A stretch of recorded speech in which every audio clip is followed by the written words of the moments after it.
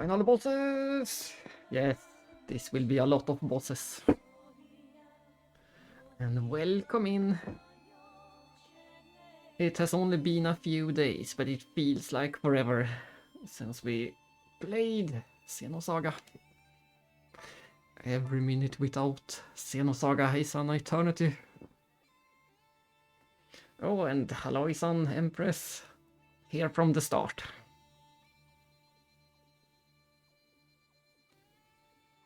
Maybe it's another lunch break about now.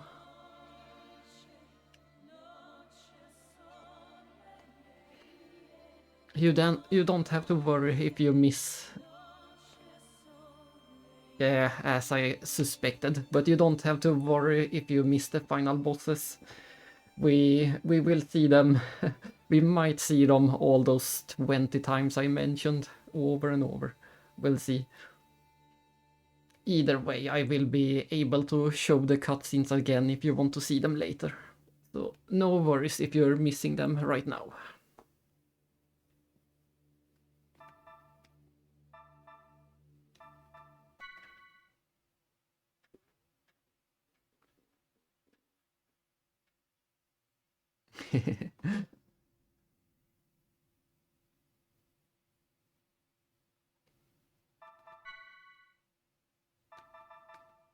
That sounds great. And this is the save file. There is a total of 3 bosses. The first of the 3 we will only have to fight once. You can only fight it once.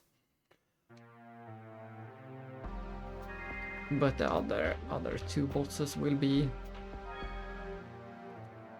available over and over.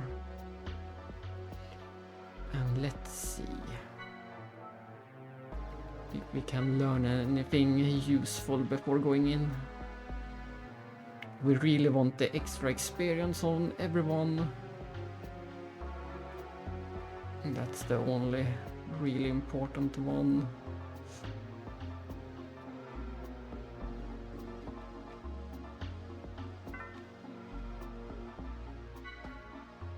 And it seems the main party already has it. Chaos is far from learning it. Momo is far from learning it. Junior is far from learning it. But Jin might be able. Yes, Jin can learn it.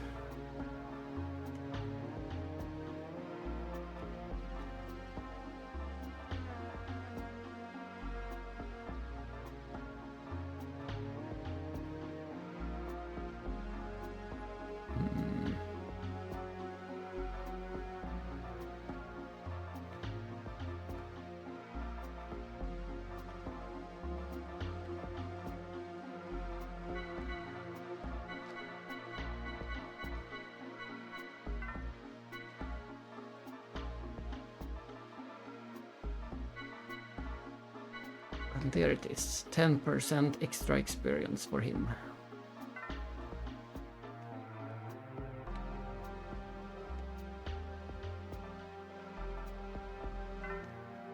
I think that is all the preparation we need to do.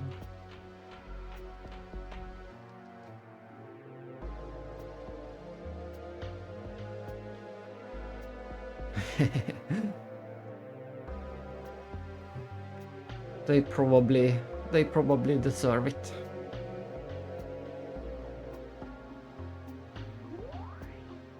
That is always funny in the Dragon Quest games. If you lose to a boss, the bosses will remember you in Dragon Quest. They will often comment, "It's you again!" If you lose to the boss, they will remember you. That is pretty cool.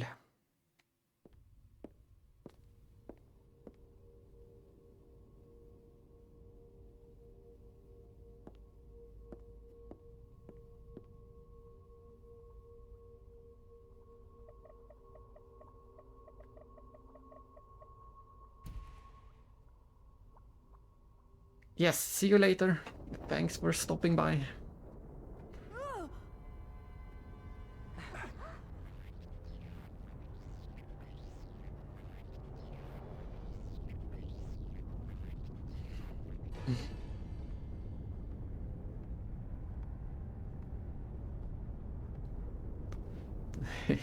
What even is this?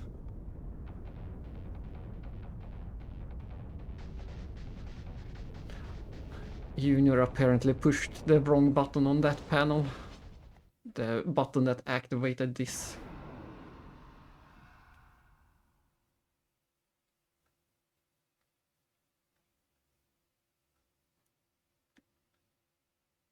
A worthy adversary. Just a moment. We have to steal, of course.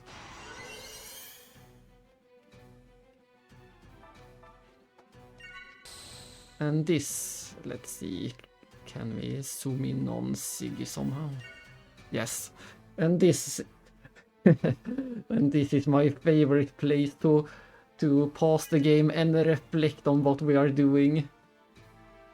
No matter how deep and no matter how many layers and planned out the stories, we have to pause at this point in time and wonder what we have gotten ourselves into. We are currently somewhere in the future in space, fighting a cathedral on foot with a 100-year-old cyborg in a swimsuit. That is what's going on. This is a time for reflection. What in the world is going on?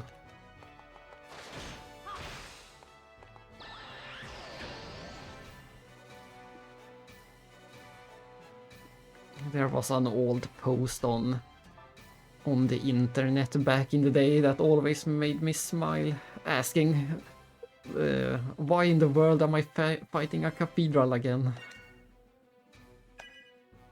And it is a good question.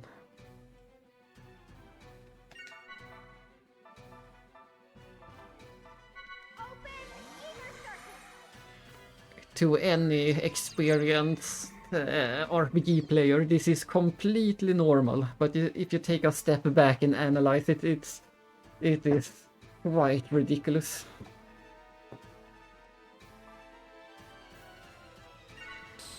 You really need... Yeah, it's really one of those moments, and to me this is even more silly. We are in the future, in space, fighting a full cathedral on foot, wearing swimsuits.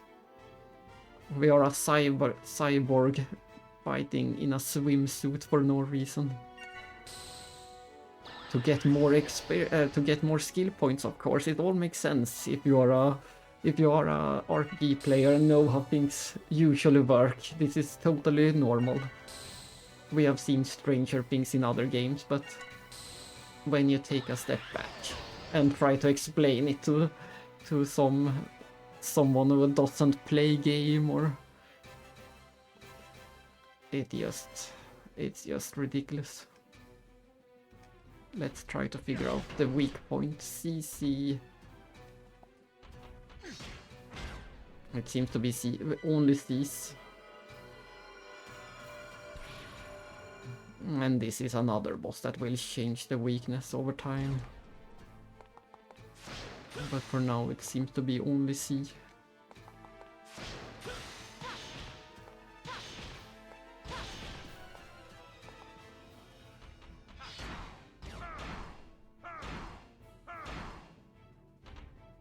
Die, you stupid cathedral!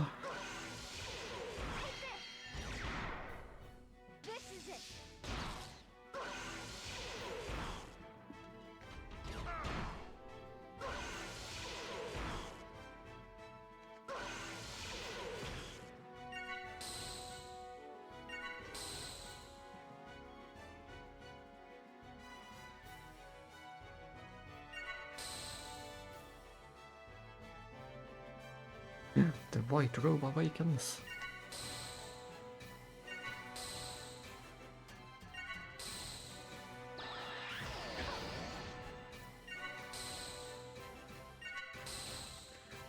This boss can be trouble. It does have some instant death attacks, but we should be more than enough prepared for this one. I don't expect a very long fight at all. Especially when Siggy does this.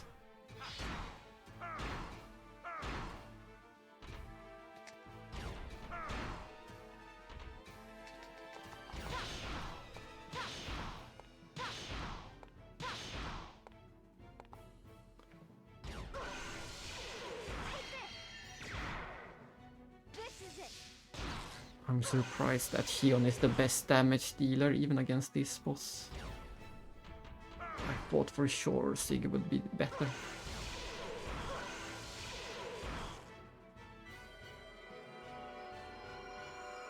Advent of Sweet Whispers.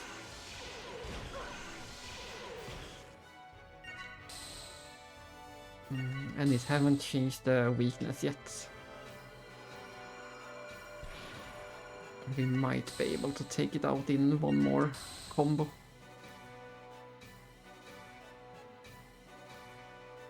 Uh-oh. It reveals Cosmos' soul. It's implying that Cosmos has a soul then.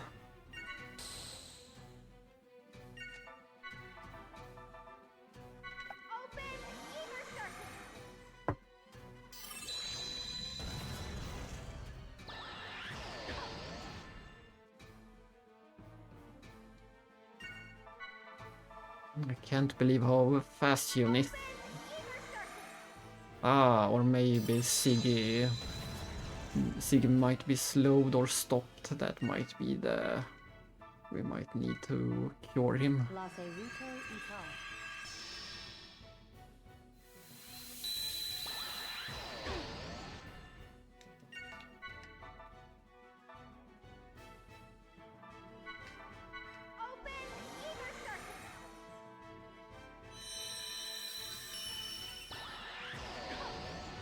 That was the problem. I was starting to wonder why he was so slow.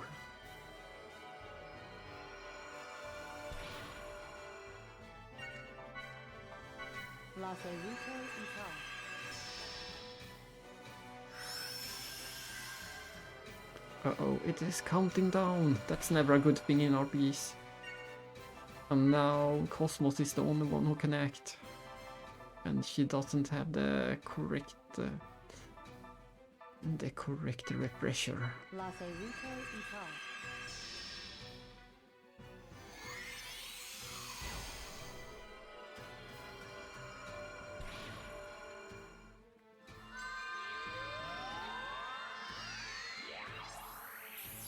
Requesting recovery. Let's see how long this lasts, if I ever get a turn again, or if I lost the battle. No, Hion got cured.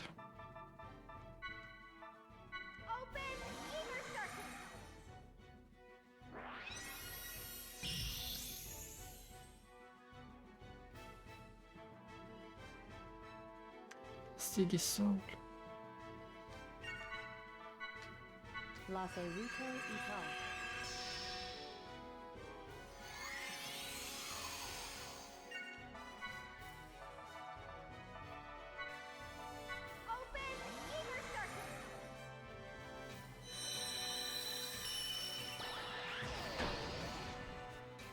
I'm going to try something real quick.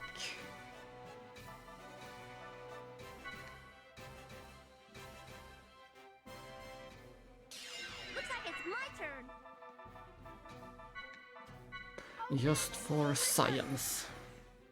I want to see if Momo will get skill points by jumping in and out of the party.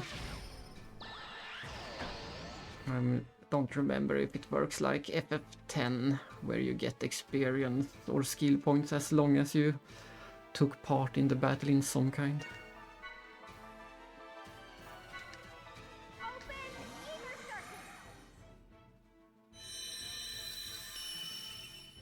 Now we switch back to Cosmos.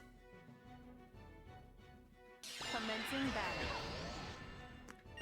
Siggy keeps getting that status ailment. Quite annoying.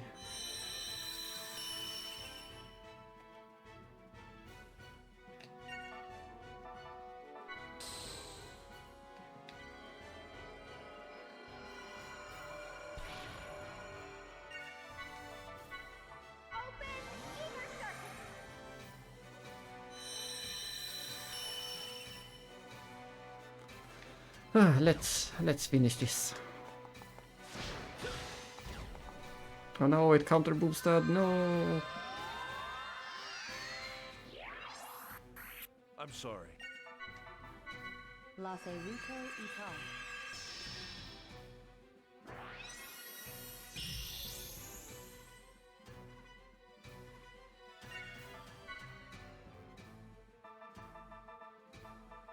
And Xeno's running out of EP. Time to finish this.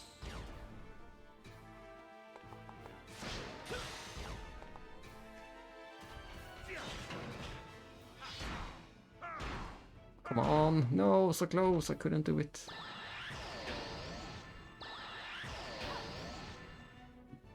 That was annoying.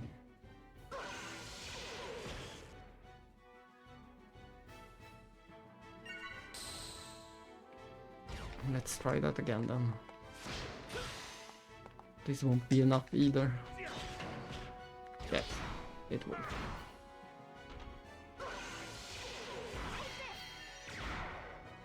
This is it.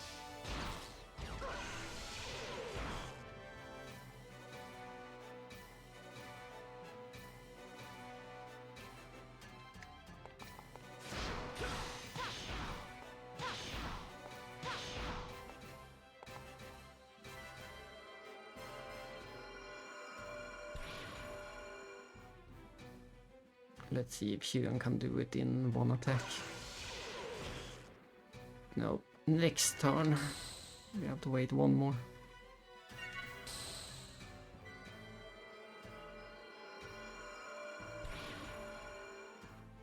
And this is the end of the battle.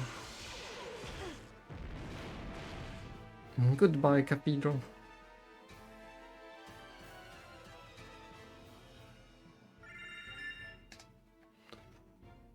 Oh, I should have checked how many points we got, but I think Momo was at more or less 0. So we should see if he got the points or not.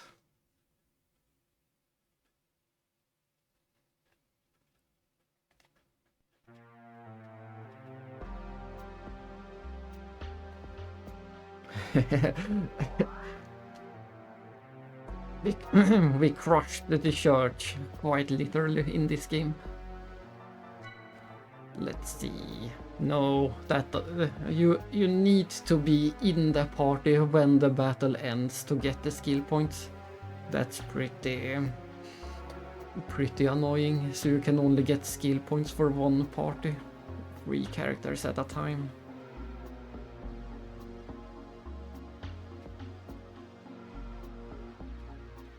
That's a bit sad. We will go back and save, and then it's time for the actual final boss.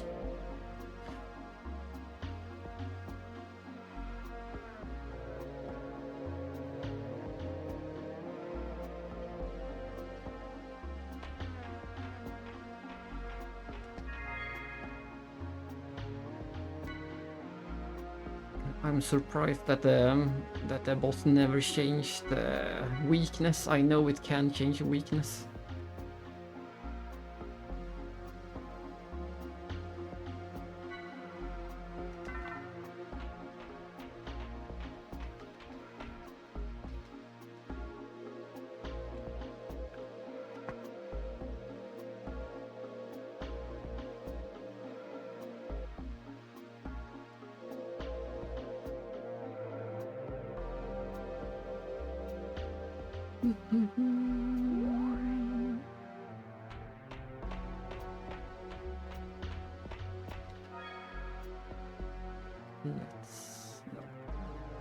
Nothing more we can do.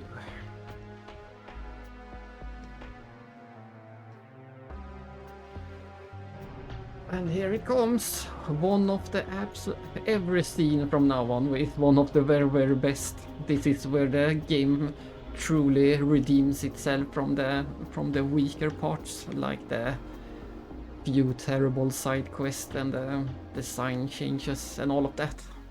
This is where the game finally earns its title as the second best game.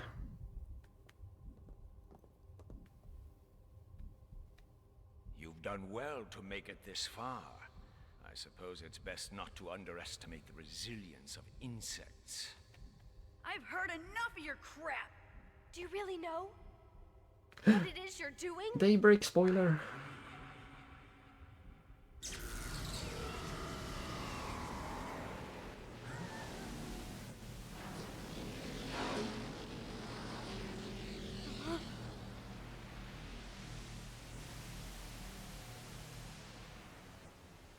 Don't you think it's about time you quit playing this ridiculous game? This power is mine. You have no right to it. Albedo! Yo, Rubido. You seem happy to see me. Don't be stupid. How could I be happy? Ah, if it isn't Yuriev's ghost. I'm afraid you're a bit late. The preparations are already complete. There's no longer a point to your existence. What an annoying old fool. How about it, Rubido? Want me to give you a hand squashing this guy? You are TV, a failed product of a twisted age. A lower life form such as you could never understand. Hello, Max our Spy Guy. ideals. We saw a picture of Daybreak in that random crawling window. That sounds great with some beef.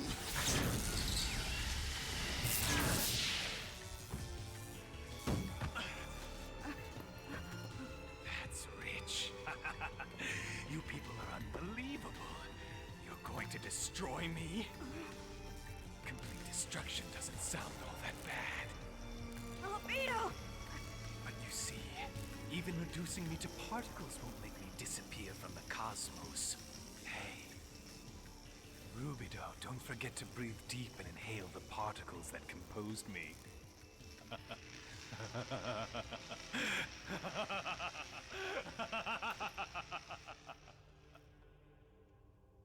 Damn you! And there we have the second death of Albedo. You bastard! You're gonna pay! What's wrong? Wasn't he your bitter enemy? The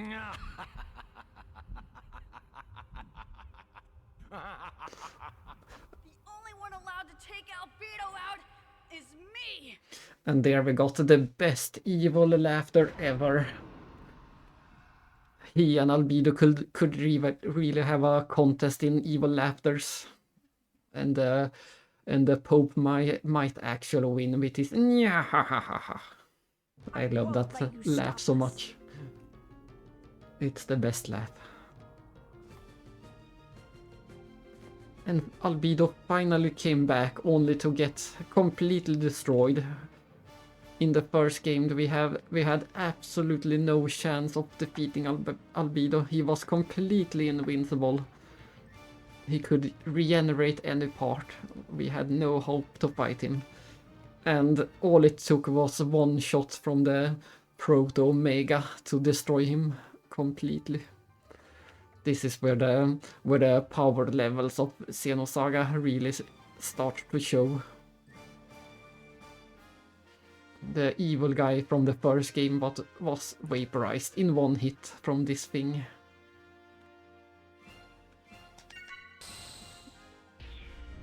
I shall show you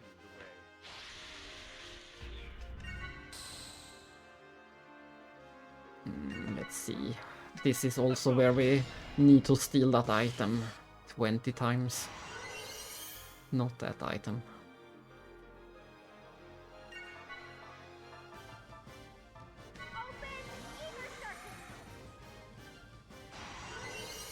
That item. We want 20 of those. Shall show you the way.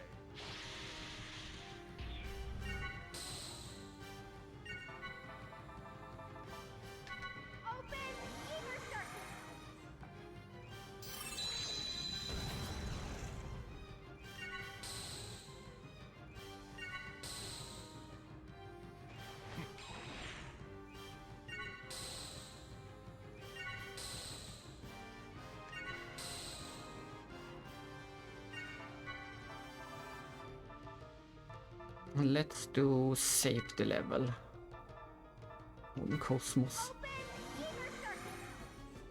I think it remains until the second phase.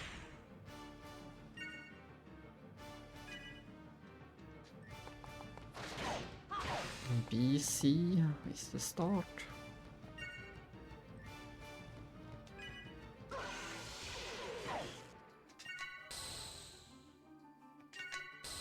Now we just need to figure out the full weakness.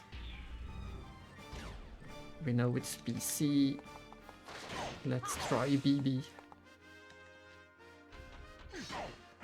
And that's correct.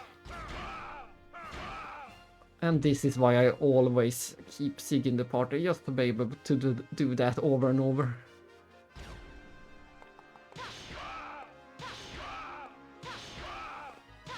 His attack is just so brutal when he hits enemies that's lying down. I didn't have enough time to see which game it was. Yeah, it could have been the new, what's it called? The Prince of Persia Metrovania. It could have been that. I will have to take a look on my computer which game it was, or if we see it again later. I'm not sure how the randomness works. I think it's only looping the pictures once until every picture have been shown once. So it will be quite a while until we see it again. And the order should also change every time, so it could be quite a while. Let's see, more Siggy. More Siggy. More Siggy. And then we use Xion on the boost turn to get as much boost as possible. We got 1 boost, we got 2 boosts, and look at that, we have 2.5. No, it wasn't Fantasian at least. I think it was. My best bet is the Prince of Persia Metrovania. That has a lot of layers to it. Background layers. And we keep going. Look at this combo. We have done half of the boss is already dead in 1 combo. More than half the boss. There, we did about 13,000 damage in 1 combo. And that's how we use the battle system. Do you actually believe that you insolent fools can win? There are even better ways. If you take advantage of the elemental weaknesses of the enemies, you can do even more damage. But we are keeping it simple and fun. I like to just use the normal attacks. I just want to use Siggy over and over. That is my goal.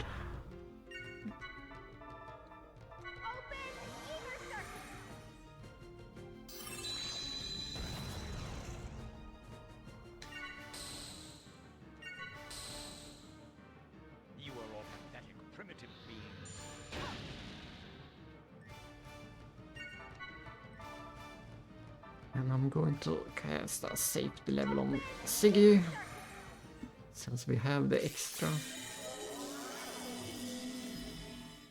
time to spare. And now we do it again. What?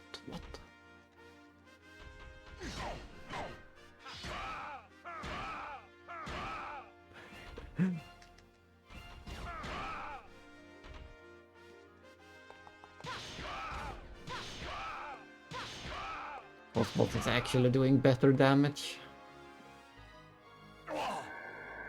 But since it's a final boss, there has to be a second phase. It's not over yet. This is one of the best I cannot possibly lose to the likes of you. best fake outs ever. We got the victory screen, but he destroyed it.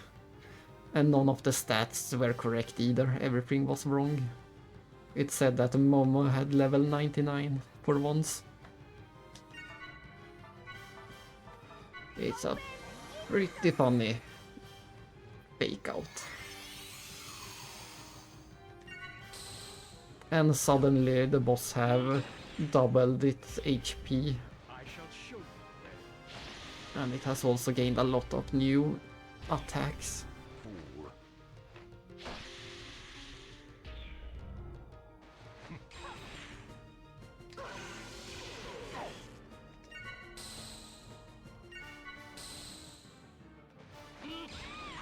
Ow!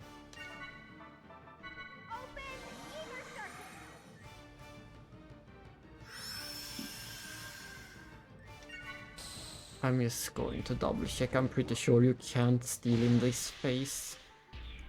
I'm pretty sure.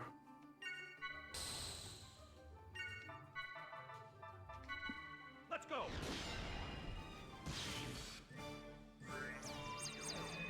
It lists the same items, and I'm pretty sure you can't get them twice. That would be too easy.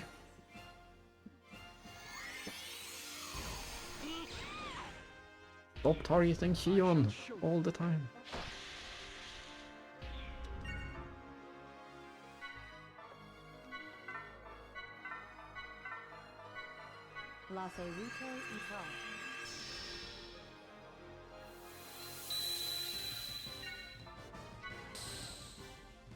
I also think he has changed his weakness. No, it's still the same. That's nice.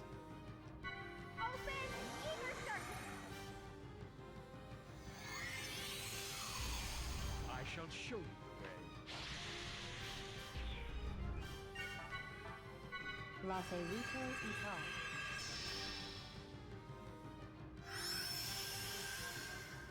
way. Let's wait a bit longer.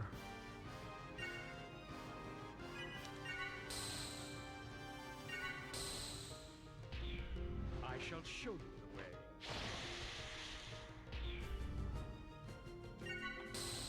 I just want to get Hion's EP up a bit Let's go. by stocking.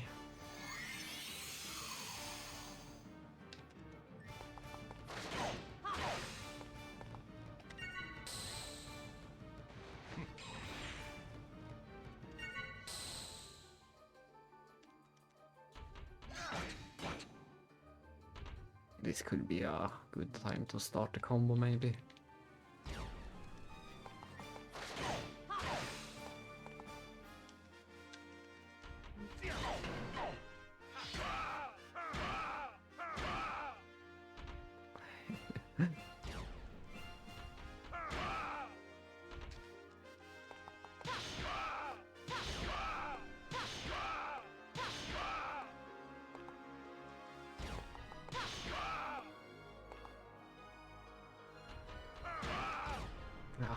It didn't go exactly as planned.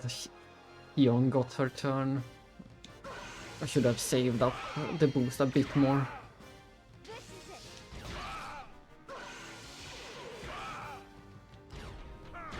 But we got 2 more hits out of Siggy at least. And then we need to repeat the process at least 2 more times.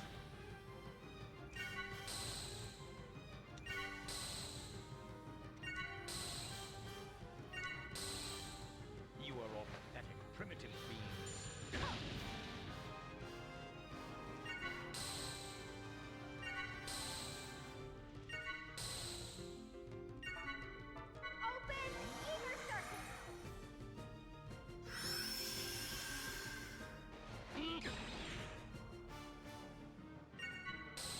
And that was unnecessary.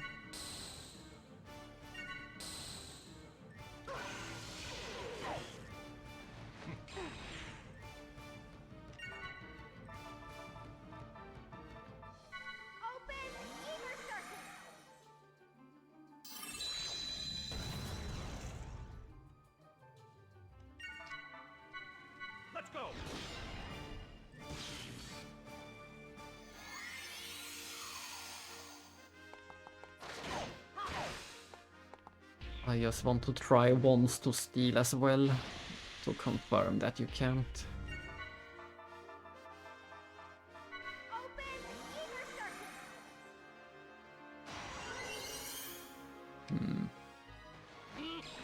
If only these RPGs could ever formulate correctly.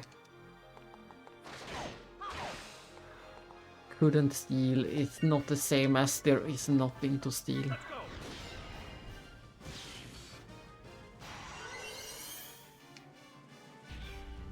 I shall show you the way.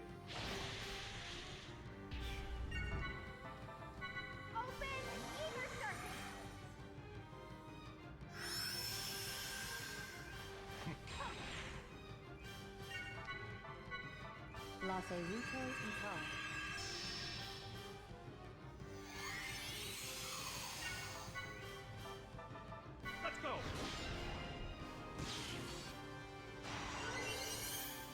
I'm going to assume you can't steal again. This is the final steal try. No, we can't steal again.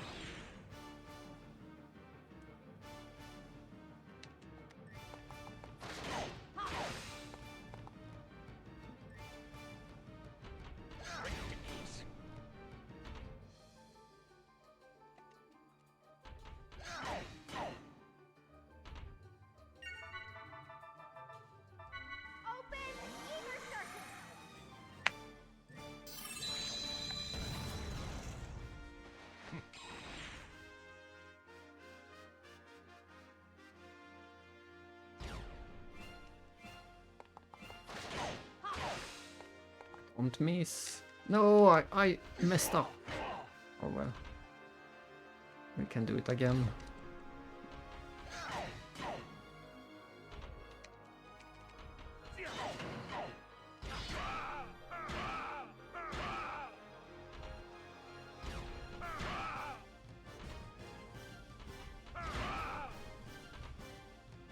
Let's see if we can time things correctly this time. Oh, it won't be enough.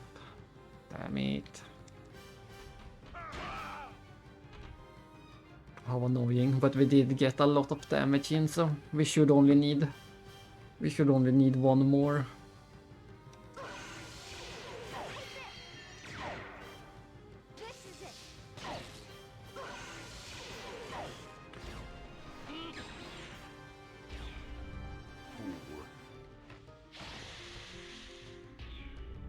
You are all pathetic, primitive. One more round should do it. Oh no, he actually killed Hion.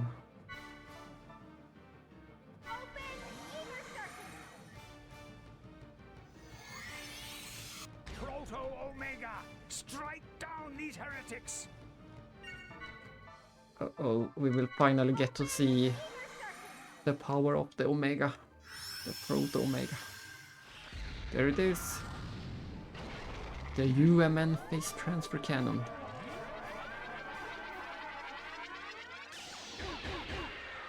Ouch. The strongest attack, at least in the main game.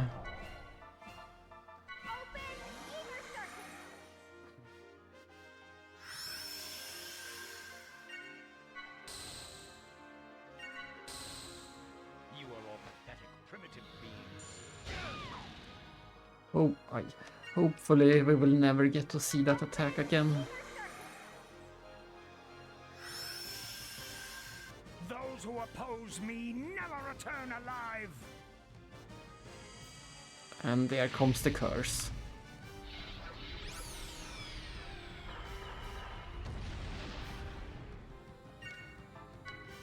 Let's go!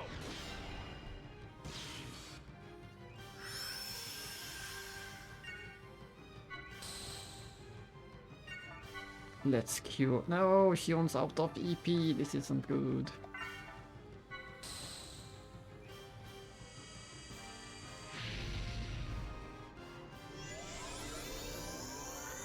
he really ups his attacks once he gets low on HP.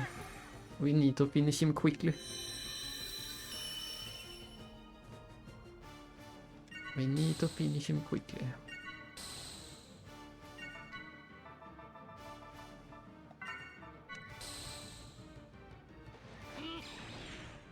That's good.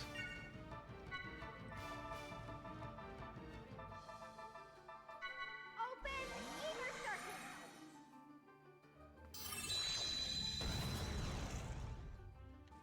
Let's see if we can do this.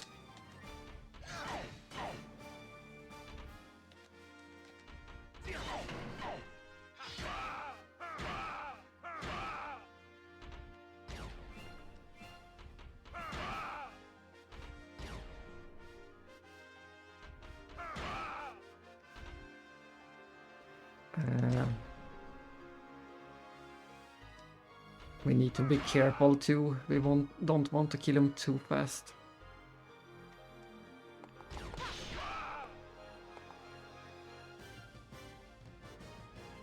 We want to kill him right now, but we can't with just one attack. I should have done one more with Cosmos. We need to wait. We wait and heal until the next.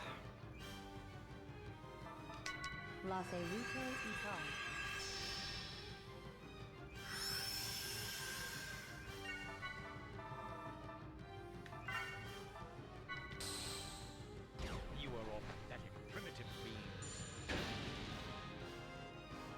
Fall before the might of Proto-Omega! Uh-oh, Siggy's going down. No, I got a free turn before. Oh, let's see if I do that. Why is the timing so bad? If only I had one more boost.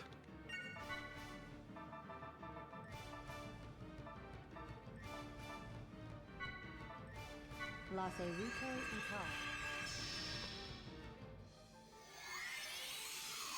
don't have time to deal with the likes of you.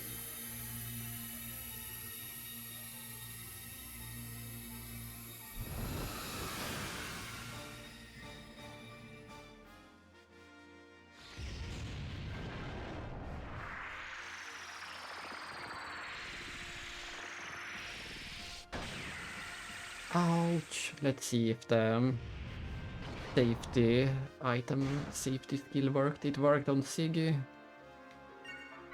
And now we can get a boost. Open Eager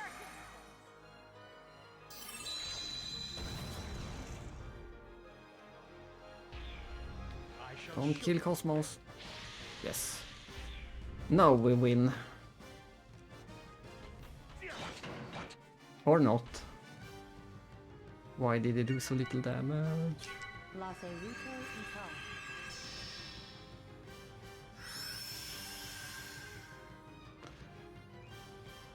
Now we must win.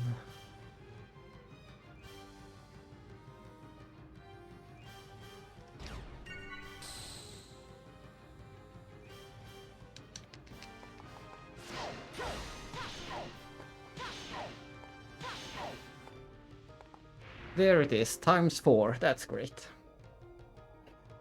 Phew, now we just need to do it 20 more times.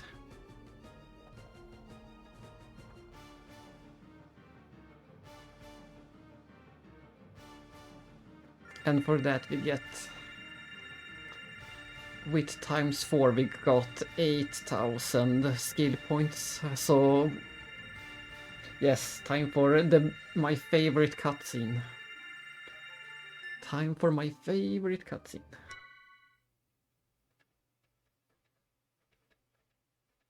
In this game.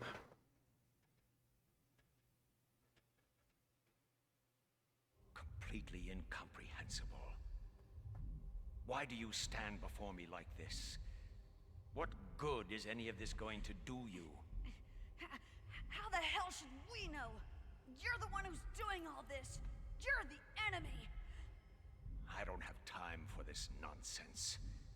Once you see this, your babbling mouths will be silenced for good. A UMN phase transfer cannon. A weapon that can strike any target from anywhere in space. Why, you... Don't worry. I'll send you to meet him soon. When you reach the afterlife, be sure and tell Helmer too.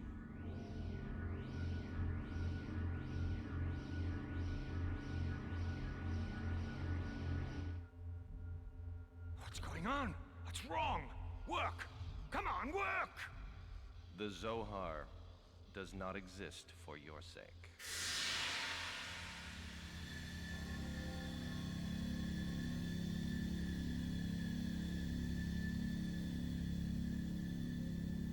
Who's there?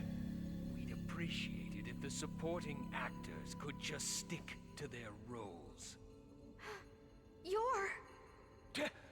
Testament! Exit the stage. Your act is over.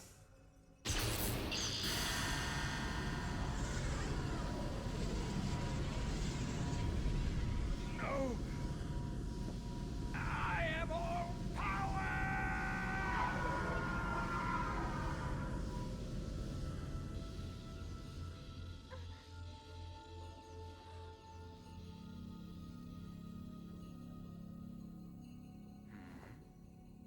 What is it? See someone you know?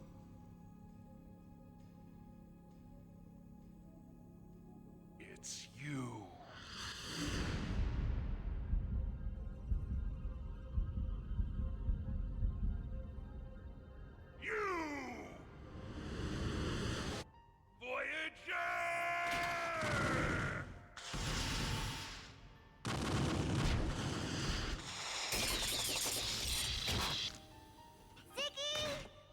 We don't have time to play around. Begin.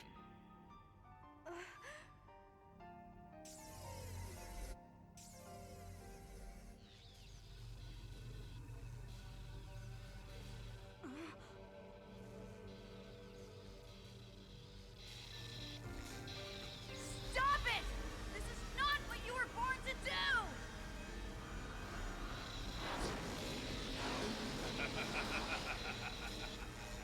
Au contraire, this is the very moment I've been waiting for. Come, Rubido. Come to my world. Let's have some fun.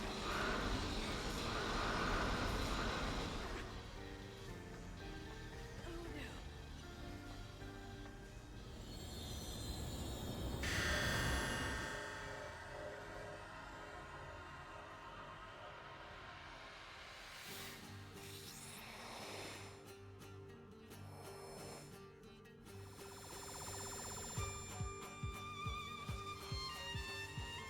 Cosmos?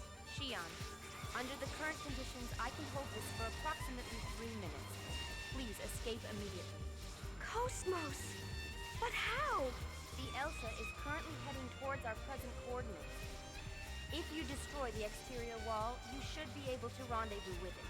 Destroy the wall?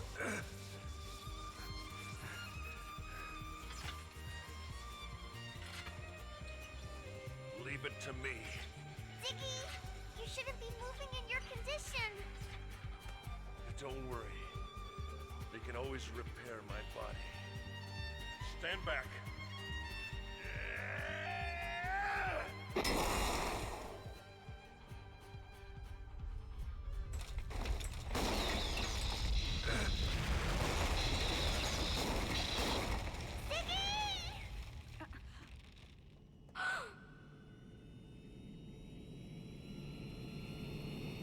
Hurry, Chief! Please get on board! We're almost out of time! And let's pause in the middle. This is a good pausing point. Phew. Yes, it is. So many details and so much greatness going on. We finally, first of all, we finally learned the title of the mysterious masked men. The only person who has mentioned them or been able to identify them yet was the Pope that mentioned the testaments. And as we saw in his face, he already knew he was doomed as soon as they appeared. So whoever they are, he already knew that they are clearly on a different level yet again. The one bad guy from the first game that was unkillable and unstoppable that we fought against, he was nothing to the Pope, and then they appear, and the Pope is nothing to them. The ultimate weapon. He had the original Zohar, the ultimate power in the universe, and the hidden secret weapon that has been slumbering down here for 14 years that Utik hid inside this place. He had all the power in the world, but it was still nothing compared to the testaments.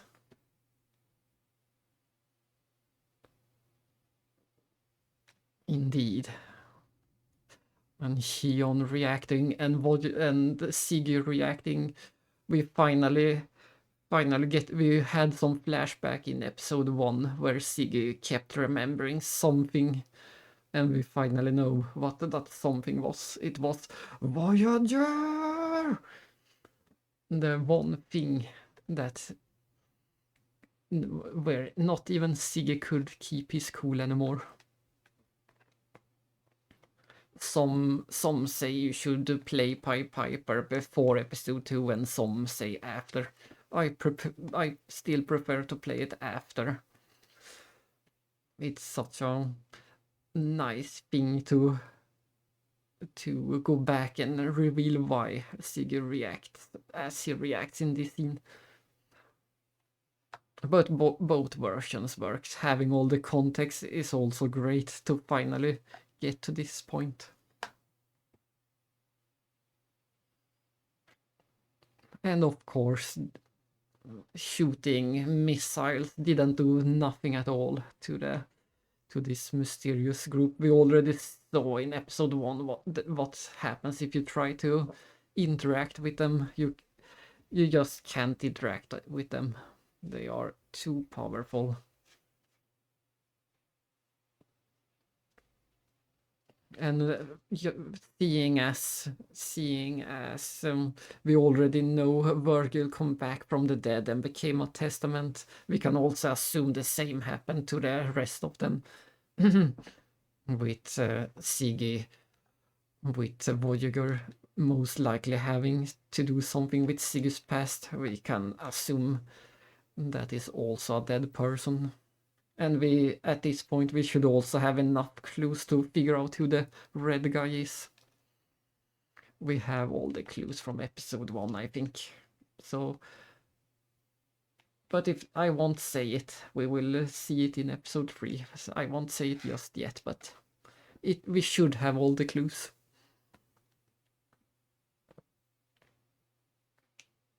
And of course, it was a minor thing for them to also resurrect Albedo yet again.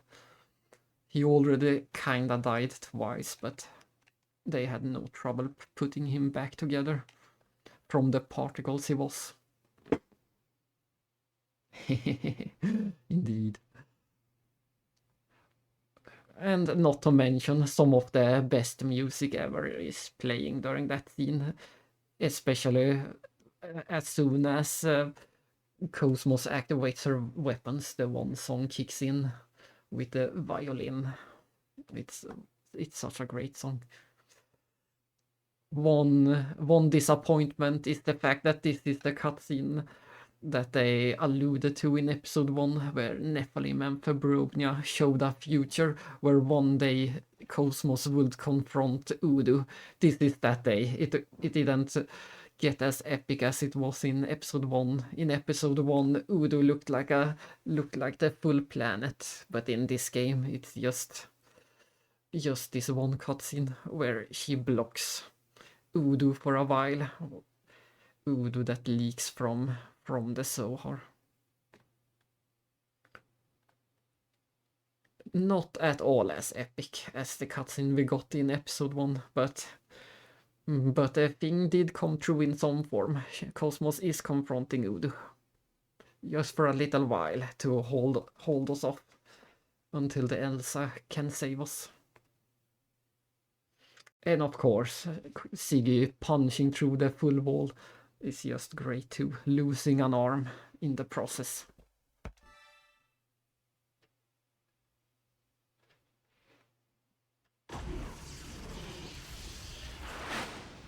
And there goes the last traces of old Milcha. At long last my time has come. The time to join the eternal chain.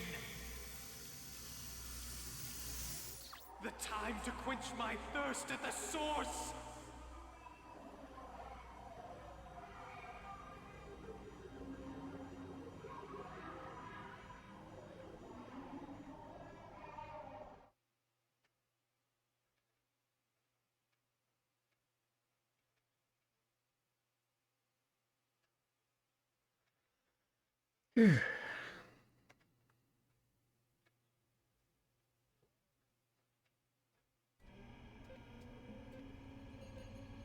Give me an update.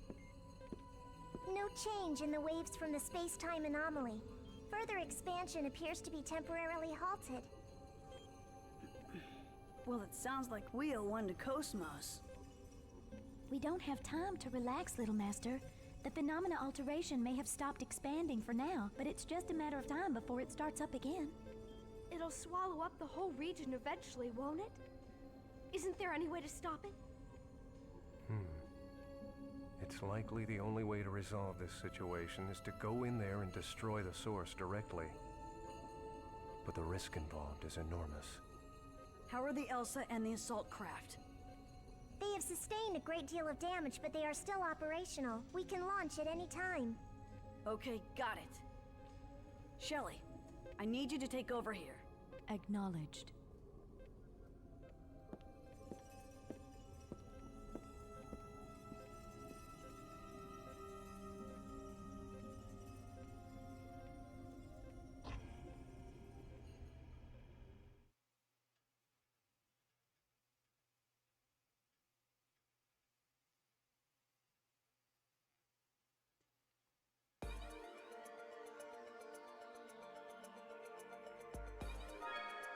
We are back in control with just Junior.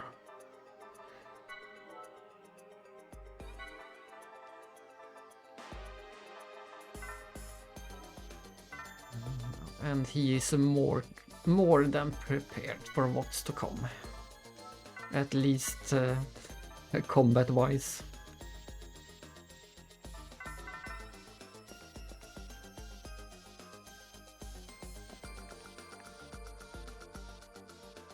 There is one thing after another.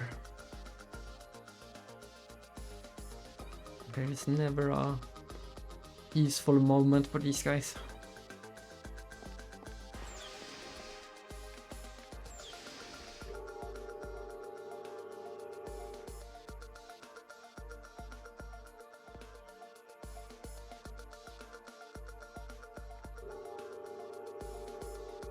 I'm back. Junior. Calm down, little master. Can we really stop that space-time anomaly by ourselves?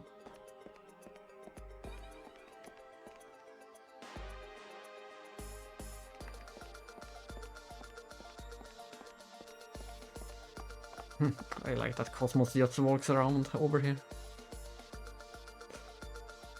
How unfortunate that there is an abnormality in the phase transfer unit. No tertiary weapon system for you.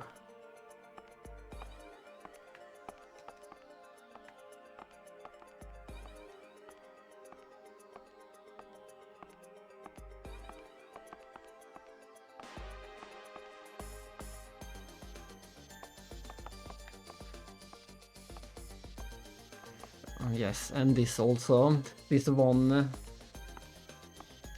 NPC also confirms we failed to track down the people known as Testament. It just reconfirms the fact that they are a group known as Testament.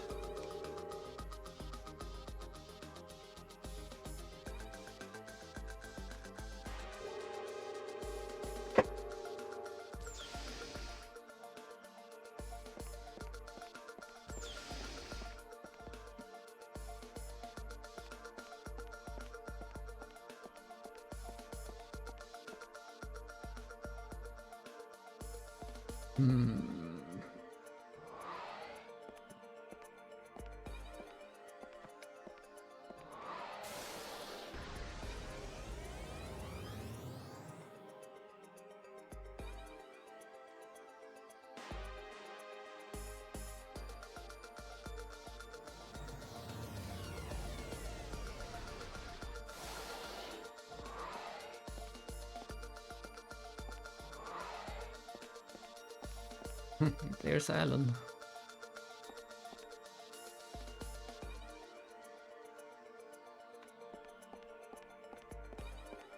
Oh, and there's Hammer too, and Chaos. That's what I say, one thing after another.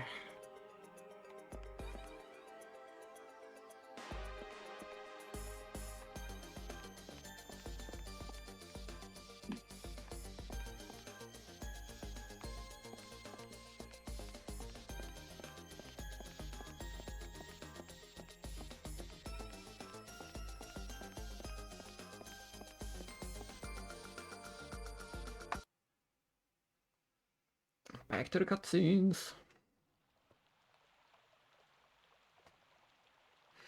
I think this is the scene, this or the next scene, have a terrible song in the Japanese version. For the commander to be hanging around here?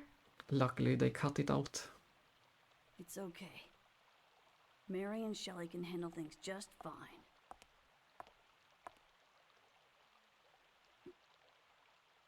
You were thinking about him? He keeps calling to me. It seems he wants to settle the score. But he's your brother. Are you sure you can fight him? I don't know. But I have to go. I can't just let things stay the way they are now. I'm the only one who can stop him, so... Junior. How's Ziggy doing? Can he move yet? I don't have any details, but I know Momo hasn't left his side since she started repairing him. I see. I think I'll go check in on them. We'll be heading out as soon as everything's ready. Tell everyone to be on standby. Okay. Tell everyone. Yeah, it should be not this scene, but one of the ones coming up.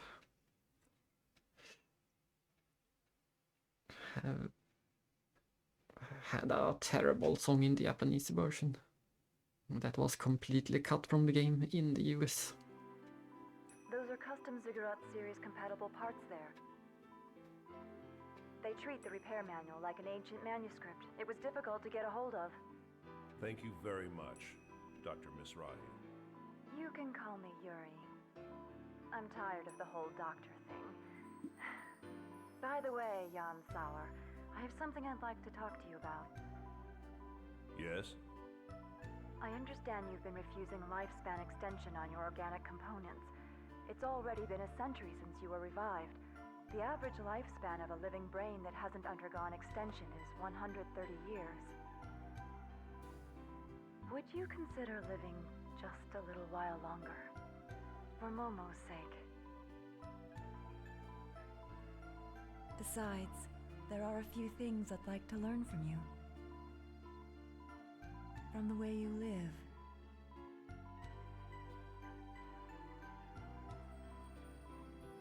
Could I have some time to think about it?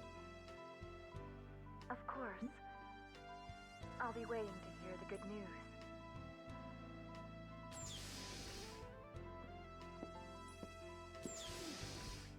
Sorry. It's a running joke at this point. I don't mind. I have nothing to hide. Momo, I'm sorry. Could you go get the parts for me? Okay.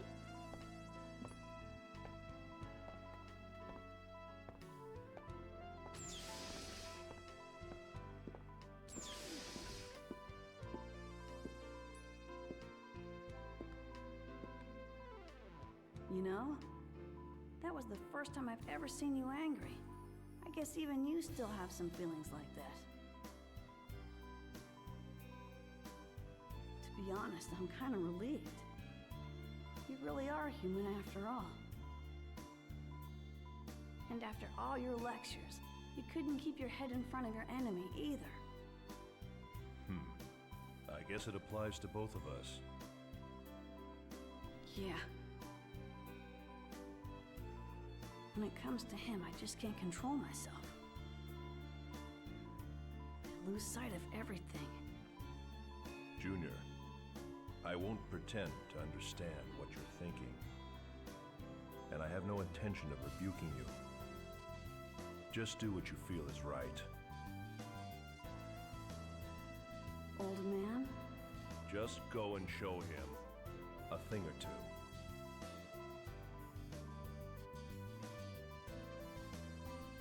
Yeah, I'll do that.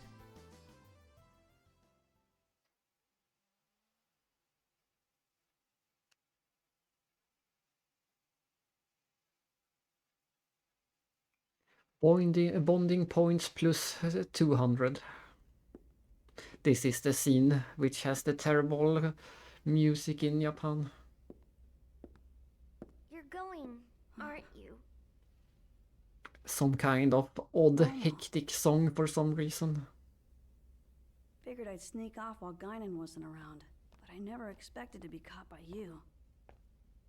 Guess it's no surprise from a 100 series.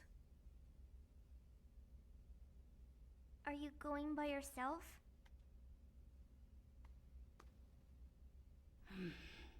Why? Why? You always try to take on everything by yourself.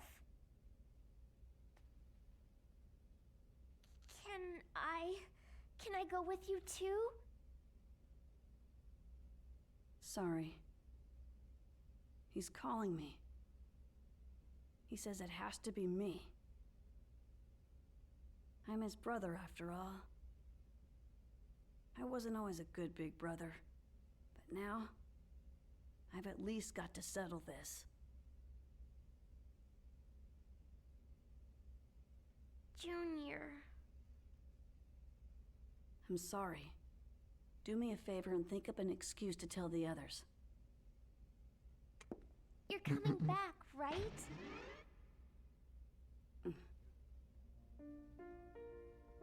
Please promise me. Promise you'll come back. If you don't, I...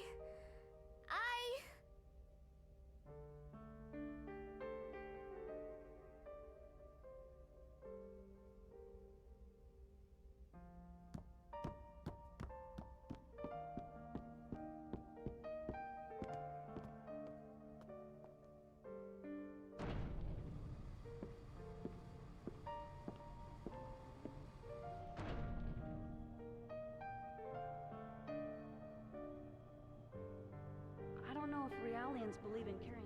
Look! It's got a good luck bracelet. Sorry. He's calling me. I'm his... And there it is. The zoomed in most ugly hand I have ever seen. At least on PS2. Look at that hand. It's an abomination. And they still insisted on zooming in on it as much as possible.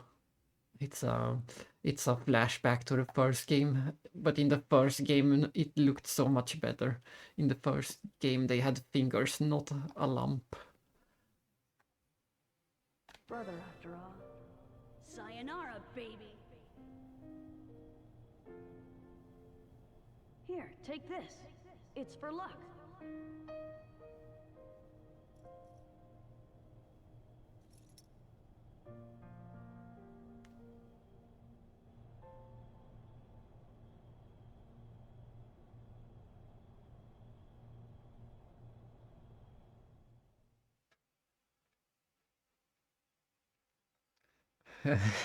Truly, no more hand art.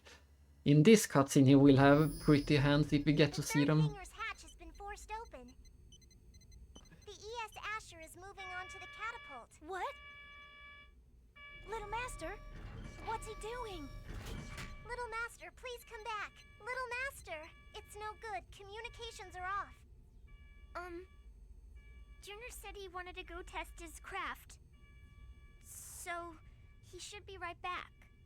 Momo. Junior's going, isn't he? To that place. To put an end to this. Well... Look at that. Momo has 5 fingers at the moment. Those are perfectly normal fingers. He promised he'd come back. So, I know, it's alright. You really are a good girl, Momo. This is the Little Master's fault, making everyone worry like this. And Shion also got the back, full 5 fingers in that cutscene.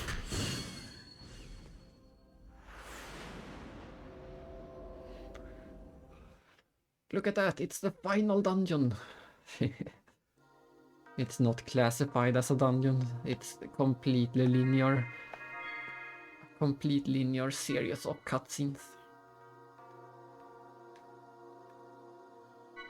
But you can save in here. And it is a bad idea to save in here if you never use the Junior at all.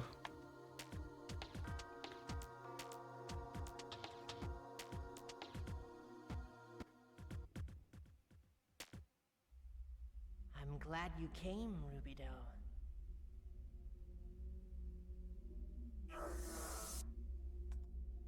What's the matter? It's unusual to see you alone like this. Aren't your little friends with you?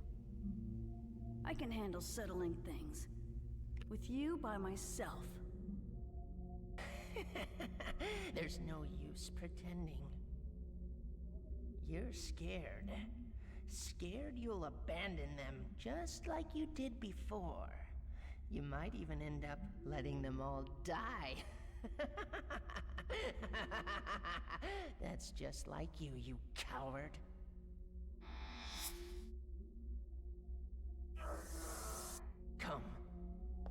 Come to me. That is, assuming your heart can hold up that long.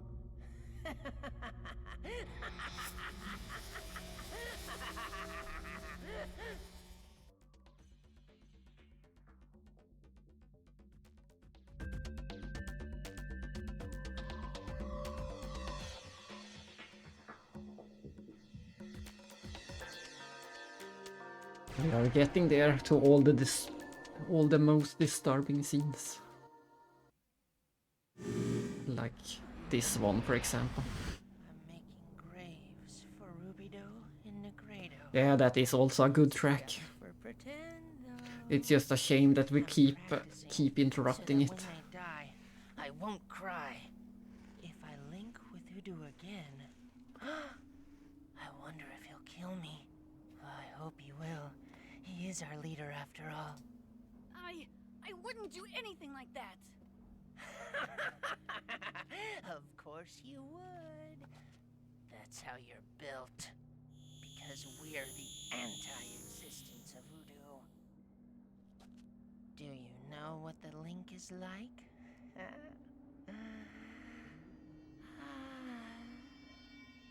It's as sweet and seductive as a deal with the devil.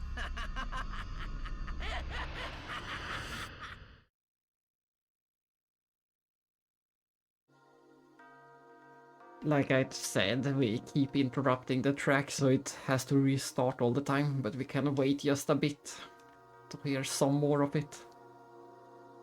We can wait right here, just to get a bit more of the track. It reminds me a lot of the first Attack games. They really love these Doomsday's bells. And funky bass.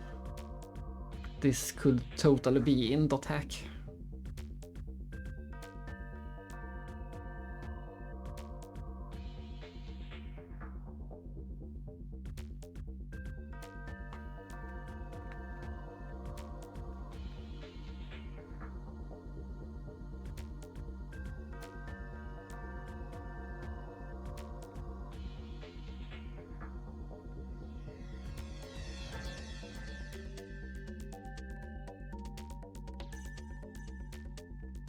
where are the drums at?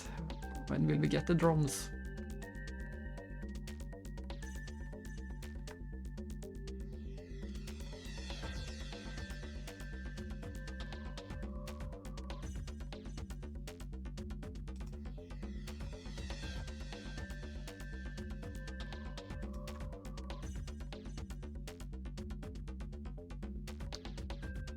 Oh well, let's go.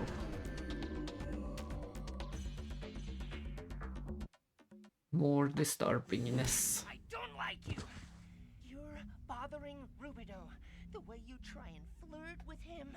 Say something, you mannequin! What are you doing? Stop it! I hate you. I hate you. I said stop it! What? Why are you stopping me? You are so annoying. It's not like you have any real power. The only thing you can do is butter people up. I hated this girl. She was always flirting with you. I'm glad she's dead. I am. Now there's nobody around trying to seduce you. That's enough! Let go of Sakura!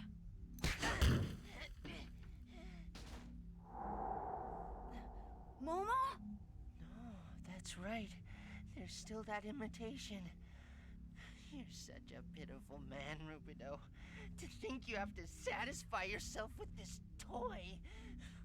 Albedo, you son of a... Is this ragdoll important to you? It's too late.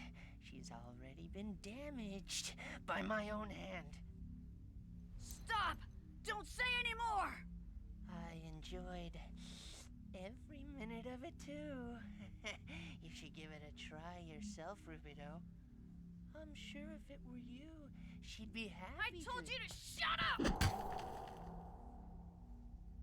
Let's hurry up and finish this. When I kill you, I'll have everything. It's so disgusting. I'm sick of you clinging to me like this.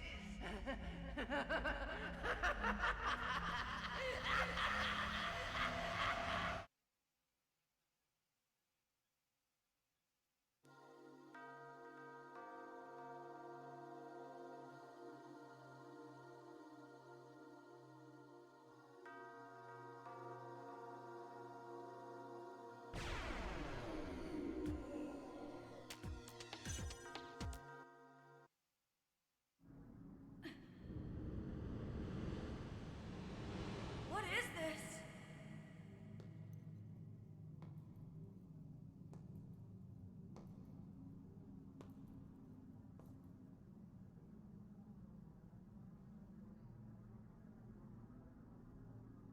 Yo, Rubido, are you ready to fight now? What? You should just smash it. It shouldn't be a problem for you. Stop it! How long are you gonna keep holding back? Kill him already! Come on! Stop it! He was always getting in the way. You don't need a loser like him around. Stop it! Hurry up and kill me. Stop! Damn it! Not now! Red Dragon mode! The anti-Uno ship! No! No! Once again, we have to ask ourselves what in the world is going on.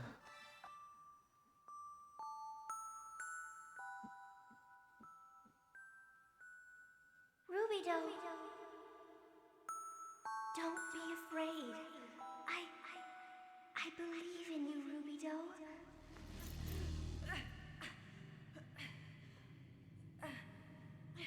I am...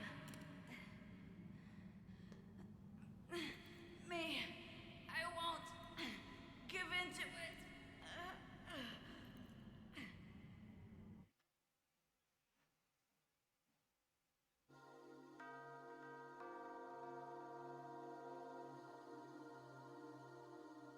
And next up we have the best monologue to ever be monologued.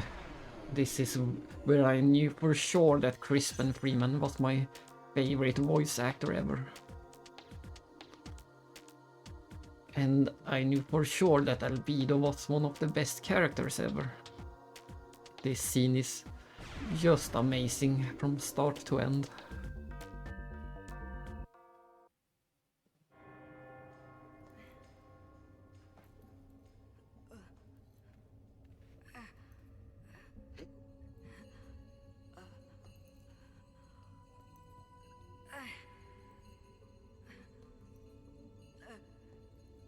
Glad you could make it, Rubido.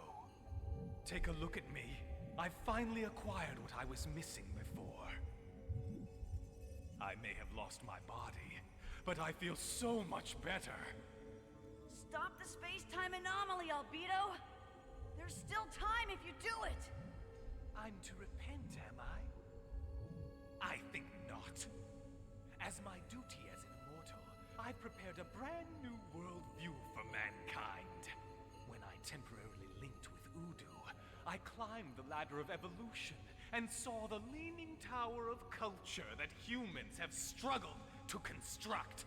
It's not even a tower, really. It's a scaffold of rotting wood, built with meager knowledge and pitiful tools. But a nice guy would tell them the truth, would he not? Hello? You've got it all wrong! What are you gonna do with this region of space? Who knows? Perhaps I'll cause a shift and shove this whole dimension into a high-order domain. Don't be afraid. We low-dimension creatures will move en masse to a higher plane. And the music. It'll be glorious. The true eternal chain. The fulfillment of that which we lacked. The evolution of mankind and the evolution of the very world itself that watches over us. Happy days are here. They'll name a holiday after me. That is, assuming they even have the concept of holidays on the other side. If you don't stop, I'll have to stop you! Come, my positron. You are an anti-Udu weapon. My heart tingles with anticipation. A weapon need not feel shame for desiring combat. For all we know, humans themselves may be weapons created by the world.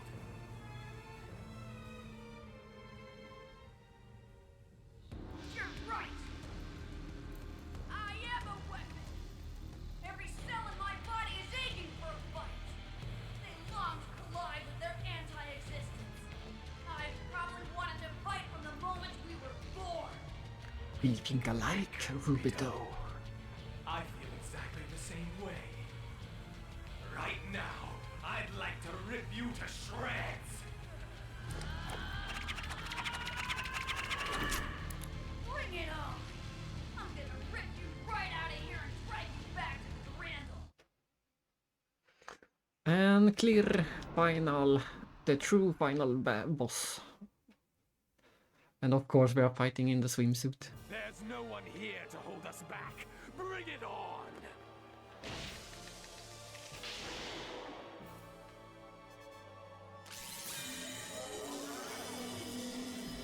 You can lose this fight. You're supposed to not lose, but you can lose this fight if you really try. Eat this! Give it to me. Fill me with your rage.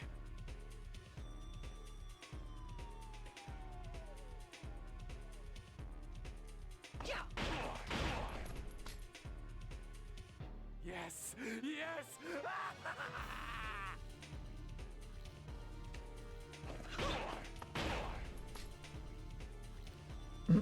on. Give me more, more, more! All you need to do is hit his weakness over and over. So as long as you have the memory ability, you can't really fail. But if you don't have the memory ability, you have to guess, and if you guess wrong, he will actually attack you. And if you fail enough, he can kill you. It takes a long time, but he can.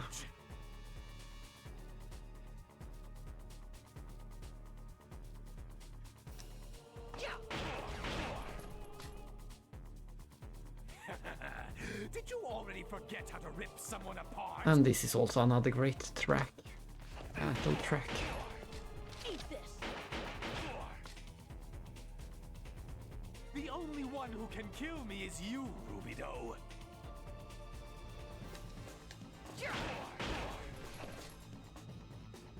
Oh, this pain feels so good, so good.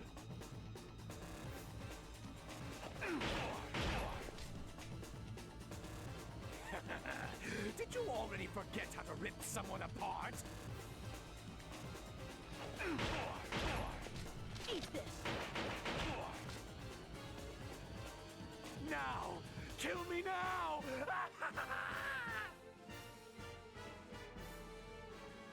Dun dun dun dun dun dun.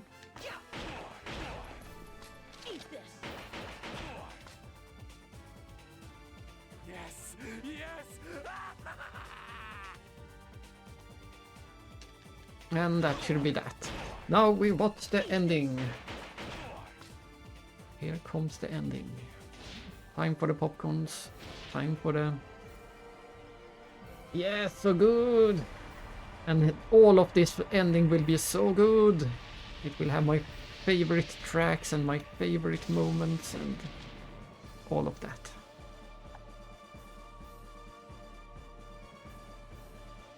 And we finally get to witness Albedo's third death. And this time it will be quite sad, unlike the first two times.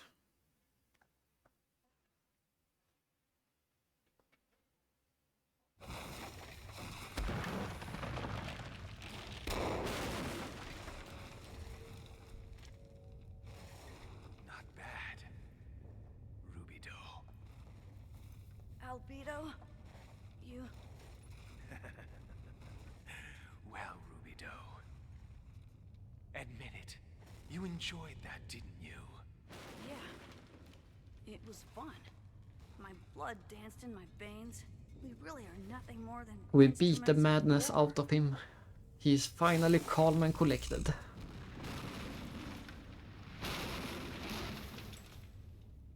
No, that's not it. We're not foolish because we're tools. It's because we're men. Oblivion, huh? You might say this is a release. At least, I won't have to fear losing anyone anymore. Albedo? What's with that face? You look like you just lost your best friend, Rubido. You bastard! You knew all along! What are you talking about? I can't stand you or Negredo. Rubido. Beware of Negredo's shadow. Think why it is he doesn't react to Udo.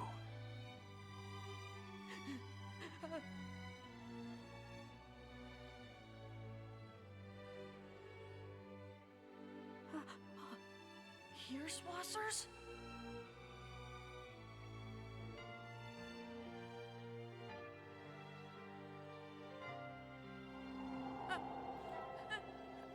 No, don't go! Albedo, don't go! Don't leave me alone! Look, Rubido. I'm free.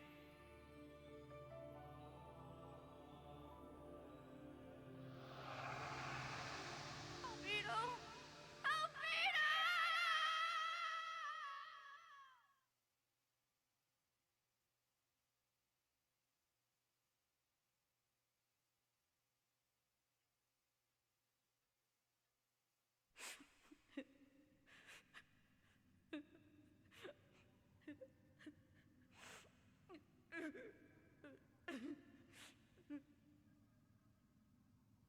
What's wrong, Rubido? I can't hear it. My right chest. I can't hear my other heartbeat anymore. Is that why you're crying? Leave me alone. I just tore away half of my body with my own hands. The me that's here isn't me anymore. Rubido? That's not the Rubido I know. Who cares? None of that matters anymore. Get up, Rubido. There are people waiting for you. Don't let them down now. Remember the promise that you made me? Please promise me. Promise you'll come back. Momo. Sakura, you're right. I promised I'd protect your sister. Didn't I? I couldn't protect my younger brother. But there are still people I care about who I can protect. That's right, Rubido. That's the Rubido that I love. Sakura. Thanks.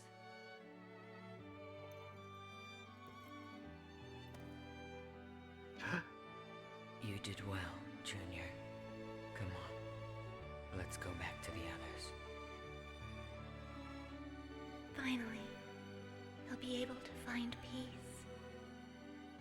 Yes.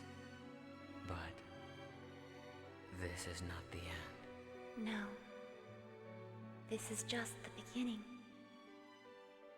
A tiny ripple has just been born in the world that surrounds them. One day, that ripple will grow into a large wave, and it will swallow even them.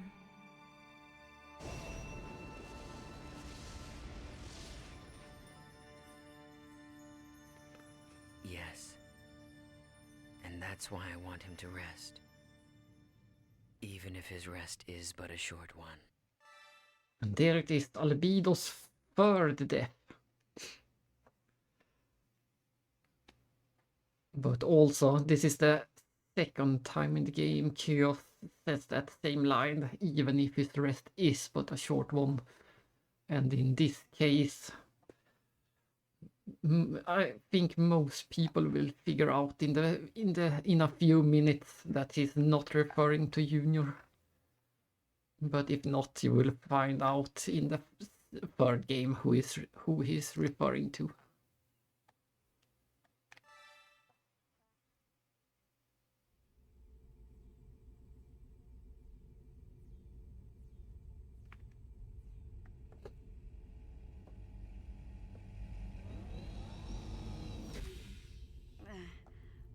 Sorry to worry all of you. Junior! Thank goodness!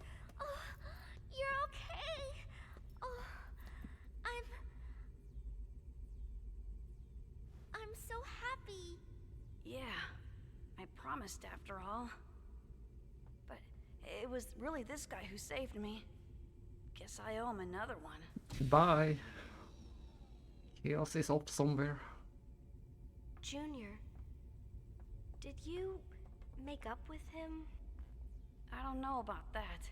We were both pretty stubborn. He said he hated me, right to the bitter end. Oh, I see. So it was just a big family squabble, huh? It was quite a family squabble. This is what I call a family squabble. Mary, we have a Zohar confirmed at point 3E. Referencing the coordinates with the simulator, there's a 93% probability it's the original that was on Melsha. Nice work. And here it comes. Wire the pod for launch. The best track in the game. Give it everything you got. Warning signal. Abnormality in the surrounding space detected. What? Give me a full report. Large-scale spatial distortion detected. A large mass is gating out. Mass estimate increasing. Immeasurable. It's materializing into normal space. A gnosis? You gotta be kidding me. There can't be a gnosis that big. Jagway, approaching! And from somewhere, the Dameron is closing in. It's coming. Abel's Ark.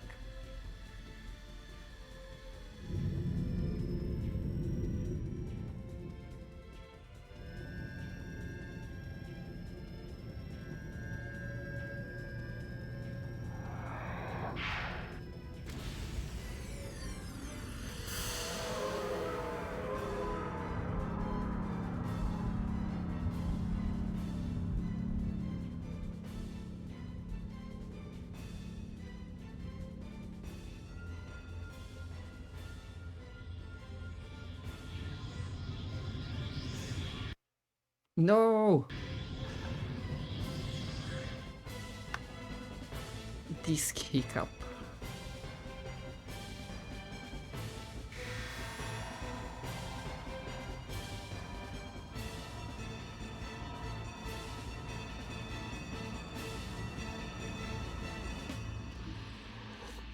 It's been a long time, Yeshua. I'm pleased you've come. But didn't you say you weren't going to intervene? I've made up my mind. I won't hold back anymore. That's wonderful. I'm thrilled that you'll finally be entering the stage. The second game is over and we know nothing about anything. They didn't give us any answers at all. Abel's arc just shoved up and disappeared just as soon. It ate the Zohar. And apparently Chaos is called Yeshua and doesn't need air to breathe. Aside from being able to walk through walls and... aside from being able to walk through walls and kill noses by touching them, etc. We know nothing.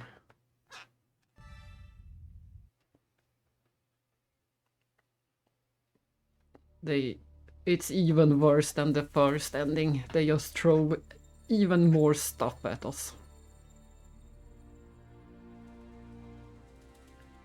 Damn you, Tetsuya Takahashi.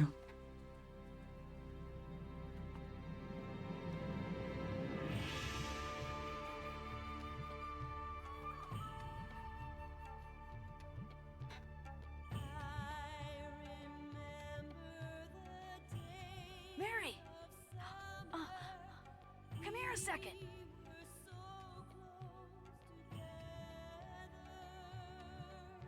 Listen, think it'd be okay if I kept a dog on the bridge? A dog? Hey, come here, boy.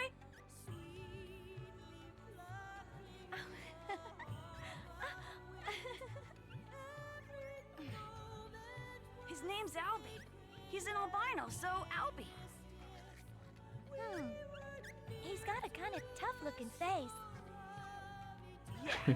I hope he doesn't misbehave like someone we know.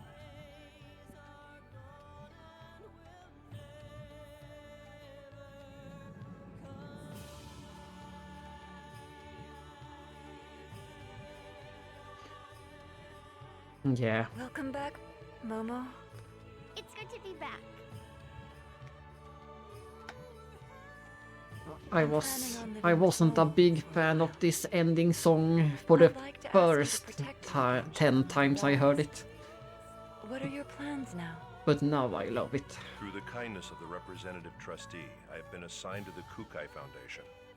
I'm to be stationed on the Durandal, and if Momo requests, I will be loaned out to her as a matter Yay, of priority. Sigurd will continue living I will also on. be undergoing life extension. Really? Which representative trustee made the request?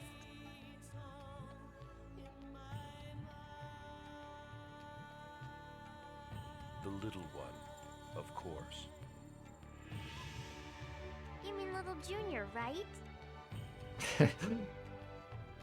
How slow. Look at this. This is inside the Demerung. This is inside. You're really going. I don't believe this chain of events is truly over. And I'm concerned about that Ormus organization the Patriarch mentioned. Of course, your bookstore idea didn't last 6 months. I hope you won't be changing jobs again quite so soon. I'll do the best I can. Although, I don't know if time will wait another 6 months.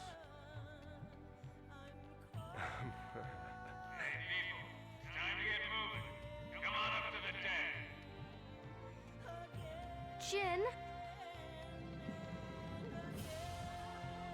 Jin departs with Elsa and Shion stays on the Demerung.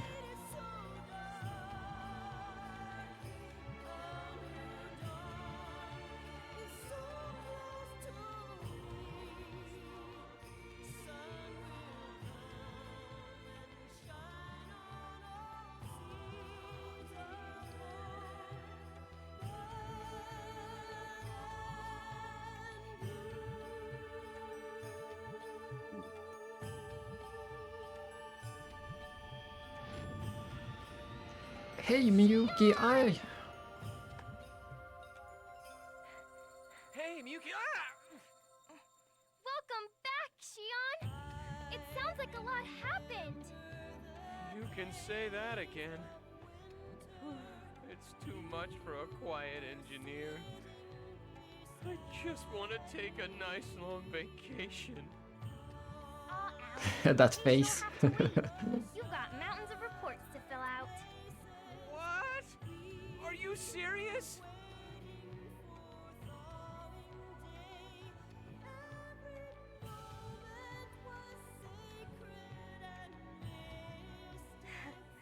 Well, Cosmos, shall we get going? It's time to go home. Indeed. Look at that, inside the Demerung. I want to see more.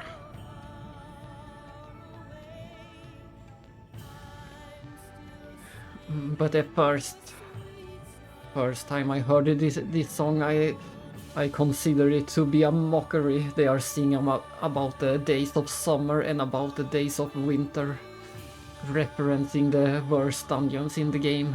At least the first time I played, I considered those the worst dungeons, summer and winter dungeons. And then I had to hear them sing about them in the ending theme. I thought it was a mockery. But today I do love the song very much. And of course, the hidden bonus scene that explodes our minds.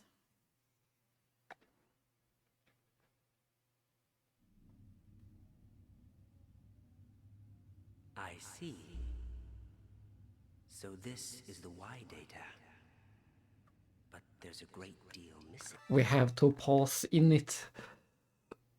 So this is Wilhelm obtaining the Y data that we spent the first and half of this game nagging about. They kept talking about this Y data over and over and how important it was. And now Wilhelm has the Y data, and he says that a great deal is missing from the Y data. But both he and the UTIC organization have completely poured through the Realian's main database. He only went as far as the subconscious. Below even that, in the lowest level of the unconscious domain, are you saying the answer lies in the Unus Mundus? Most likely. Really? Well, I suppose we'll leave it at that for now.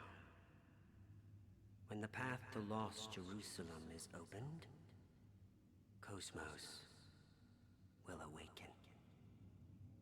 So, what will you do with him? I said it was a shame, didn't I? And at this moment, Wilhelm is referencing back all the way to the ending of episode 1. In the ending of episode 1, he said it would be a shame to relegate him to such a minor role. There you have it. Good news, huh, partner? Welcome, Weaver of the Eternal Circle of Zarathustra. Ah! Yeah! How can this be the ending? We don't know anything. We know less things now than we did in the end of episode 2. Episode 1. We have gone backwards. We learned less things. There are more mysteries than answers. It's the worst.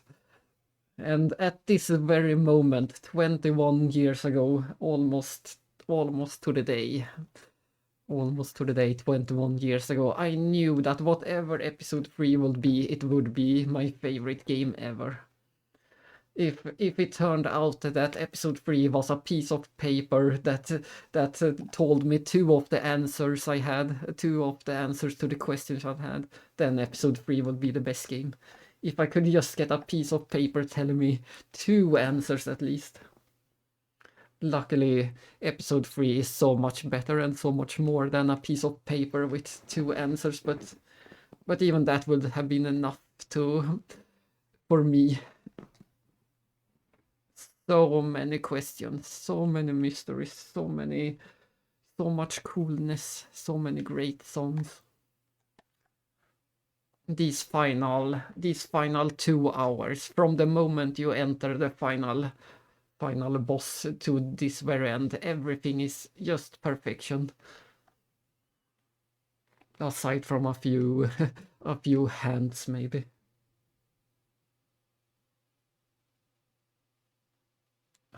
Great timing then that you got to see the full ending. But for anyone that missed it, we will probably watch it again sooner or later. But I wish you good luck.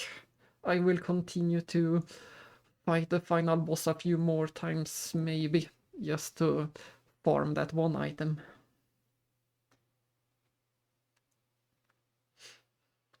And if you put the pieces together with the episode 1 ending and the episode 2 ending, it should be pretty easy to figure out who this new guy is, the White Testament,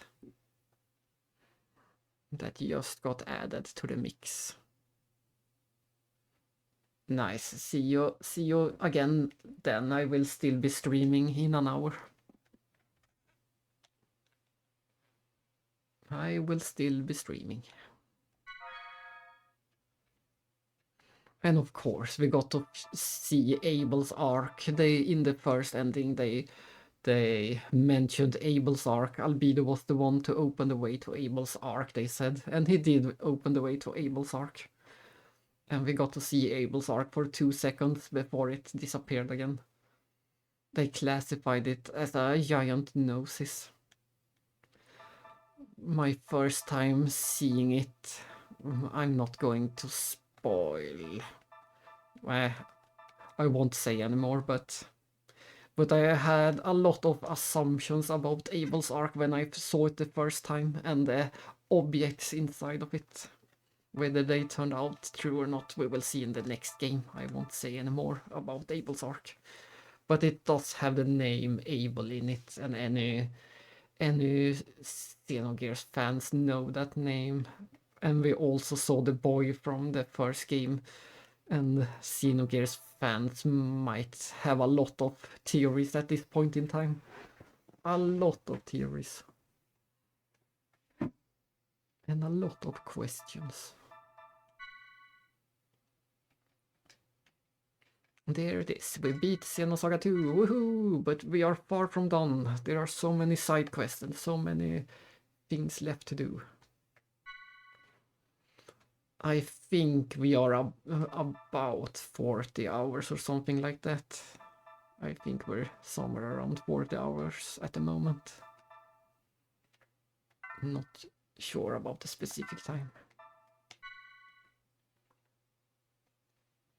And then we just load up the same save file.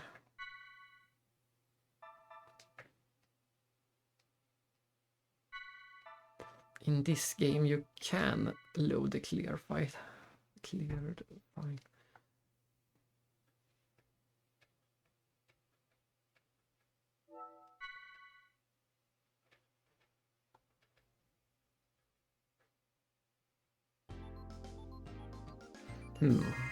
Alright, this will trigger the other Kaiser quest.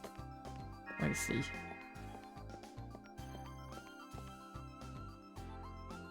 So we do have to enter the final dungeon again.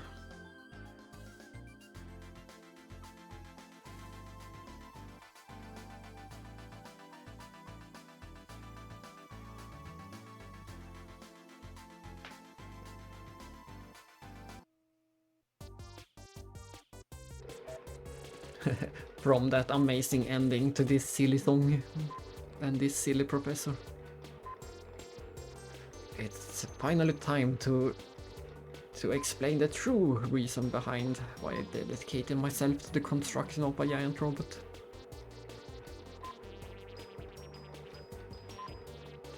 Of course the professor has a twin.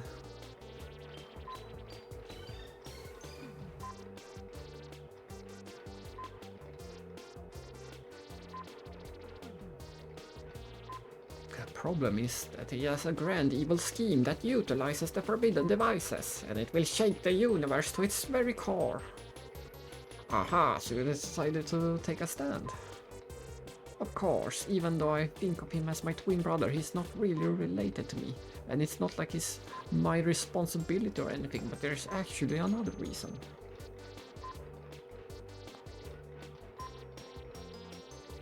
It turns out he's making a giant robot too, and its name is...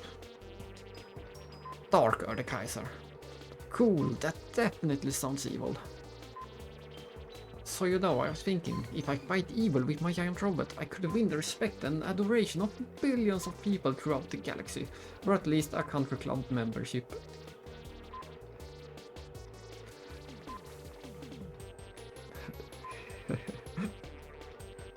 I will defeat the Dark Professor and save the universe from the clutches of evil. So where is this Dark Professor? I have been unable to determine the whereabouts of the Dark Professor. If you ask my friend the other professor who lives on Second Milsa, he should be able to help you locate the Dark Professor. The time has come to show my true powers. I give you a hand. I don't remember if it counts as a quest or not. We'll see.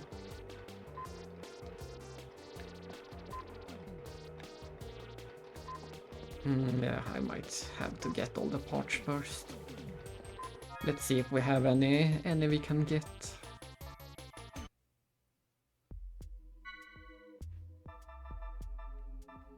Not that one.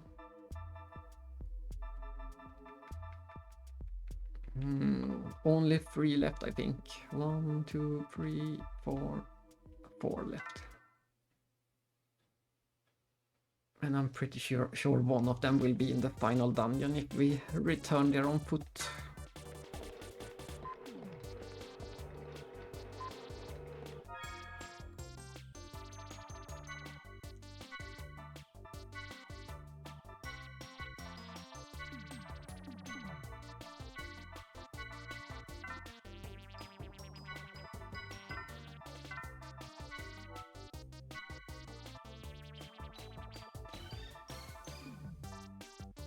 We really need that one, whatever it is.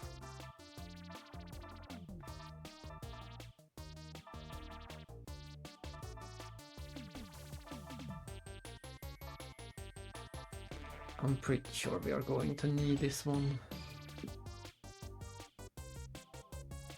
sooner or later, so I might as well learn it.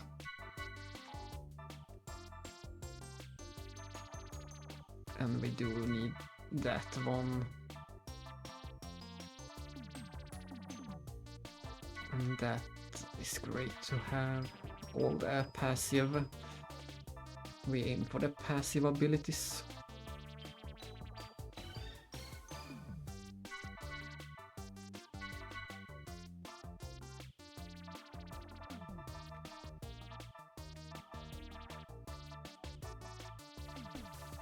Looks like we might have all the passive abilities. And let's just do all the level 1s, just to have them out of the way, so we never have to check that category anymore.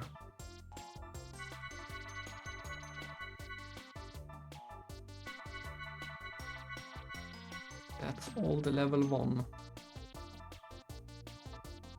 But we shouldn't need any of these for the moment. Those can wait, it's better to prioritize these expensive that we will unlock.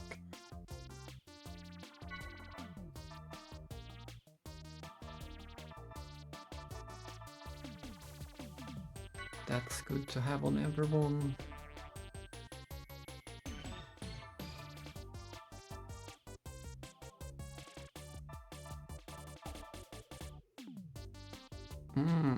And that we want for everyone too.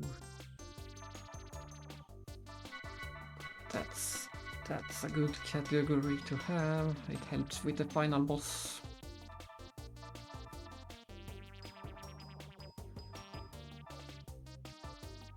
And that's a good category overall.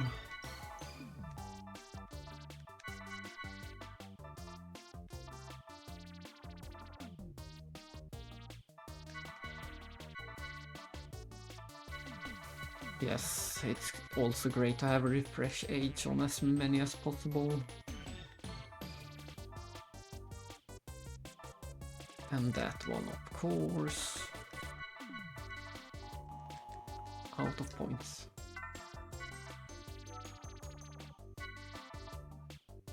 Oh, I forgot about that one.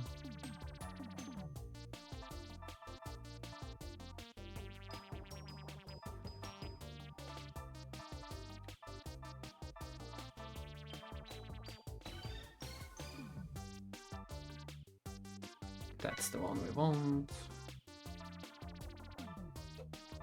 And might as well have that one.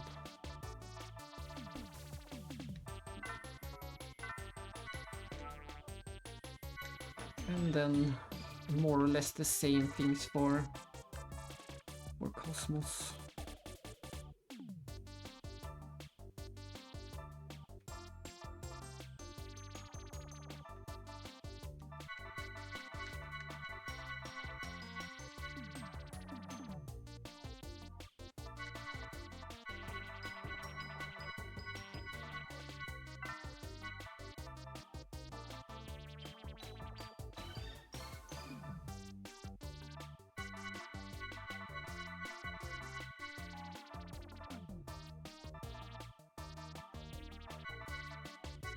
Did I get this for Siggy? I did.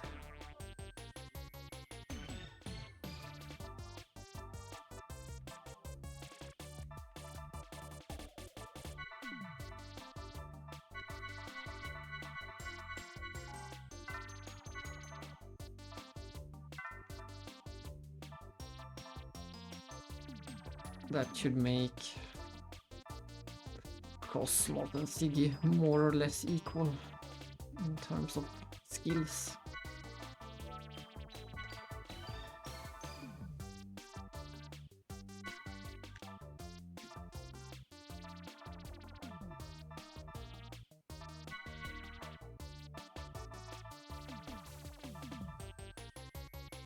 Ah, that's good.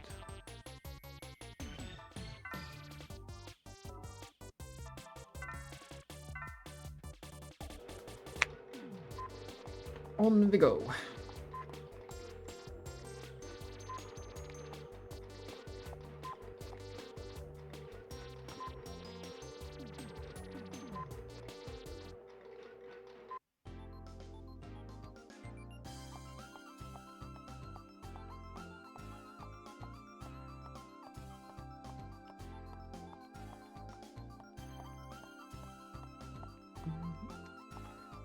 I don't think anyone have anything new to say.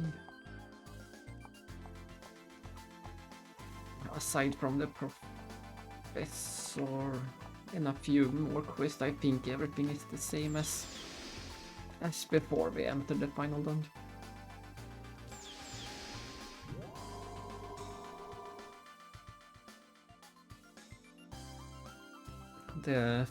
The final quest in the waterway should for sure be activated, so we might do that.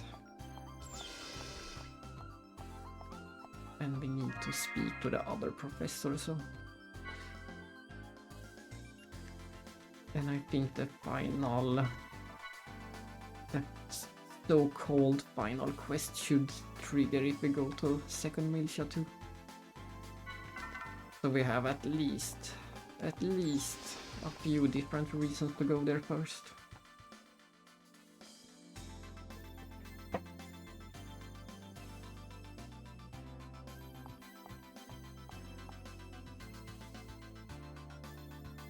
Second Militia.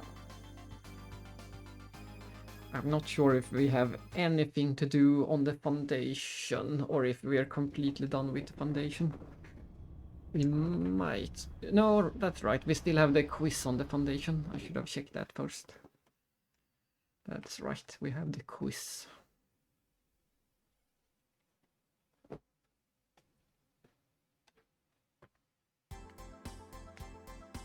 Ding, ding, ding, ding, ding, ding, ding. We can never escape the song.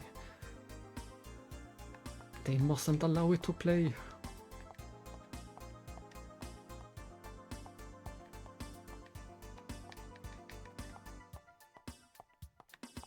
Man.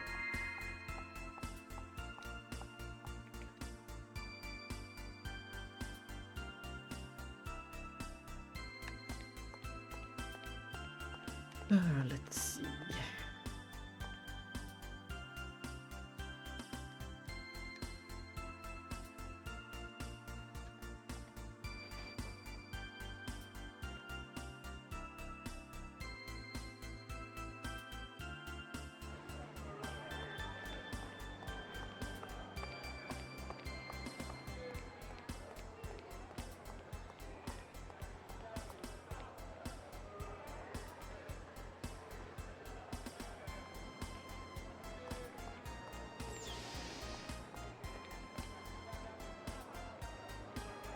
Why hello, other professor. Will you finally be useful to us?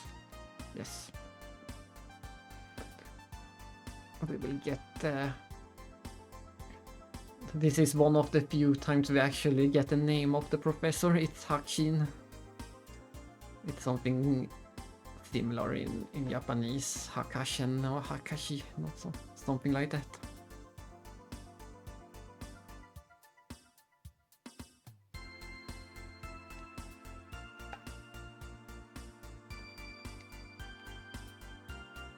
Hakshin Light, also known as the Professor. And once again we get the University of Bormio, the one where Alan went and the one where the mysterious 14-year-old boy went.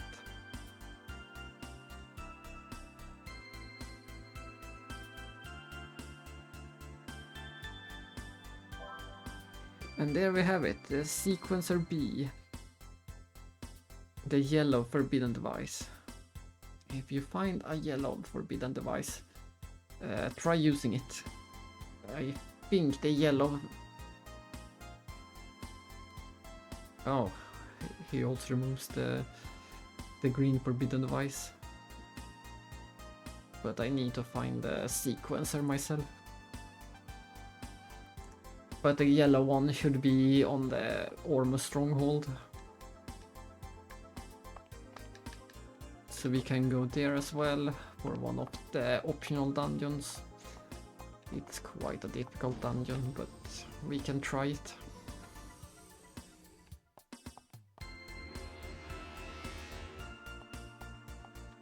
We need a sequencer. I'm pretty sure you get the sequencer in that optional dungeon. So to unlock an optional dungeon, you need to beat an optional dungeon.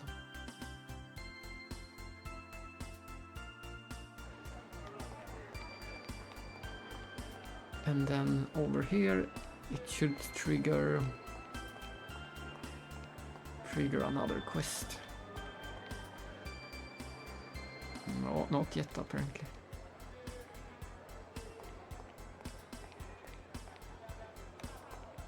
It might also be over here in the next sector.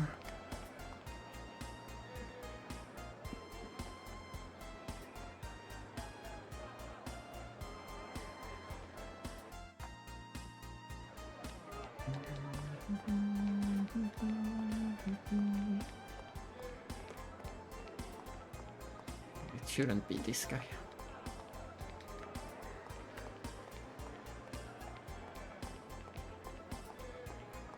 It's either around here or around the bunny. I thought it will trigger by now for sure, but apparently not.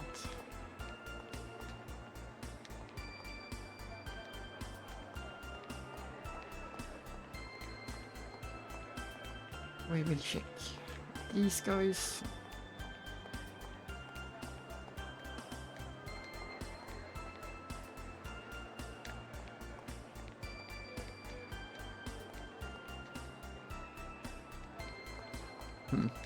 Nothing new. We'll see about the third guy. If it doesn't trigger now, I'm not sure what triggers it. Then it must be another NPC. Well, he has moved, so I guess that is the clue. But that means I need to go all the way into the furthest reaches. I will do it. I just want to talk to these guys again for safety.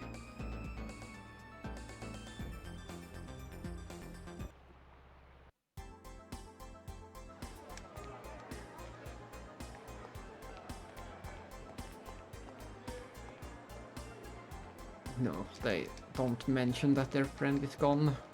Then we will... then we will just have to go all the way to the end.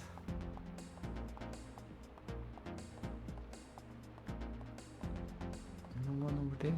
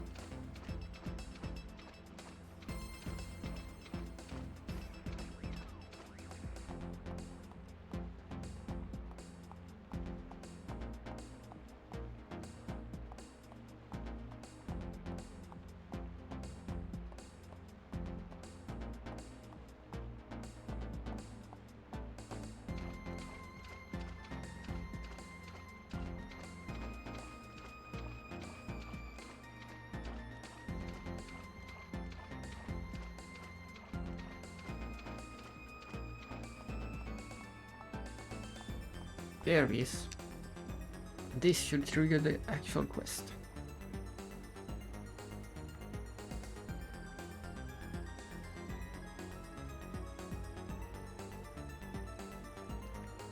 Yes, give us water TP.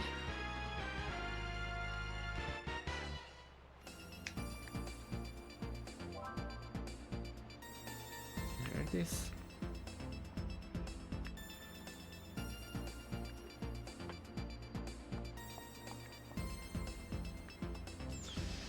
Let's go down there and try the boss. It is a pretty dangerous boss.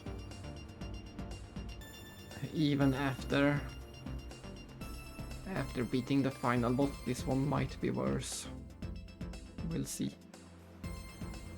It has been a while since I fought it.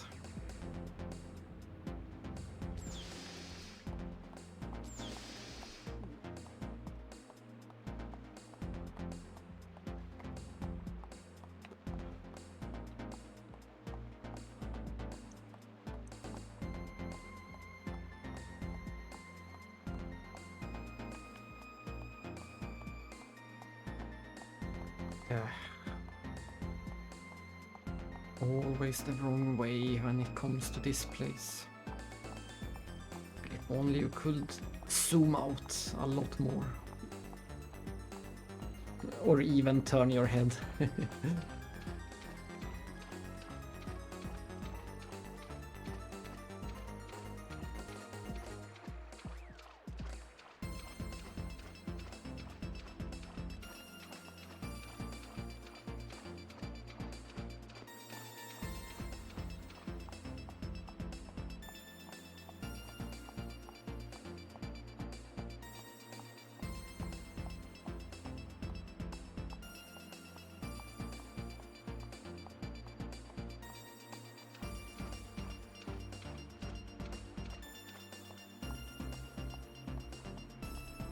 This should be the place.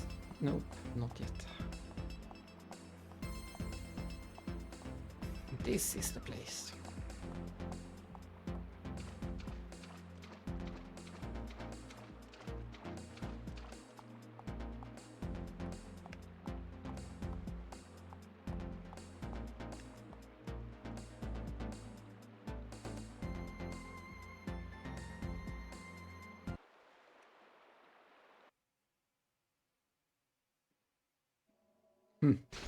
Dramatic. It's an actual Gnosis. It has merged to the water tank. I'm not sure. I guess the water will be more salty.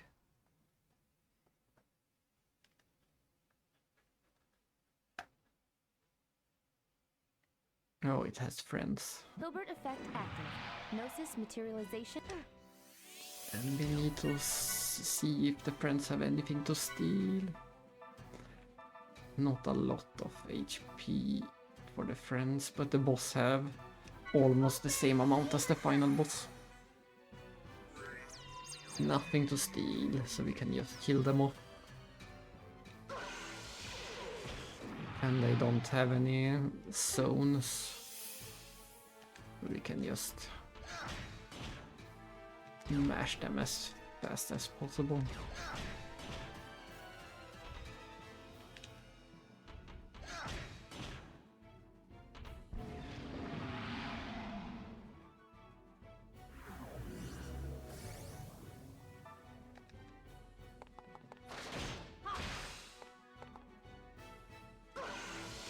I'm going to assume that they will respawn, but I'm not sure.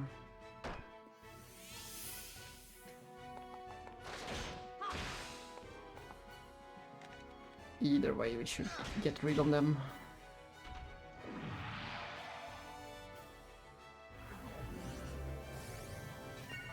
And see what the main boss have.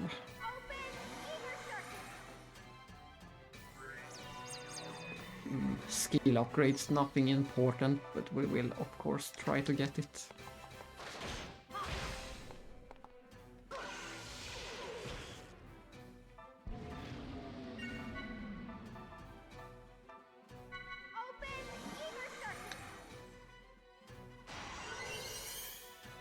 That's one. Oh, the boss doesn't have any. That's why it's a difficult boss. It doesn't have any weaknesses. You will just, I think you want to use fire attacks against it.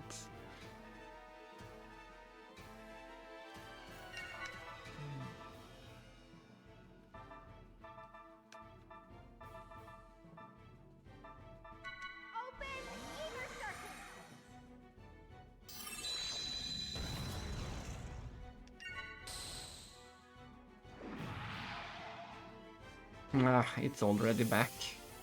Then we might not bother to kill them.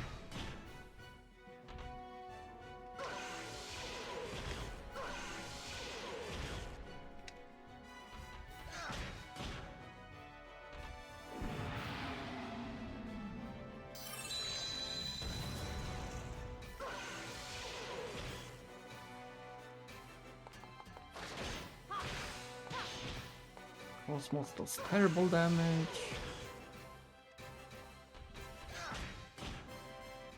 And Siggy does decent. And Shion does in the middle. So it's another Siggy battle.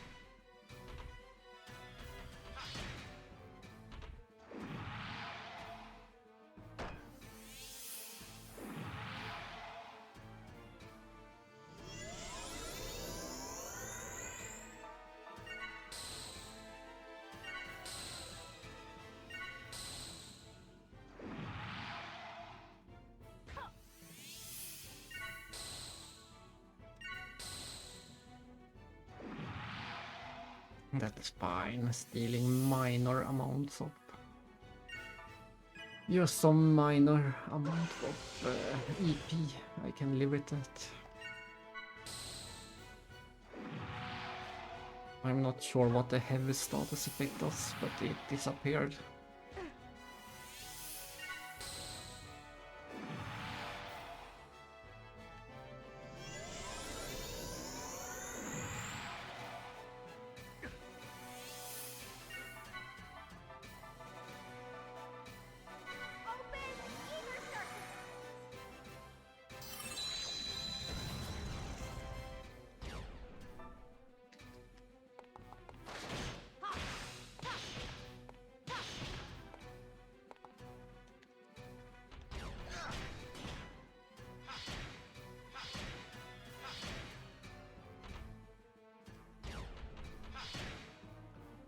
We are already halfway through the boss zone. So far it's a very... I overestimated the boss, so far it's very easy. We just need a good run with... another good run with Siggy and we should be done.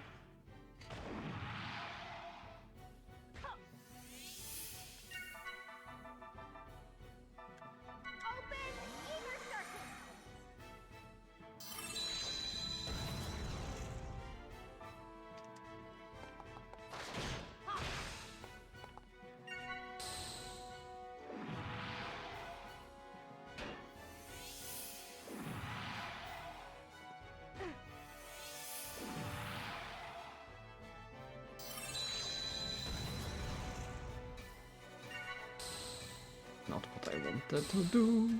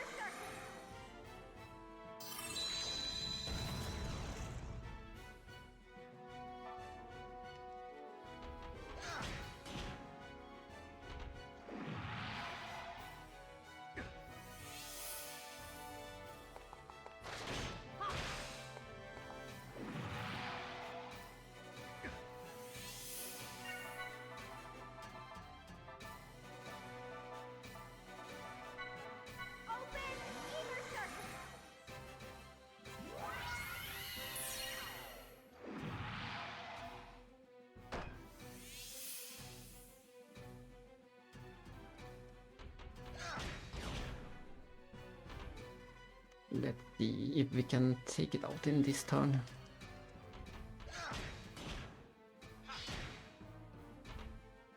Oh, so close.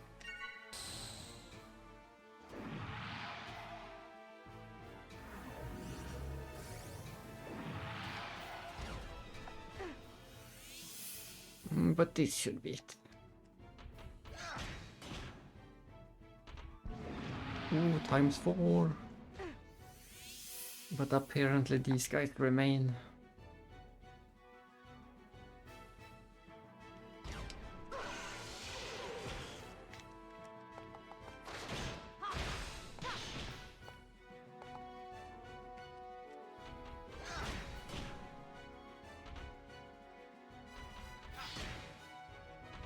One.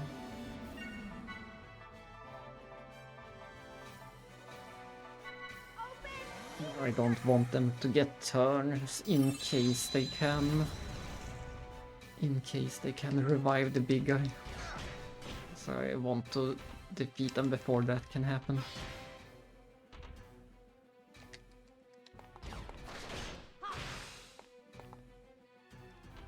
And luckily I did. I'm not sure if they can, but you never know.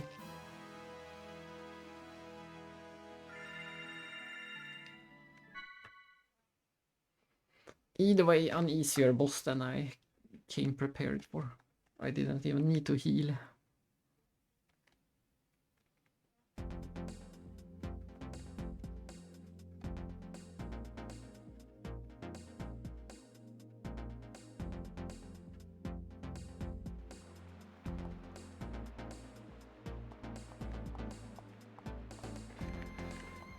And this should be the last time we ever need to be down here. We should never have to see these waterways again. And I won't miss them.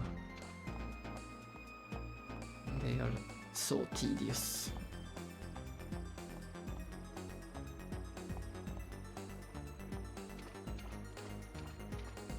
And one of the reasons people don't like the side quest in this game. Because this going down here is one of the earlier you can do.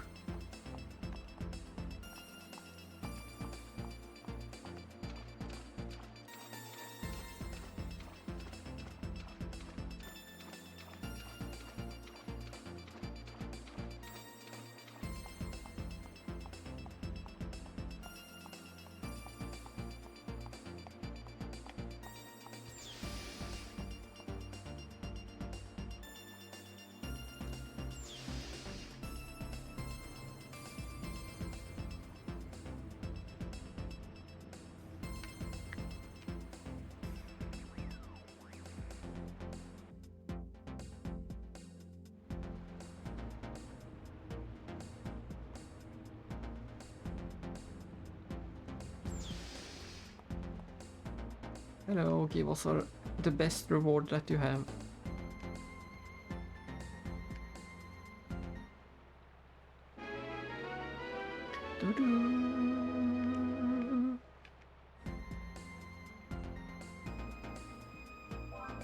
And we got the decoder 8. That is a great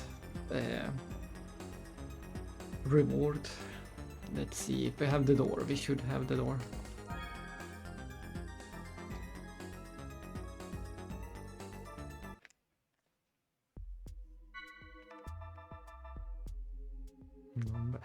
Oh no, we don't have the door. Then the door, I think I know where the door is then. It's in the optional dungeon. Oh well, then we did things in the right order at least. Since we have the decoder, we can open the door as soon as we find it and we won't have to return for it.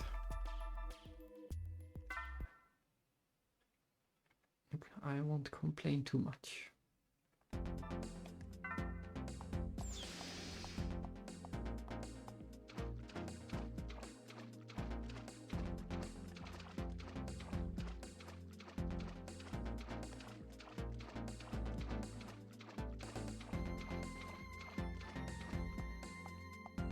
But I think we will aim for the foundation next, just to do the quiz minigame. It should have triggered by now.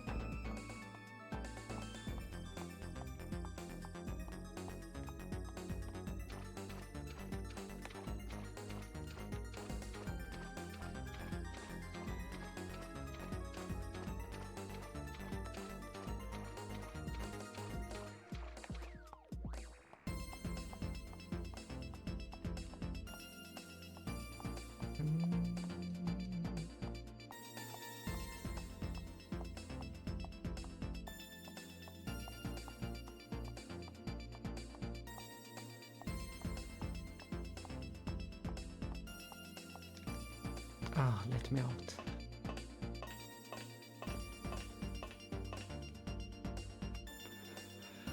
And we are free from the sewers and the waterways. But we're not free from this song.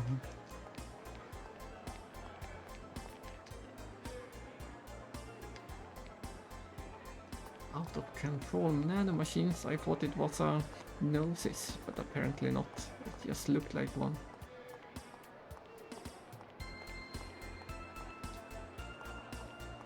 I'm also going to take another look by the bunny. I'm pretty sure that's where the side quest will trigger that I'm thinking about.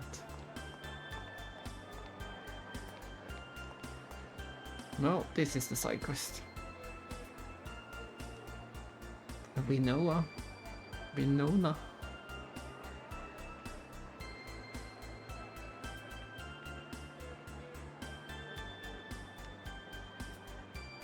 This is the official final side quest. You need to complete this as the last one, or else you fail it.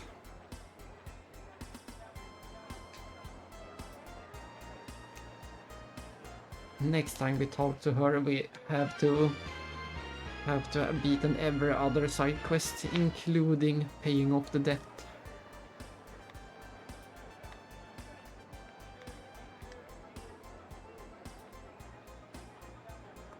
So we can't talk to her again until we do everything else.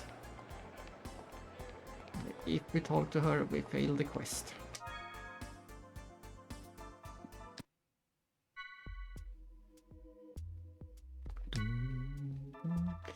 So there are 2 free quests left in the game to trigger. That's the final one, and that's the debt. So we know one for sure. One for sure will be the boy with the quiz.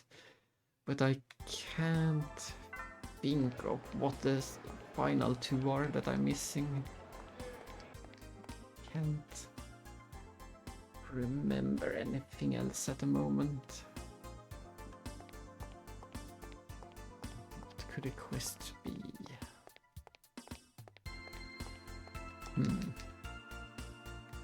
I might have to look at a guide for those.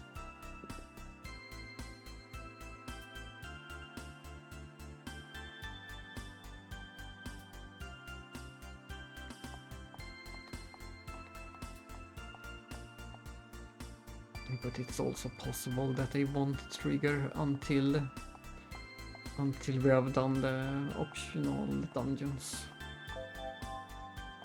Or that they might be connected.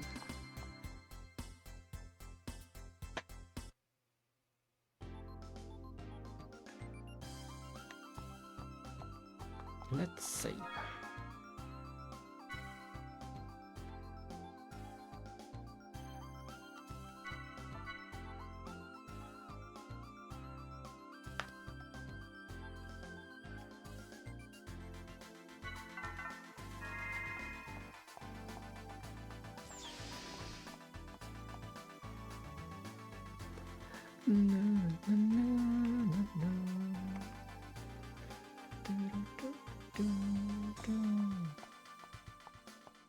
How is it, Alan?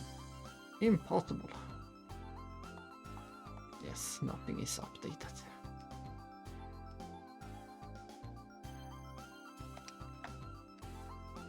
Alright, and before we go to the optional dungeon, the factory dungeon, I'm going to go back into the Omega system and grab those items we couldn't grab before. Now that we are on foot, we can.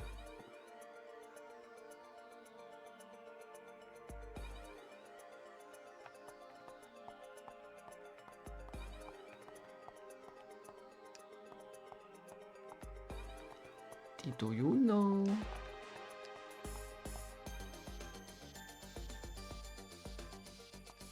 No, I won't use it. But I am. Haha. Breaking all the rules. Fooling all the realians.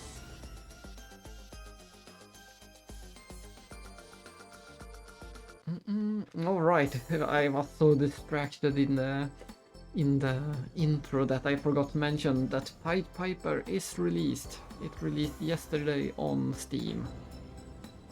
And I can't believe it. Pied Piper is now officially the most accessible Xenosaga game in the series. You can buy it. It's about $15–20 in that range, depending on your country.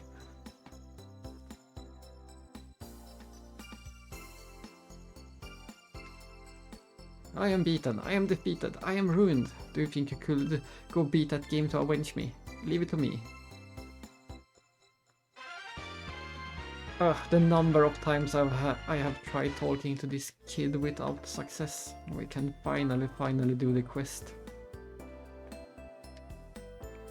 Luckily you can't fail this quest, so you can try it over and over. And I will probably use a guide for it since it involves so much running around. It's a very... They will keep asking about very specific numbers that are hard to guess. You need to go and check them all around the game. But we'll see how well I do without a guide. Was it in our treasure?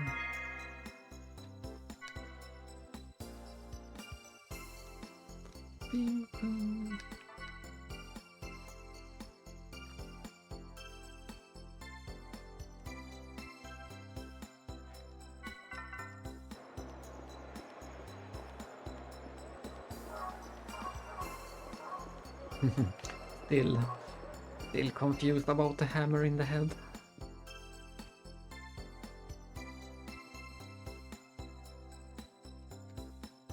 Let's see, it's over here.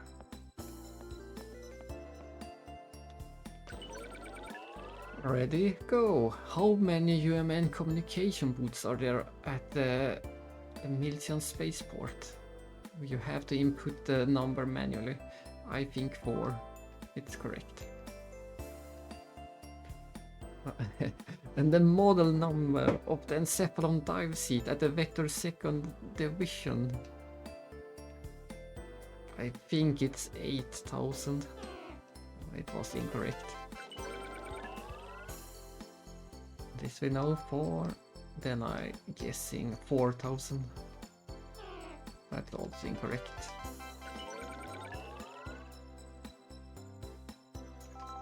Then I'm guessing 1,000.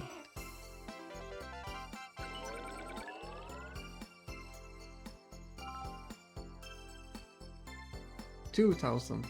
That's correct.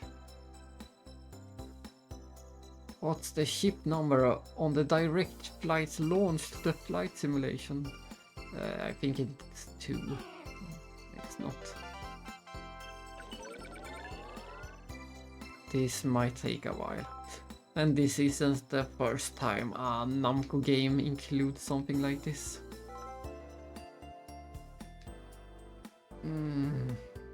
It's either 1 or 5 or 6 or 7 or something like that.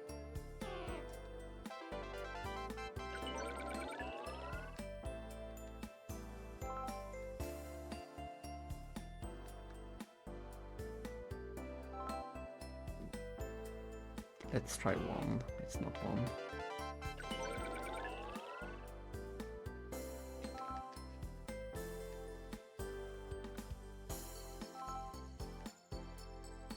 Then I think it's a higher number, 5, 6 or 7.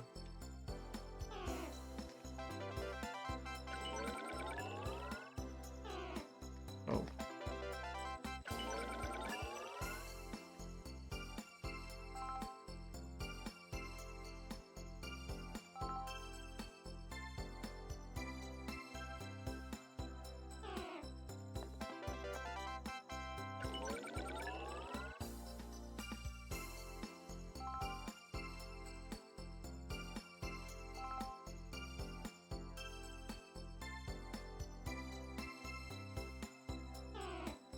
All my guesses were wrong.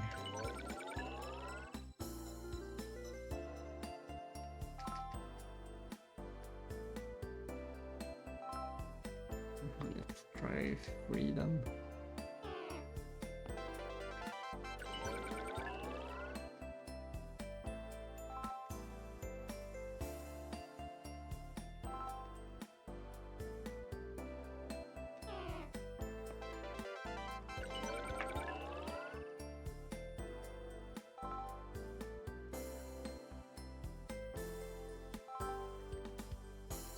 We are down to 8 or 9.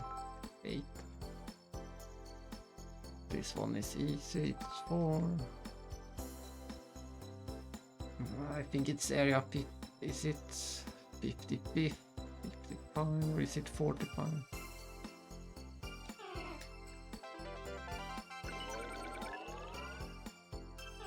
Oh.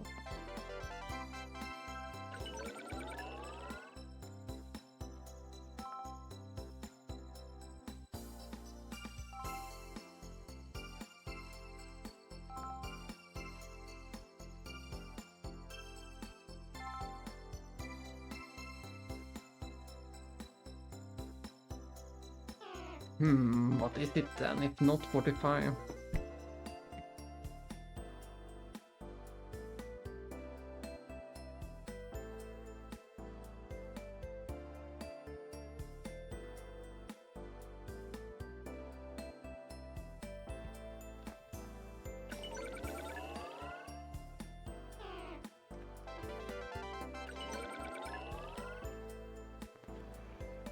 Or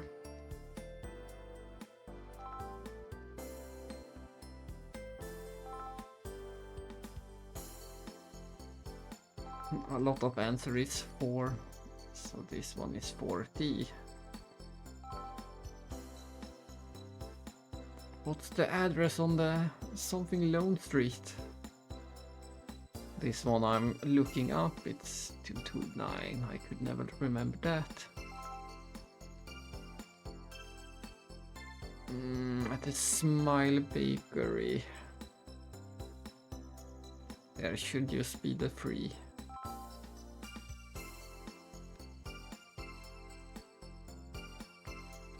East... is it E6?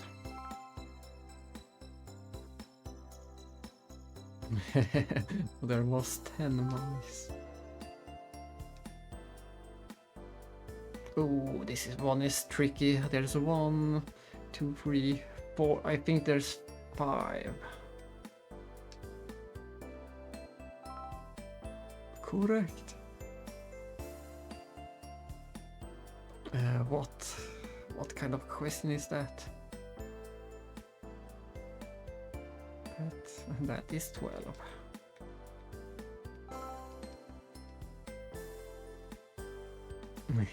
What was it? I think it's 4 again.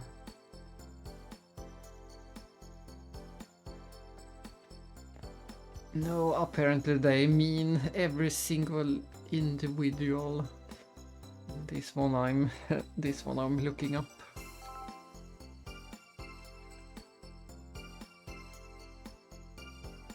And this question is also crazy. They mean they think you should go back all the way to the Demerong and check how many indestructible containers there are.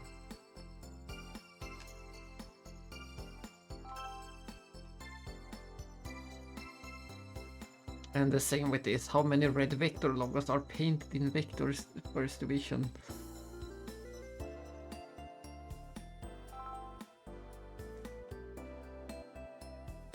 This one I know half of. I know it's I know this is correct, but I'm looking up the second part.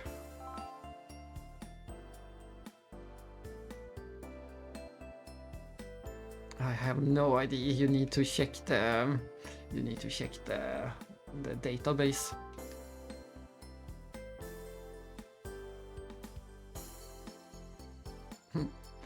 This one is a trick one. It's a 1.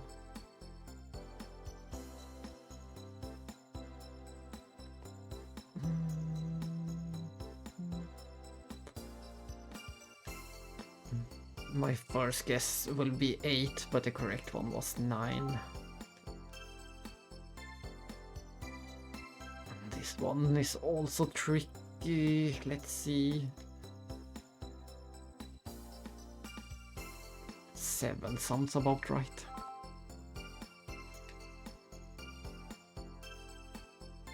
And this is also, you need to write all of them down to actually figure this out. This one is a very mean final question.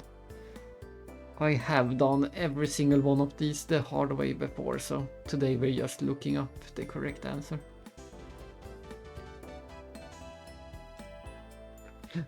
Hello, Salty. I didn't see. I was too busy with this silly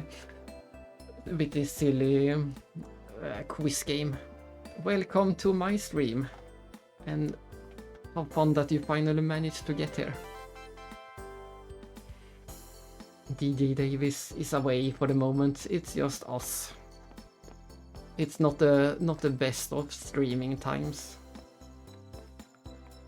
Most people in the US are busy, and most people in Sweden are busy.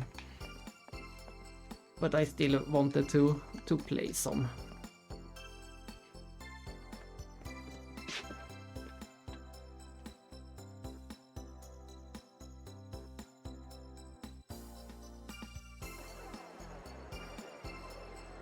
Did you play Hollow? I think you played Hollow Knight yesterday. It's a bit sad that you usually stream when I'm asleep.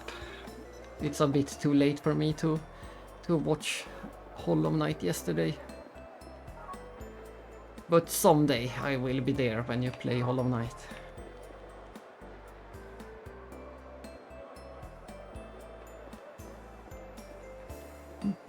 And now we can tell the kid that we solved the puzzle, the quiz.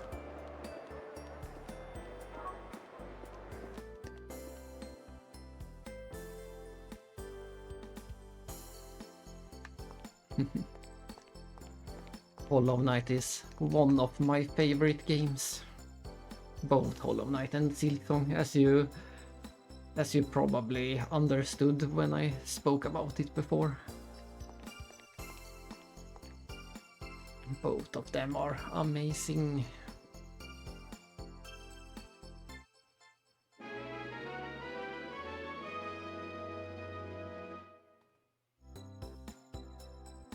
And I will probably stream them too someday. But for now we are focusing on this game. This is the second game in the series, and we're going to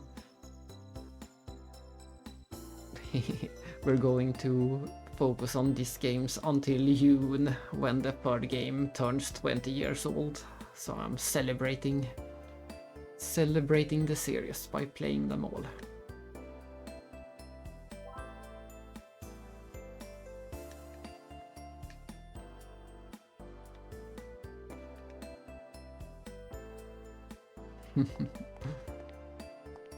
They can be quite frustrating.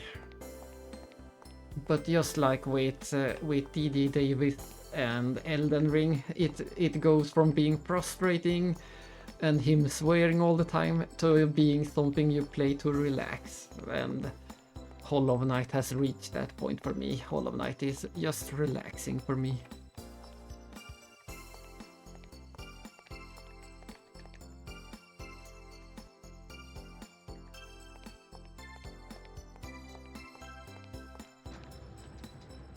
Let's see, what else can we do? Alright, we are going to the final dungeon to grab some items we couldn't do before. We just beat this game. We beat the final boss and got the ending about an hour ago. But I'm planning to do all the side quests and post-game stuff too. Just to drag out the game a bit more. I want to spend as long as possible in the game.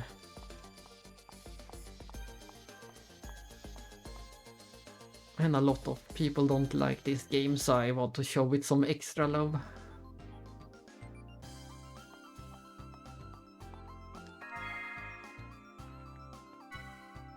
We're going to save.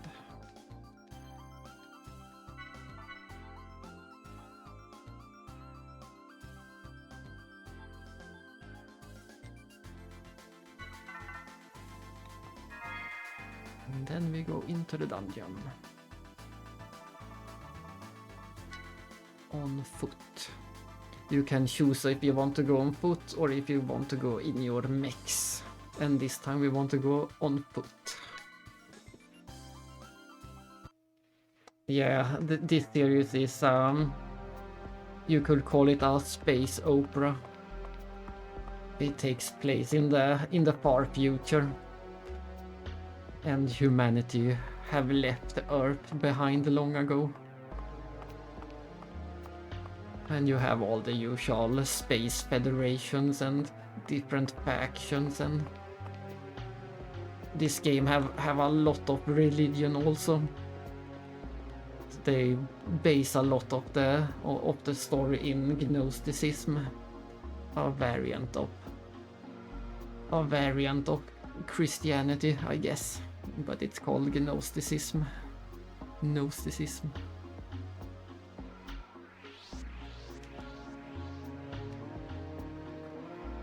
So the main story focuses on trying to find yourself and finding out what it means to be a human, and finding meaning in life. That's the short answer. This series is about finding meaning in life. But then there is also the typical sci-fi stuff like mechs, and yes, it's very philosophical. There's a lot of references to old philosophers like Jung, and the game is also called Jenseits van Gotenböse, and it's a reference to Nietzsche. So there's a lots of philosophy involved. And all the characters have their different ways to deal with their trauma and their religions and their past and their future. So it's really a game about being human and finding your place in the world.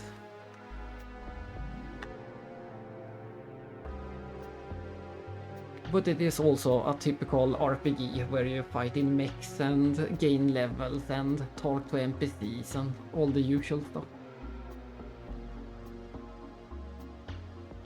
A lot of layers. There is a reason why it's my favorite series.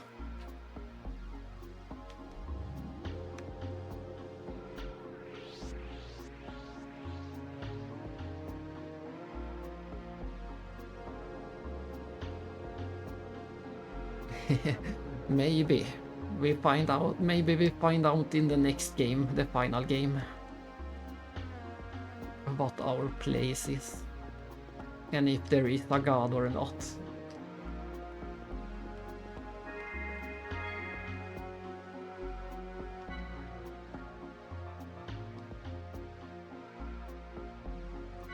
And the true shape of the universe.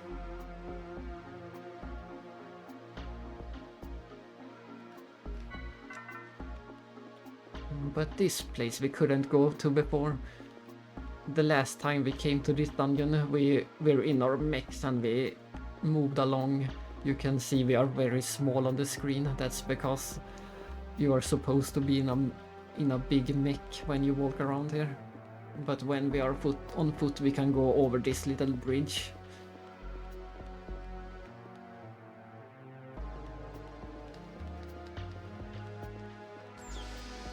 Indeed, and even 4,000 years into the future, they are still struggling in this game. They are still struggling.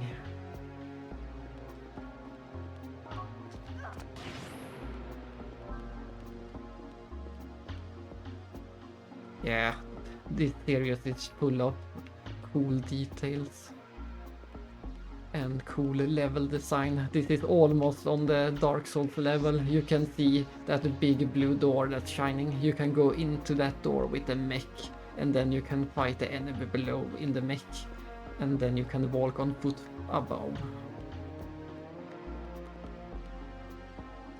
So there is some cool design like that. It's just not a flat open world like many of the modern RPGs. I'm not a big fan of the big open worlds. some of them do it good, but I prefer this type of design where it's smaller, well-designed levels. And here we have some combat. Everyone, don't mind that everyone is wearing a swimsuit. You get more skill points if you wear the swimsuit.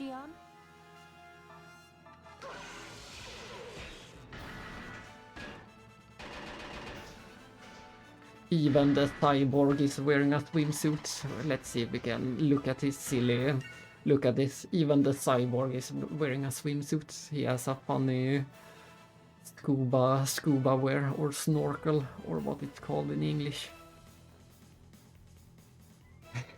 Yeah, we do get less defense. We get a little less defense, but we get the extra skill points so we can level up things faster.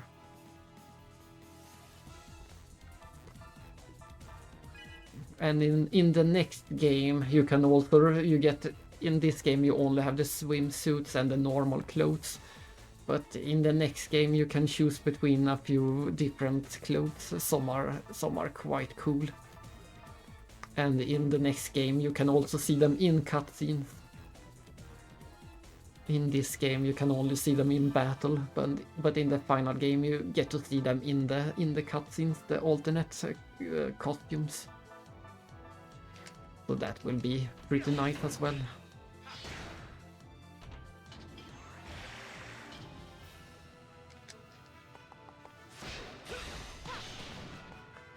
And in this game you can do combos. If you do the right combo, you can throw the enemy up into the air. It will be locked in the air. And once it's in the air you can do another attack that will deal extra damage. So it's a pretty complicated fighting system. That's why a lot of people don't like the fighting system, because they don't get how it works and then they think the battles are too long.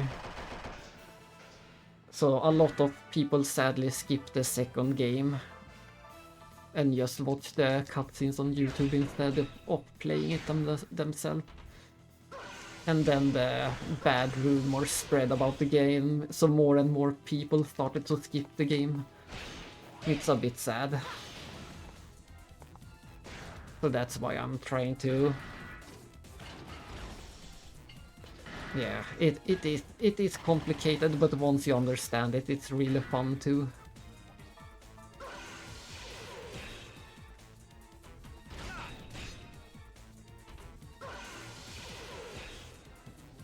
And it is turn-based. Everyone waits for their turn, but there is a system to cut in line to get your turn before the other turn. So there is just a lot of things going on in the battle that takes a while to learn. But I have spent the last 20 years trying to get people to understand the combat, so I'm so happy I can finally stream it and show how it's done.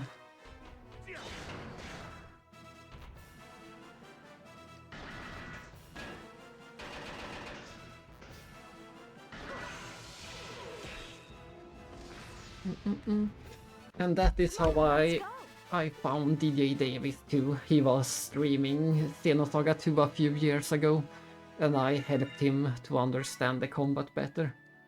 That's how our friendship began. Thanks, that was just one single enemy. A completely normal enemy. And we have 7 characters in our party in total. You can switch them around during combat if you want. And you can do like this. Completely switch the party, and then you can also choose who you want to run around as. This is the cute little Realian. It's a type of synthetic human. They don't have the same rights as humans, but they are very much like humans. And then we have the cool sword wielding guy. He will be even cooler in the next game. But you can see he has his sword. Even in the future you need a sword wielding guy.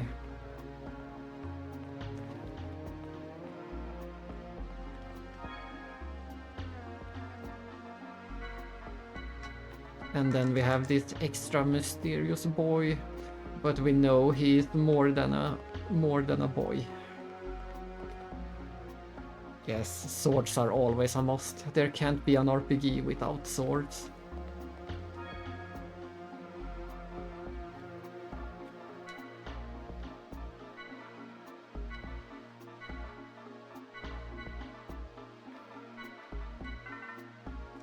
And then you have this one. She doesn't look as cool in this game. In the first game and in the second and in the third game, she will look much cooler. But this is the marketing character that they usually use to market the game. She is an android of some kind. But sadly she doesn't look that cool in this game. You will have to come back when we get to episode 3, then you will see how cool she can be.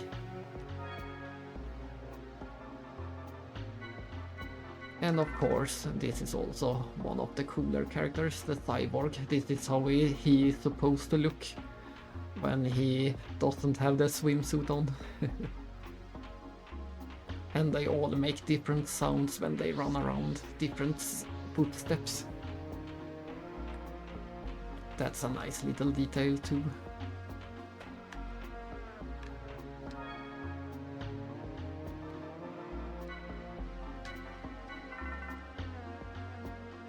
And then we have this cowboy looking kid who fights with normal pistols.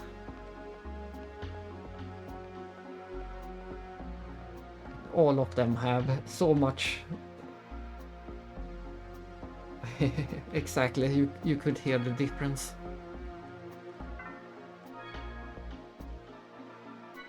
And all of them have their tragic backstories and past that we get to learn through the series.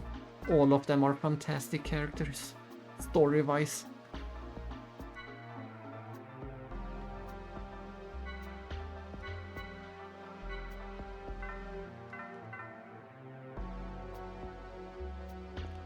Let's see, wasn't there anything else in here? Yes, this was the passage.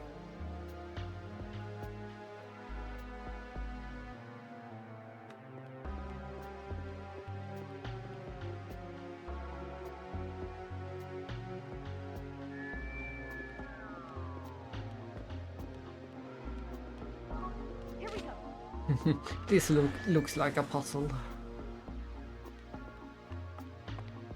You need to destroy these from the correct side. You can only shoot it from the green side.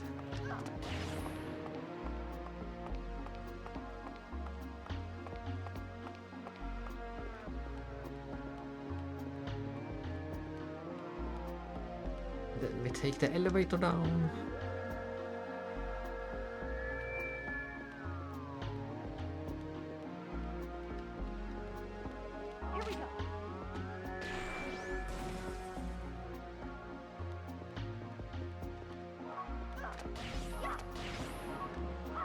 No, I destroyed too many of them. I didn't want to destroy all of them. Oh well, we will have to reset. We can do that chest at least.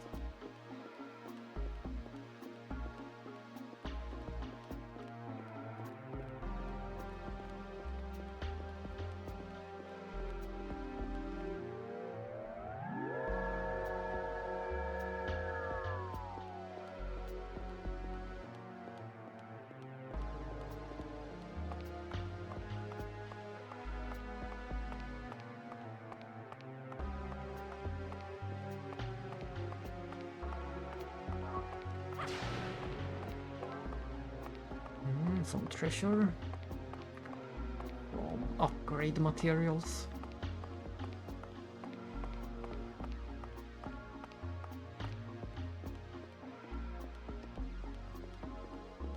Sadly, no jump button in this game. You almost never have any jump button in this kind of RPGs. I always say that they should bring a ladder. If they had a ladder, they could solve all their troubles. Then we could just bypass.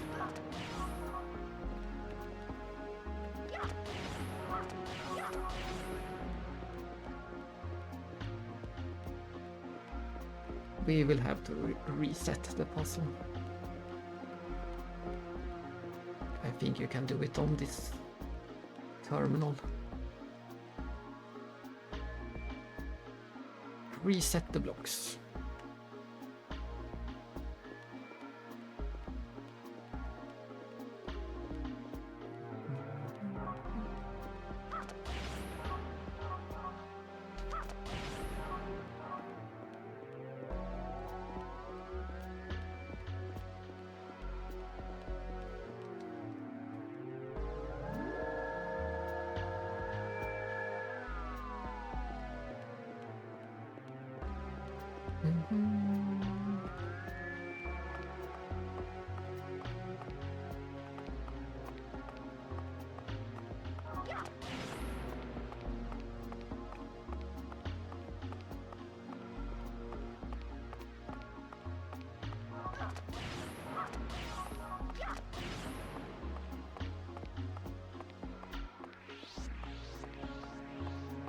A lot of running back and forth.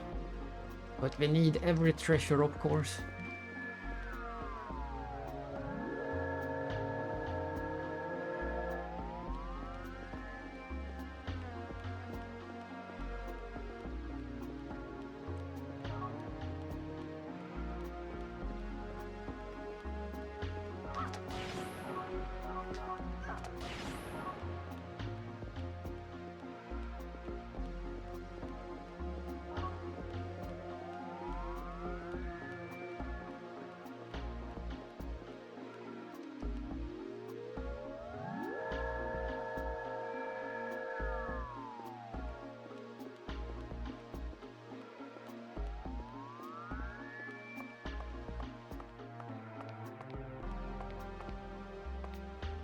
Yeah, there's no falling either.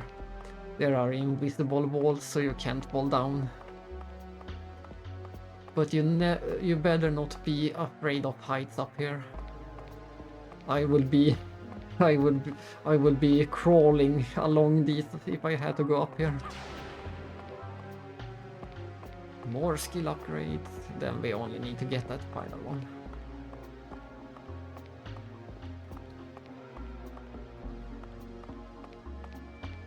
Oh no, I think I need to reset once more to actually get that. I need to reset again.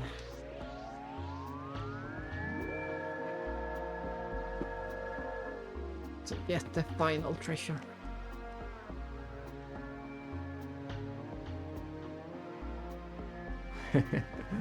Very high.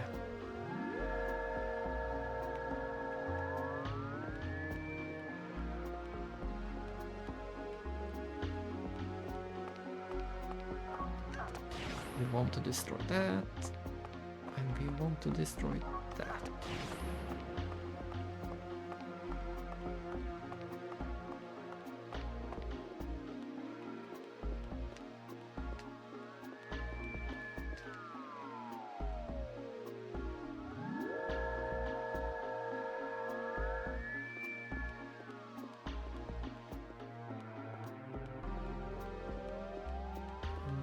Only one of these.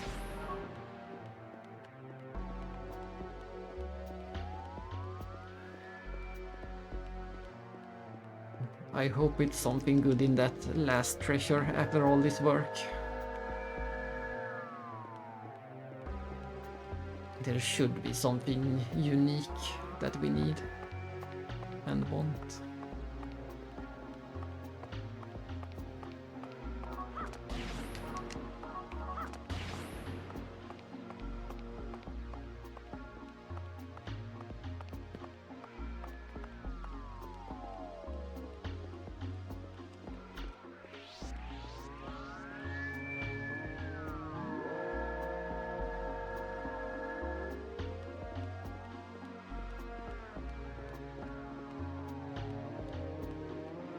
And now it should be safe to just destroy everything.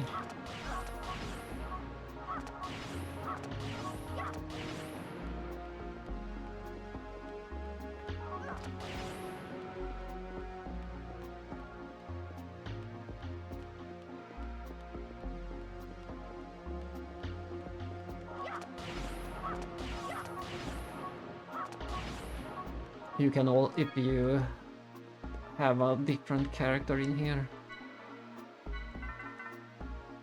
then they will do a different animation for destroying the things.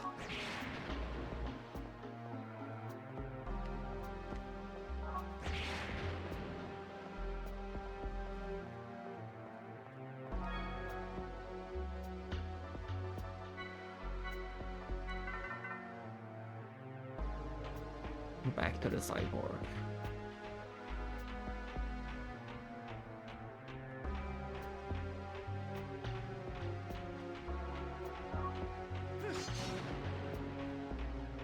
Let's see what we get.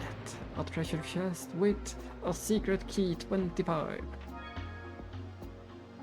Then we can check the menu and see the secret key, and it lets us learn a new skill. That's all there is.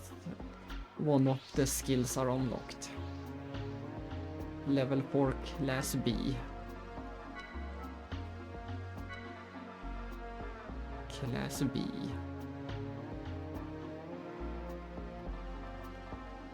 And it was this one. It's actually like, it's a very good skill. I think I will learn it. It means our magic points will increase 15% if we guard during the battle. So that's a really good one. It gives us an easy way to heal our MP or our EP in this game. So it's a lot of work, but it was a good skill at least. And I think that's all we can do in here. We can exit at any time.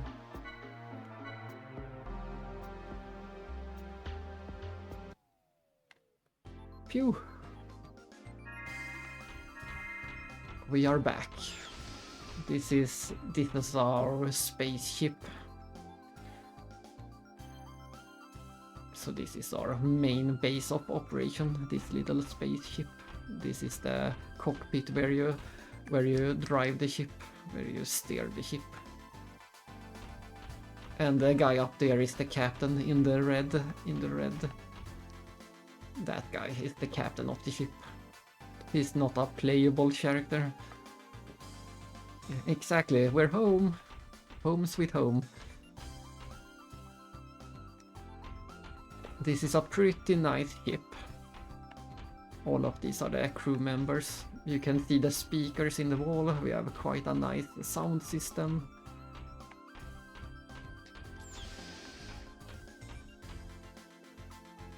They remodel the ship every game, so in the next game it will look quite different. And they have these shiny reflective floors.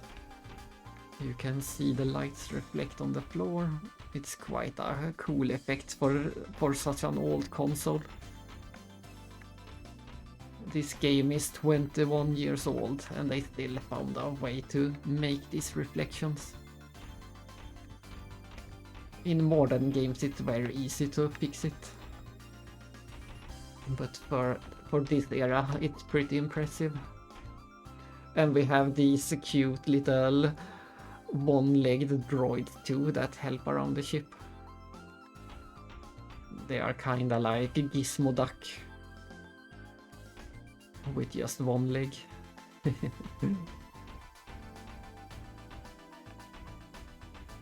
And then there's an elevator to another floor. And over here we have some sleeping quarters. Here you go. Here is a relax room where you can sit around the table or lay down in the bed. You even got a little table you can fold out. And some lights and another little reading corner. I think it's a very pretty and nice ship. And there's also separate rooms for the girls and the boys in the party. I think that was the girls' room, and then this is the boys' room.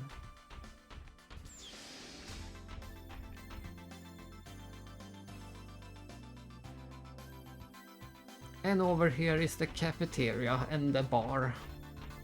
You can order drinks from the bartender droid.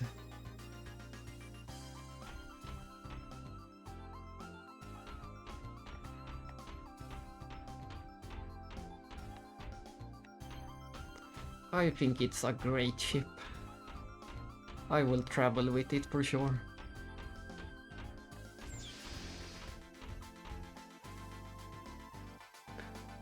And then there's a hangar below where they keep the mechs and some things like that.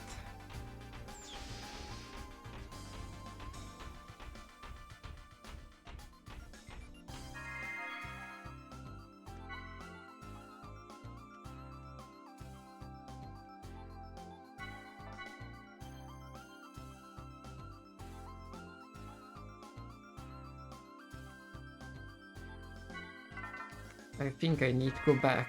There might be... I'm pretty sure there's one more thing I missed in here.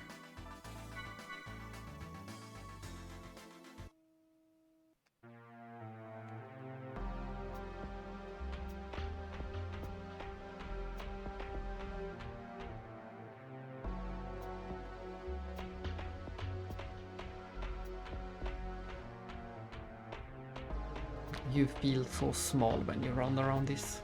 This is something that could have been in a Souls game. They also like really big environments.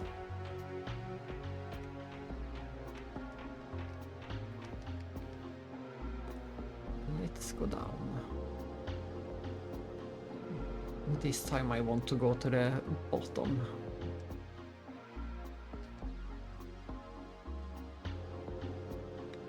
They also like elevators.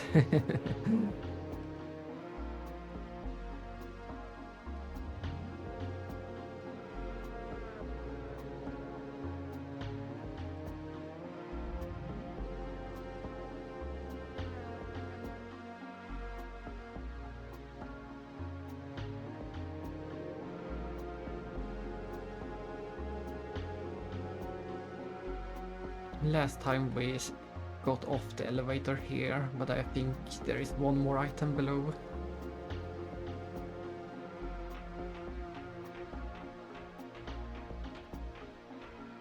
Let's see. Yeah, elevator is a classic way to hide the loading screens.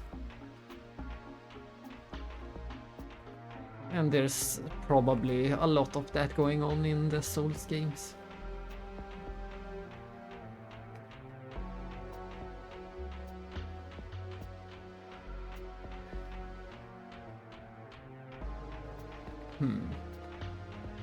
I can't go up there. But I think there is an item in the next room I can get.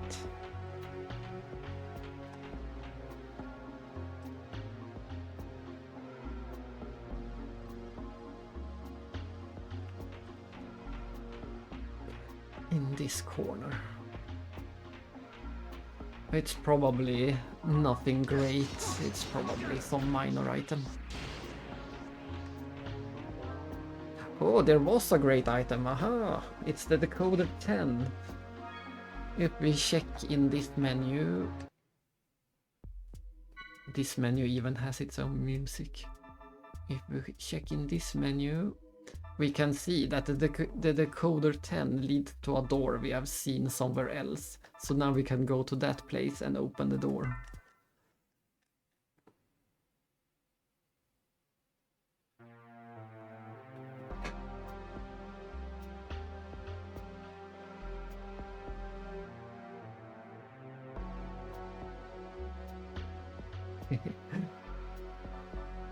Yeah, when you have to do the same memory over and over, it can be pretty pretty annoying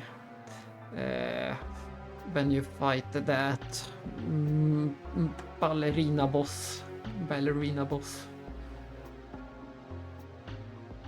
That's pretty annoying when you have to go into the dream over and over again.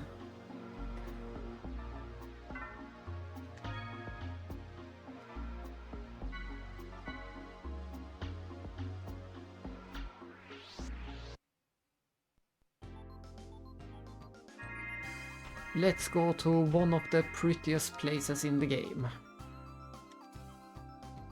One of them at least. I really like this place. And now you can see the mechs too. You can see some of the mechs. I'm not a big mech fan myself. I prefer fantasy, but some of these mechs are pretty cool. This is my favorite mech. It has such cool sound when it walks around. And it looks pretty cool too. Oh, maybe we can see the ship. No, we can't see the ship. Sad. When you get here the first time, you can see the actual ship we came in on. But it's so cool. Look at it walking around in the city ruins in the sunset. I think this is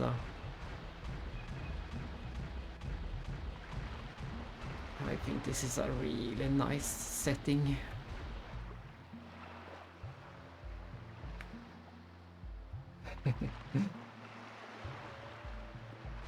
Glad that you agree. I find it really pretty, especially when you can see the sunset and the clouds. We might better get a view soon. But yeah, 15 seconds, it's too long to reset. They could have shortened it. Especially when it is the hardest battles. You are going to see it so many times.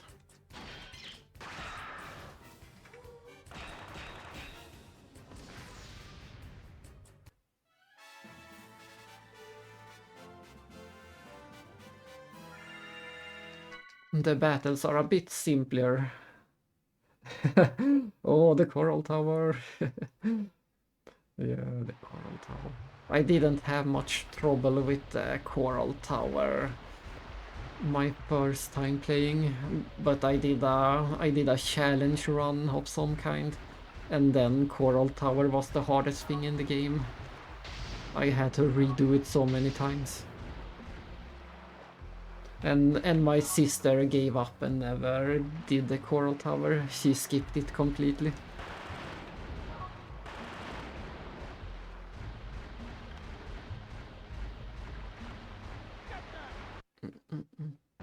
But like I was trying to say, there is different combat for the mechs, but it is a bit simpler combat for the mechs. You could expect there to be more complicated in the mechs, but it is actually much simpler.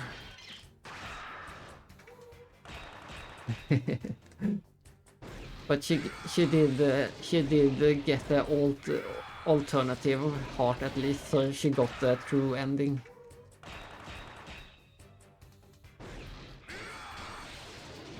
She found the green heart instead.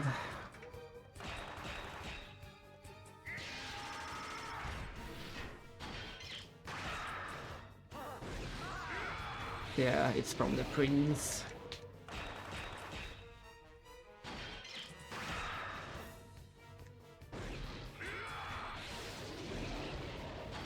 That is one pretty area, that too. The green area. The Forgotten Kingdom.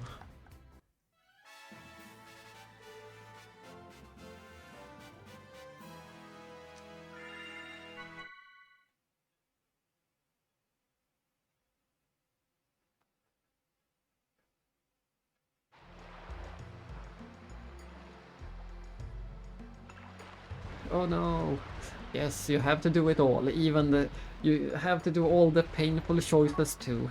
In killing the Smith in the first game. That was sad. But this is a pretty good view of the sunset and the clouds moving along.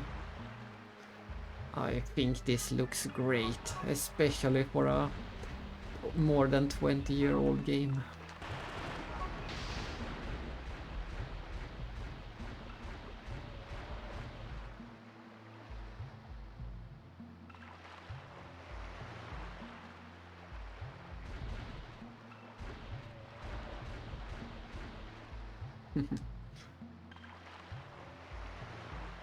And of course it's a bit blurry on the stream too.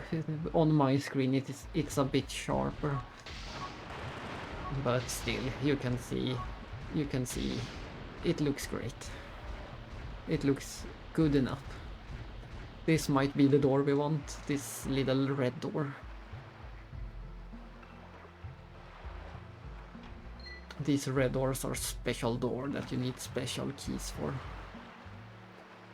And the keys can be anywhere in the game, so you have to backtrack to old areas to get to the doors.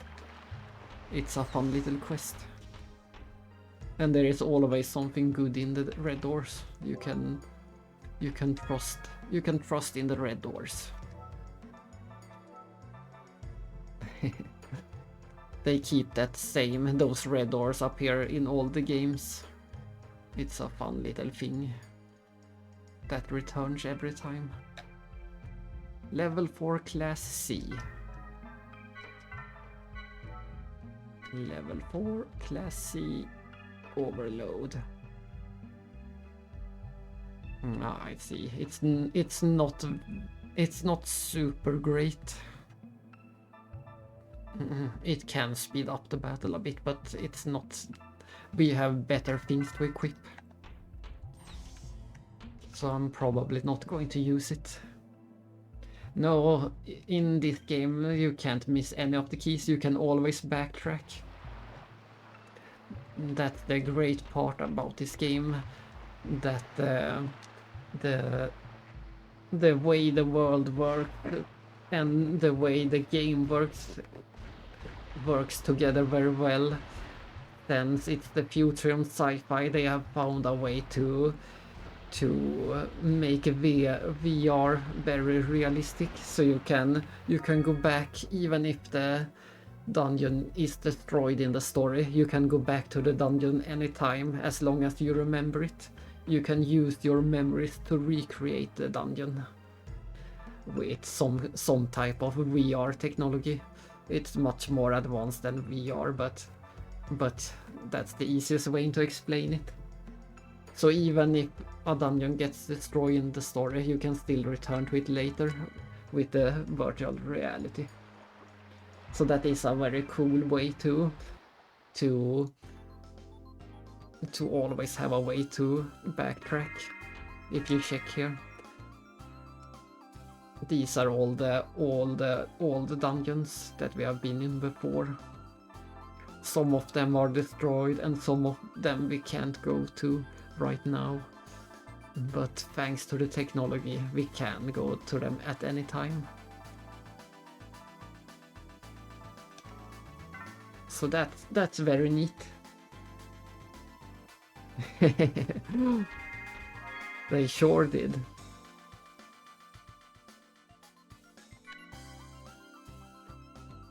And they didn't expect... They did predict that AI will take over the world. They just didn't think in what way it will take over the world.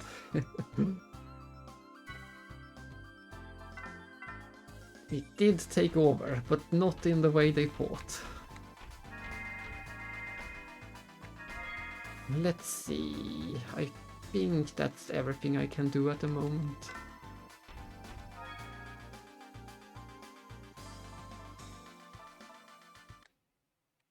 We don't have any more red doors. We are missing 1, 2...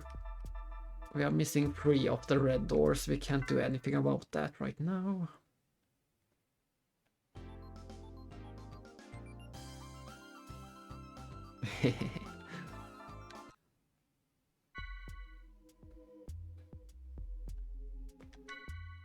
And we have 2 side quests that we don't know how to trigger at the moment.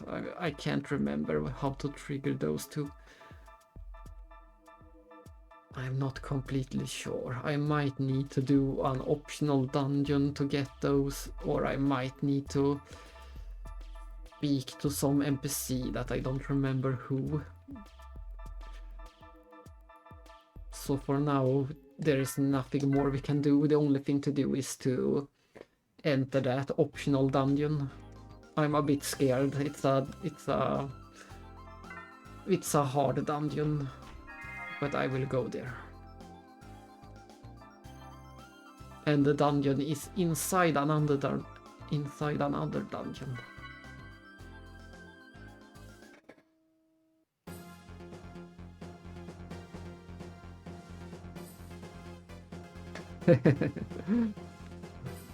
It couldn't. It was beyond. It was too much to ask. And look at this cool black hole. I would be pretty scared standing over here too.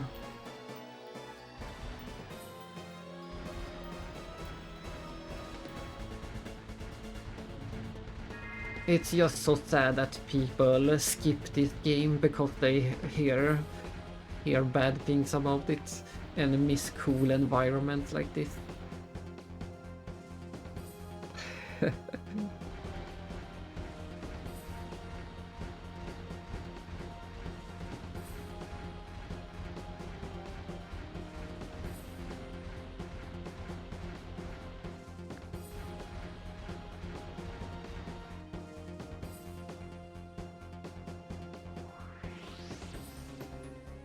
I'm glad I got to show you some of it at least. Now you know what type of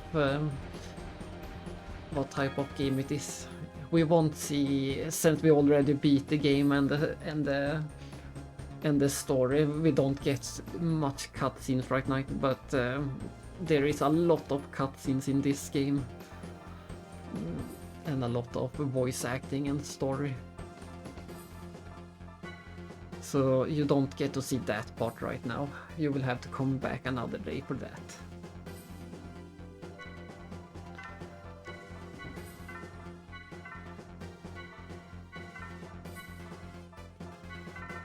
But just like on foot, you can also switch out which of the mechs you fly around with. This mech flies around, so it doesn't make any cool sounds, but it looks really good, really detailed and cool.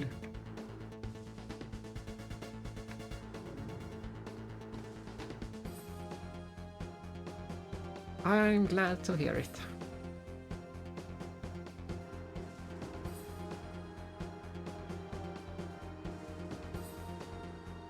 I have a real life version of this mech. There's a figure of this one.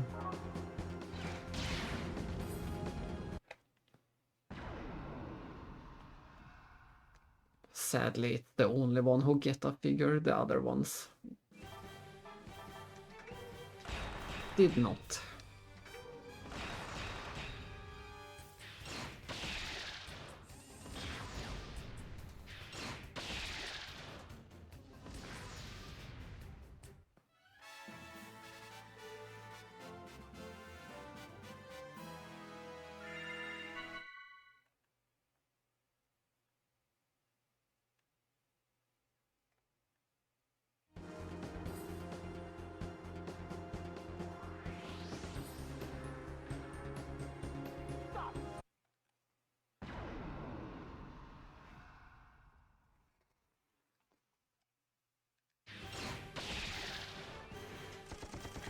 Welcome back, Empress.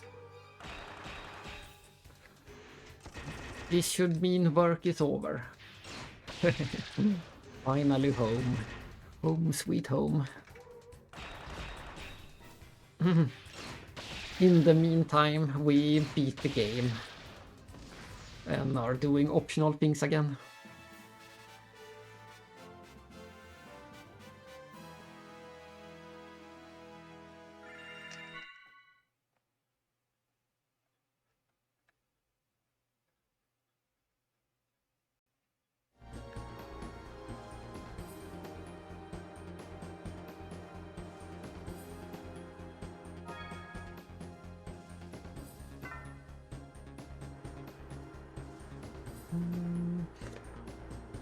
We're just about to enter an optional dungeon inside of another dungeon. Nice, I also bought GB sandwich the other day.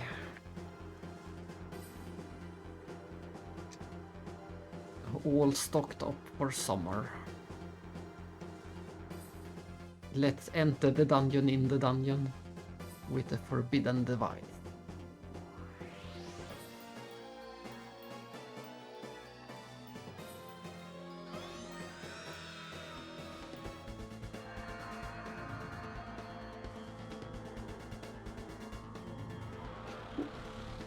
Oh, that sounds very interesting. Almost any Super Famicom games makes me happy. This is not the dungeon I expected it to be. This is the hardest dungeon in the game.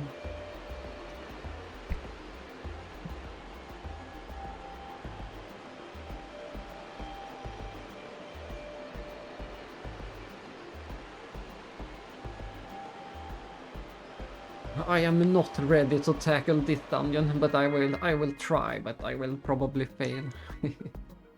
This is the only optional mech dungeon.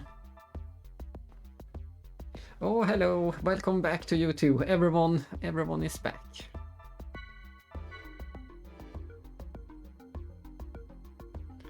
Have you ever everyone is here. Oh, I see. So I do have a lot of those koi games. But we'll see if you have gotten any of the ones I have. I just want some quiet for a while. There is all the Nobunaga games, and there is a lot of strategy war games by Koei. I'm not sure how to pronounce it. Koei.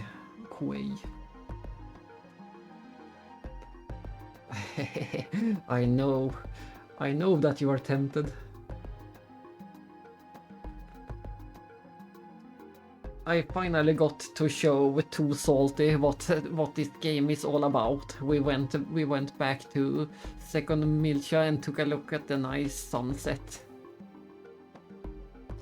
So I'm happy to finally get to show some of it.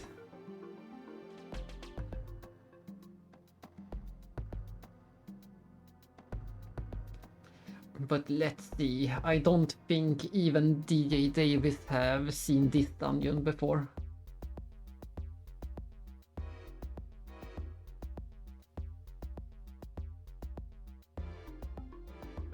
Nice, I will keep a lookout on Instagram to see which games you got. It will be a secret until then. And I don't have any good pictures of my strategy games. I do have a lot of them. This dungeon is called... what is it called? Let's save. I think it's called Desert or something. Yeah, it's just called Desert. But this is the only optional dungeon where you get to run around in the ESS. Look at this dungeon. Almost no one have seen this dungeon. And it's also the hardest dungeon in the game. The hardest boss in all of Xenosaga is in this dungeon.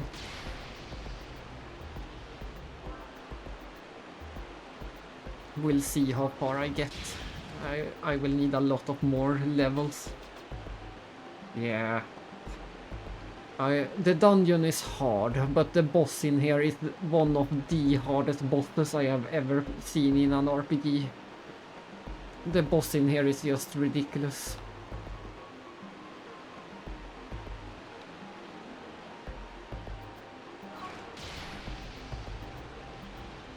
Nothing there.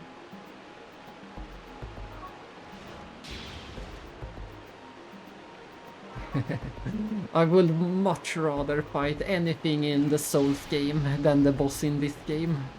That's how difficult it is. It is really, really tricky.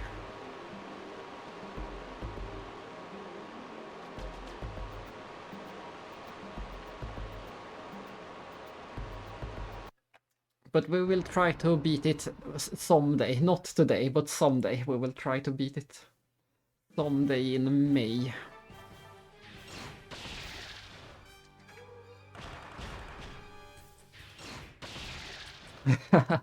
I don't think we will see the boss today, but I will let you know when we get to it.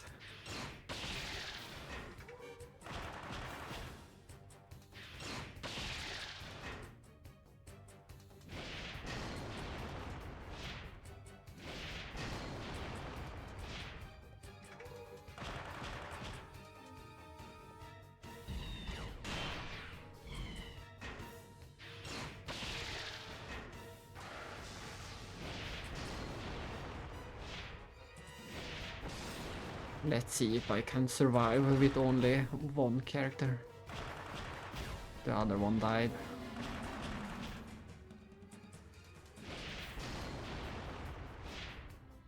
I think the boss is called the Mickey Mauru. It is pretty scary.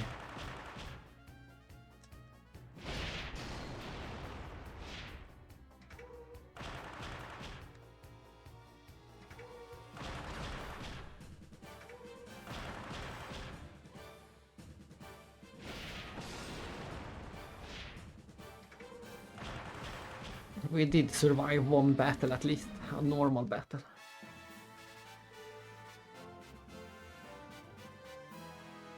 I see.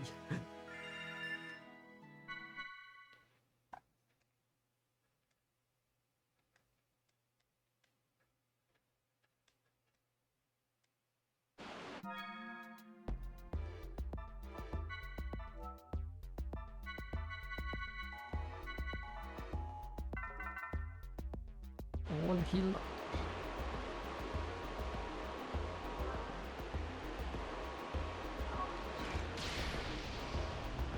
And the sand burrowers can hide in these sand holes, of course. Sometimes there is treasure and sometimes there are enemies.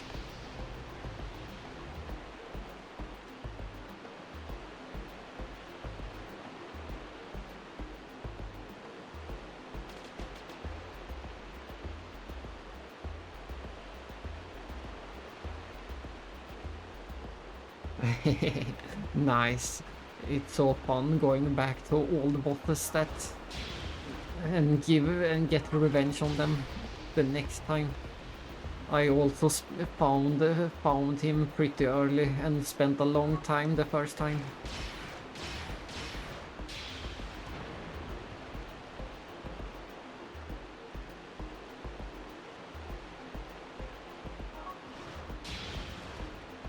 It was probably the first really tricky boss.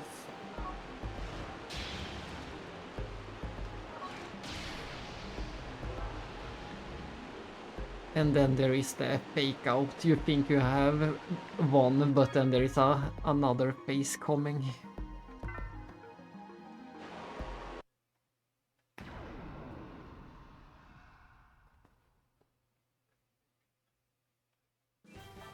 Oh, only one of them. We can handle one of them.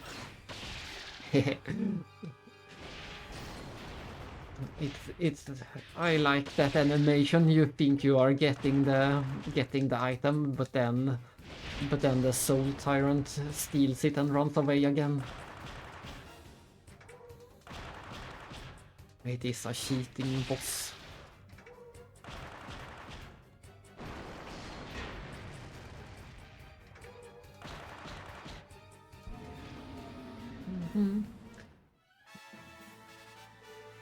I did one run in Hollow Knight where I farmed all the money you need in the starting area to get the lamp. I bought the lamp as soon as you can. That is also... Ah, I see. The dream version. Yeah, the dream version is even harder.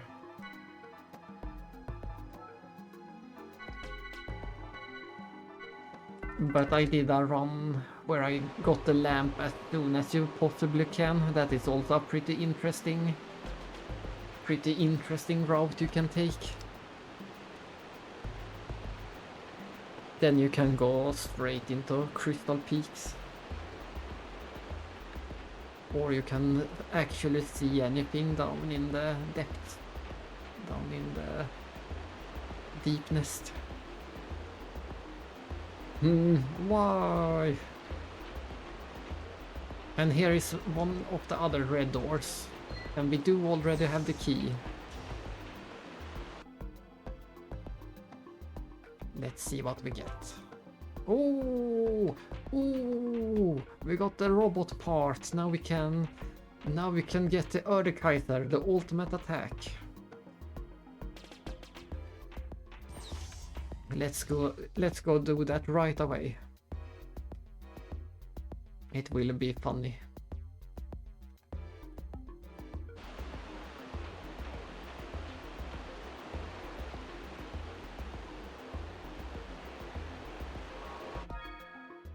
Let's... Oh, I can't exit. I need to exit the normal way.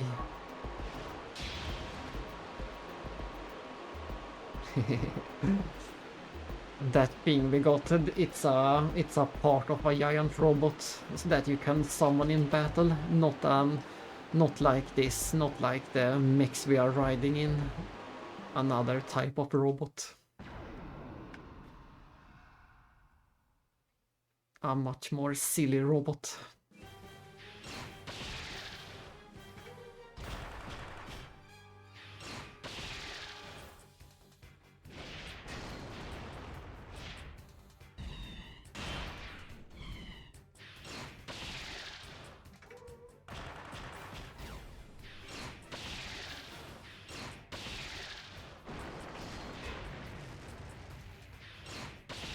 That attack hurts a lot.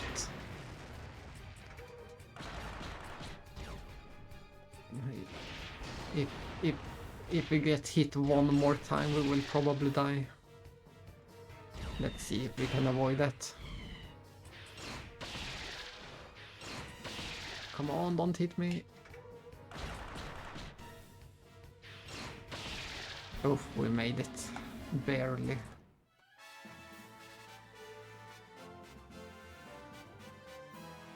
But I do give pretty good experience.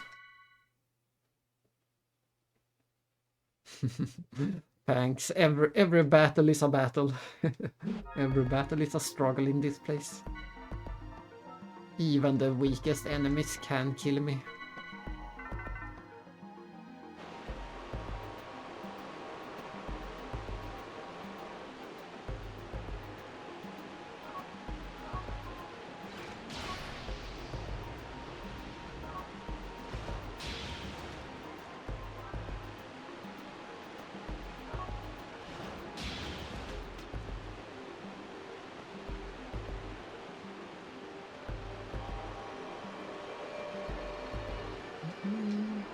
But we will exit this place and give that robot part to the professor.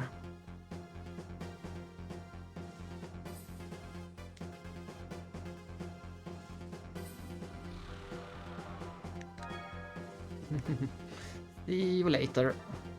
I suspect I will stream about 1 more hour and then I might also be back later after dinner sometime. But I'm aiming for at least 1 more hour right now.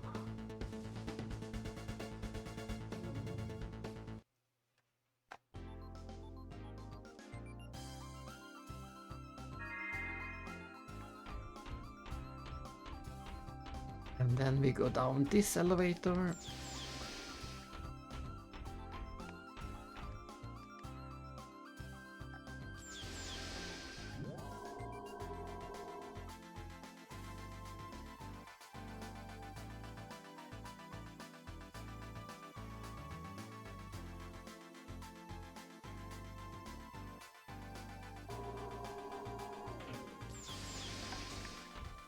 And this is the basement floor of the ship. We only have one. I'm not sure how you can tell, but this is the only girl droid. At least he claimed it.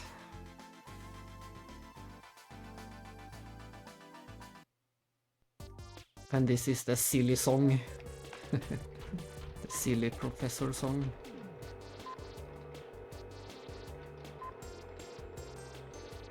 I'm not sure about this. I don't think you can regret this later. There are different elements. Also, we have put a swimsuit on the professor. He is not supposed to look like that. But I have to choose between different elements, and I don't know which element is which. There is fire, lightning, and ice, I believe. I'm not sure which is the best one. Let's try C.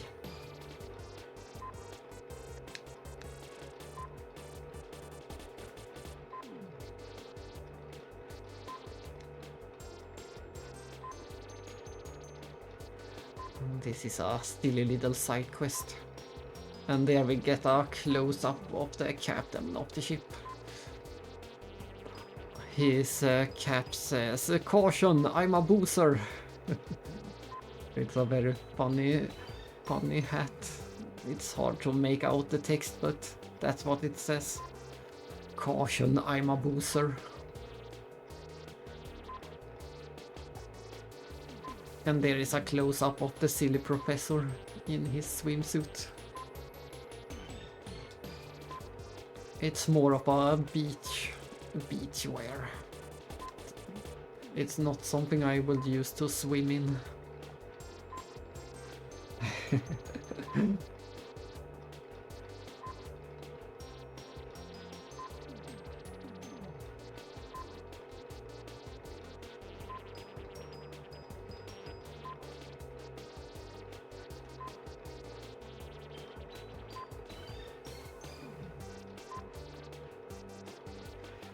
And this is the narration. So the professor and Assistant Scott began building their giant robot aboard the Elsa. Just who is this Dark that the professor speaks of? You just have to see for yourself. The completion of the legendary giant robot is not too far away. Will the professor accomplish his objective and complete the giant robot? Tune in next time for the final episode. Such a silly little side quest.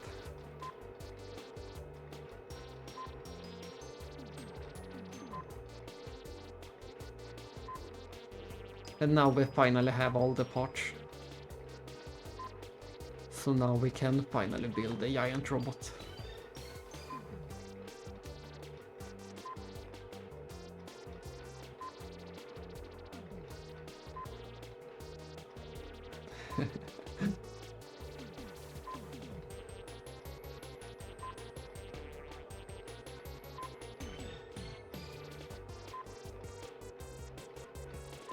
Professor, you're not in character.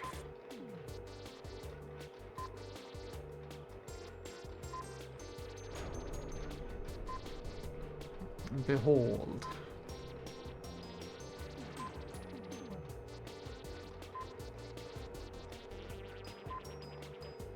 Begin transformation.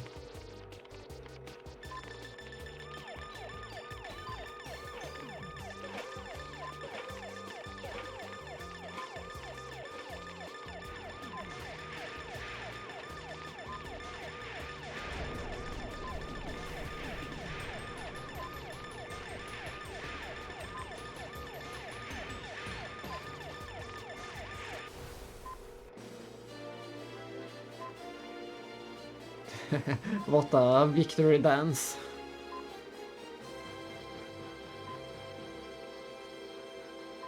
My life's work, the Kaiser Fury, is now complete. I can't wait to find out what kind of robot it turns out to be once it's actually used.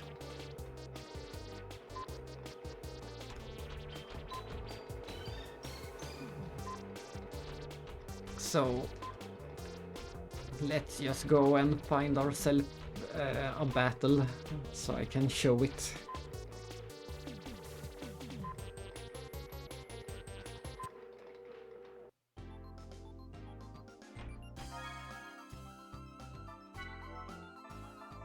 No, we can't see it from here. We need to go into a battle.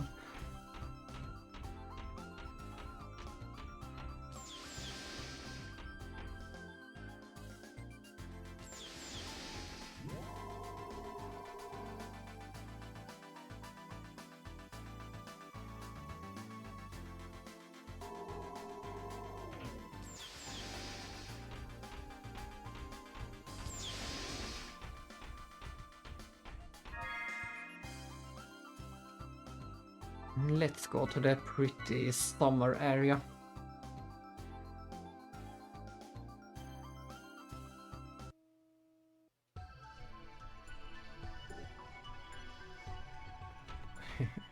This is not a place you expected to see in a sci-fi game, space opera.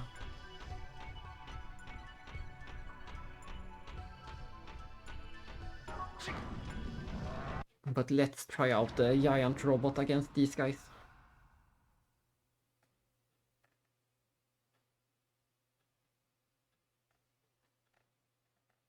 Hilbert effect active. Here it comes. It uses almost all of our magic power. And you can only use it once every battle. But this is how it looks. The super attack.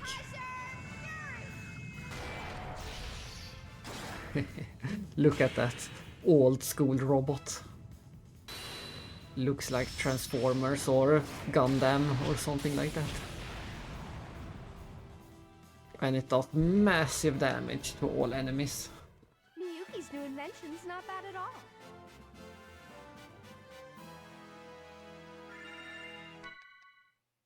It's not super great for bosses, but it helps a lot with normal enemies. The Kaiser Fury. It's even more silly and cool in the first game. In the first game it takes a full minute. Yeah, that sounds about correct. Especially with the Kaiser name too. But in the first game we could also unlock the boss, the attack, and it took a full minute to play the full animation. We had to see it transform into the robot every time. In this game the robot is complete from the start.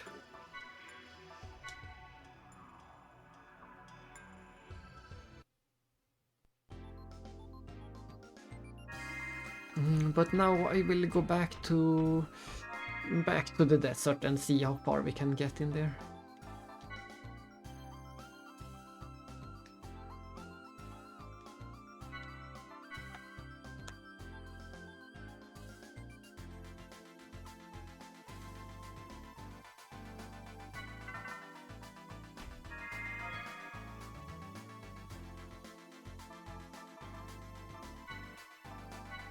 It's a bit annoying that you need to go through this place to get to the desert every time, but at least we can see the cool black hole every time. And I will switch back to my favorite.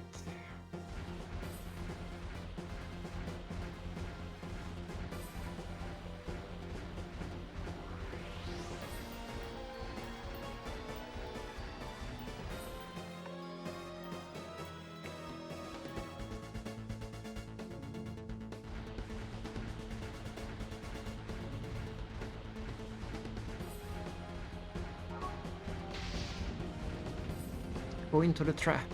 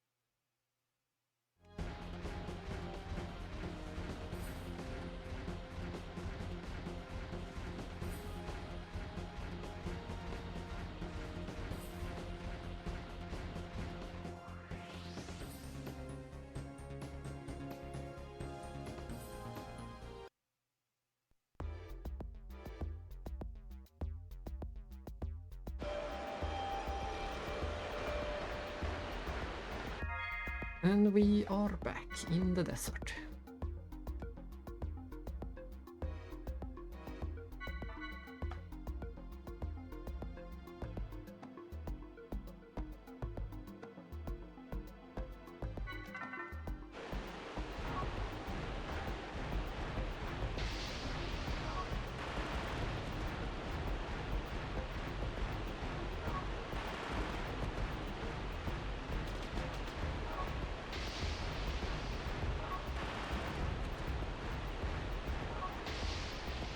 There was a hidden enemy.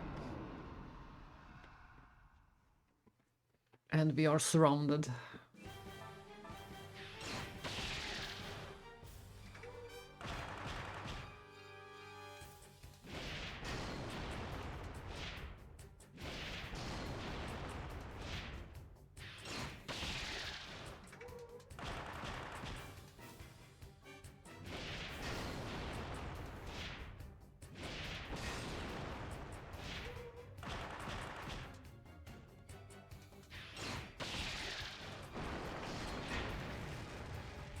Ouch. We will switch out for the other mech. This one can heal. But apparently not at... Oh, I checked the wrong. This one can heal.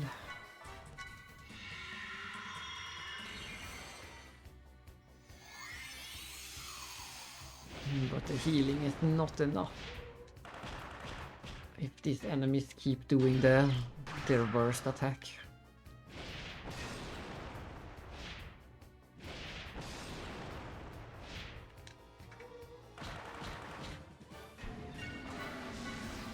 No, I healed the wrong guy. It was too late.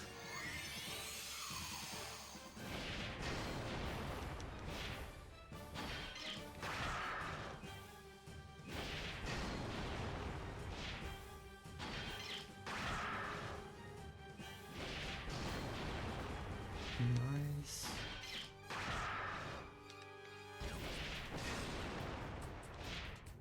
Come on. I only need one more attack. Yes. Ooh, that was very close.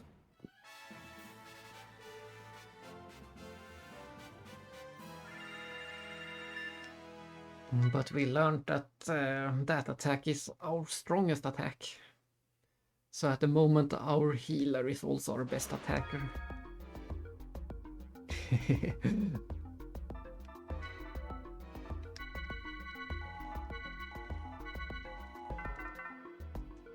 We will be sure to switch her in. That's probably a better setup.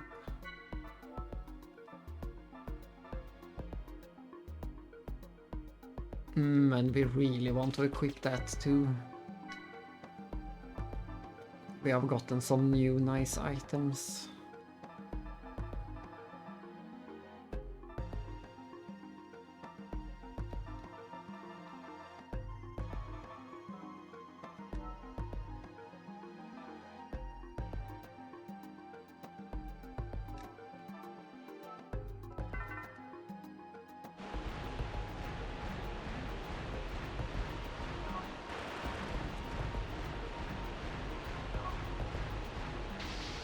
There's a treasure up there. Can we get to it?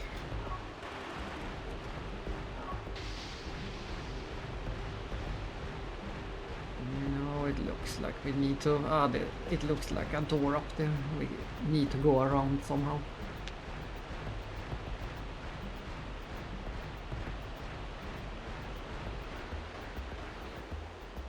No worries.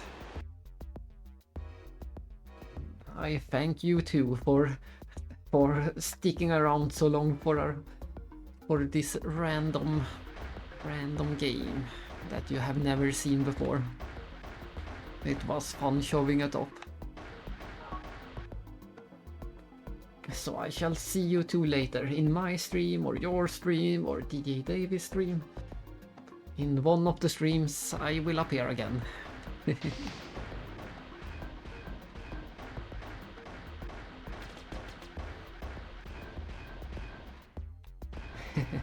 Very different from the games you have been playing lately.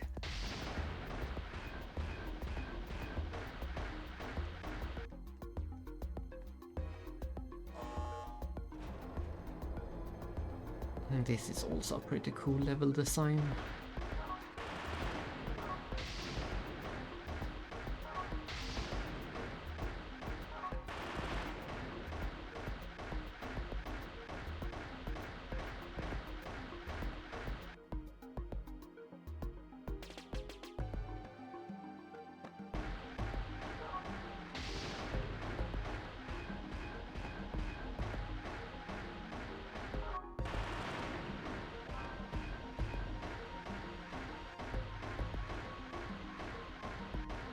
Oh, not these guys. They are quite dangerous too. Let's see how we deal with them.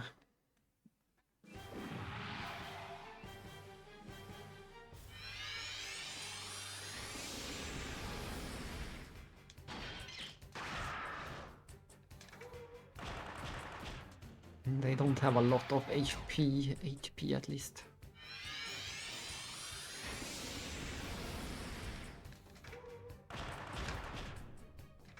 So far they are less scary, but we'll see.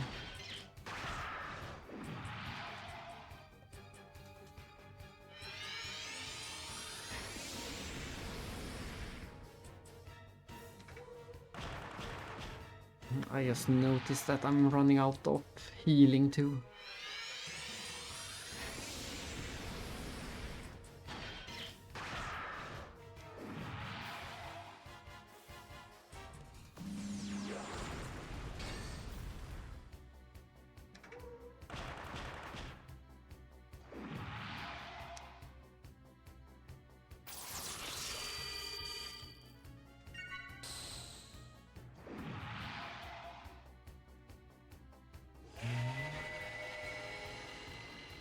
Let's see if we can stall a few turns.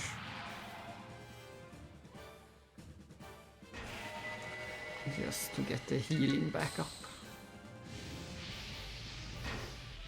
Ouch, that was a dangerous attack. Let's not stall anymore.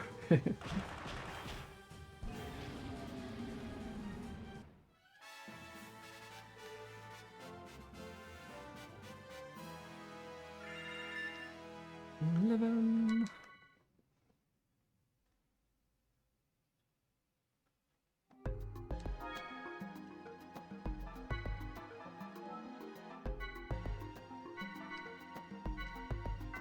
And let's also switch around the party.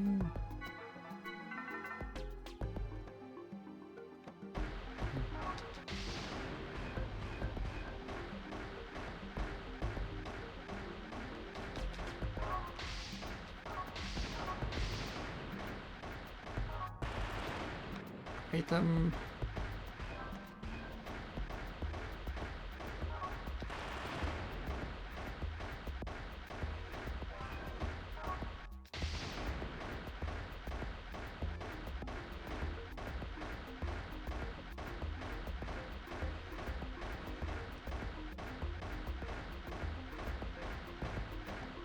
And this should take us to that one treasure chest that we saw.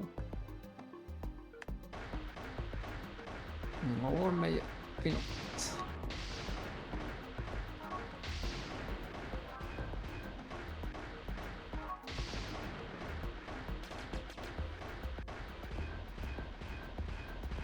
Yes, this will do that. If we survive the battle, we should get the treasure chest.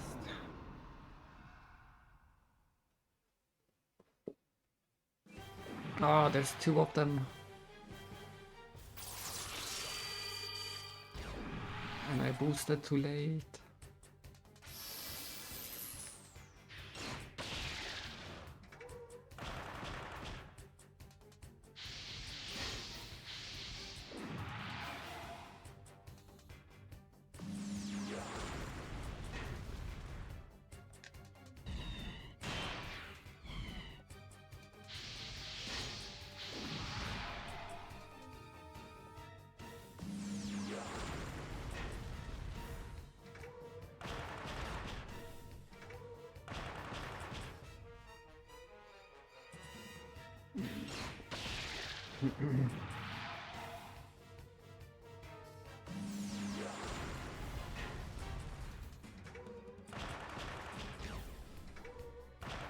We got one of them down.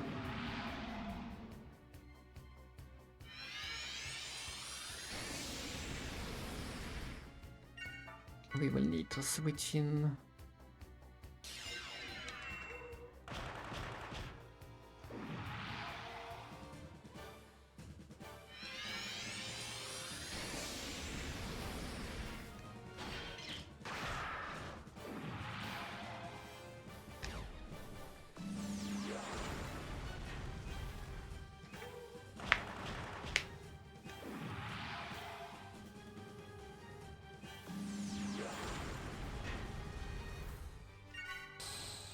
Stalling.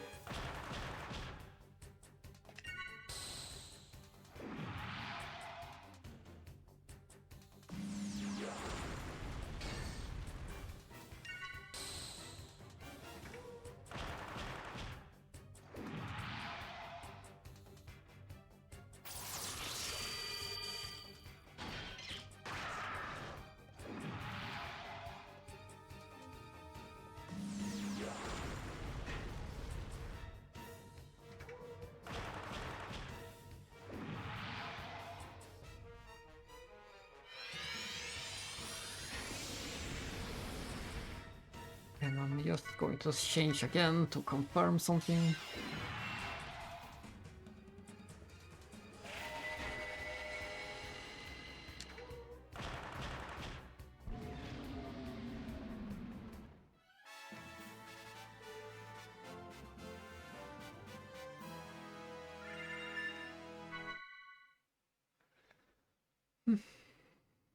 Let's see if Seblon got the passive EP regen. Yes, you can do it like that. As long as you switch out before the end of the battle, you get the passive heal.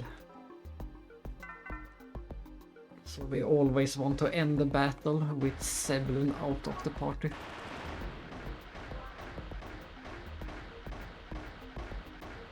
But look at this is such a cool dungeon. It's so sad that no one has ever played this dungeon.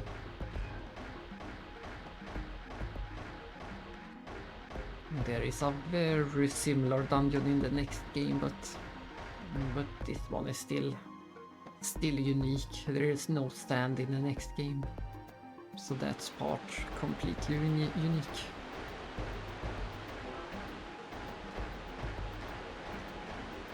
We already had one of those.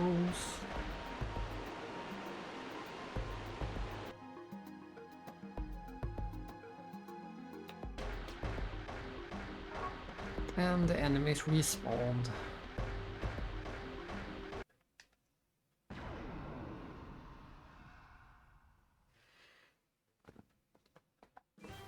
At least there was only one guy this time.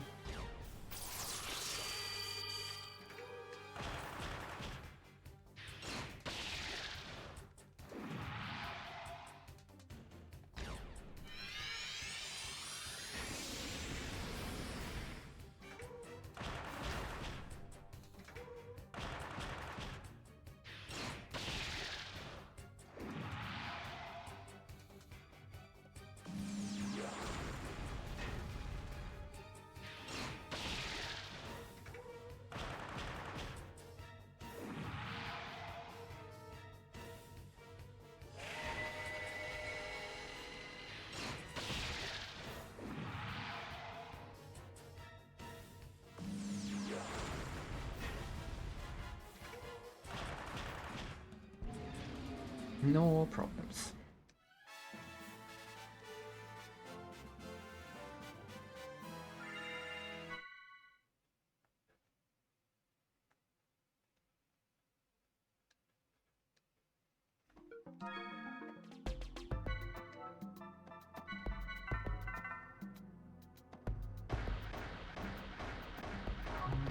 Let's see what's down to the right.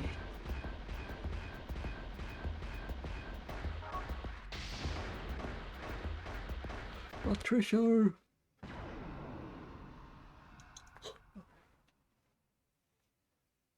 But we're surrounded.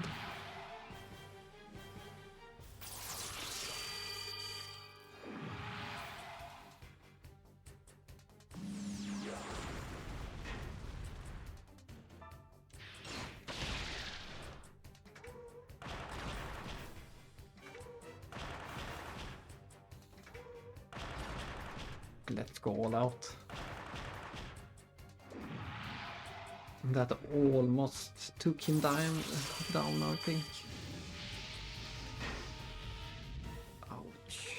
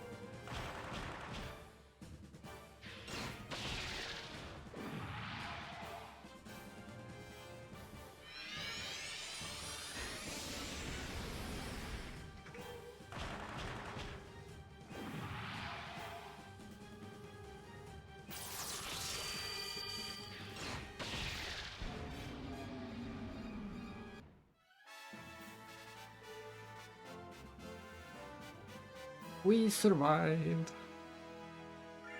and got double levels.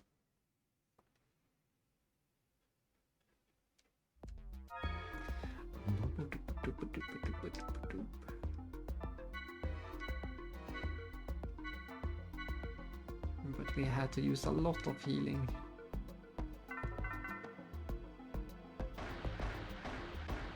Was it worth it? Not really. I suspect we will never use that one. There is just too many good accessories to use.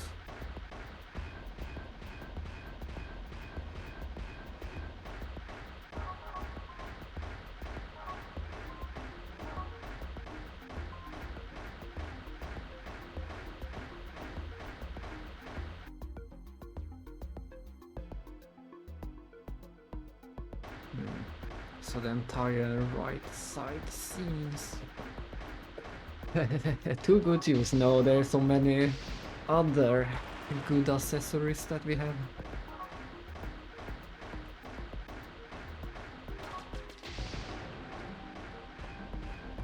So there's one more treasure over there. We're gonna need to turn that. I think we need to backtrack and turn the spinning thing in the middle.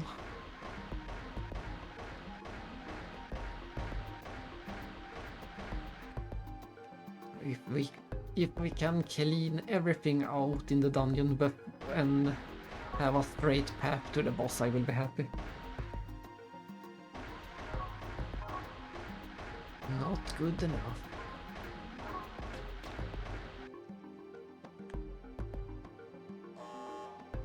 But I think this is good enough to get us to a treasure chest.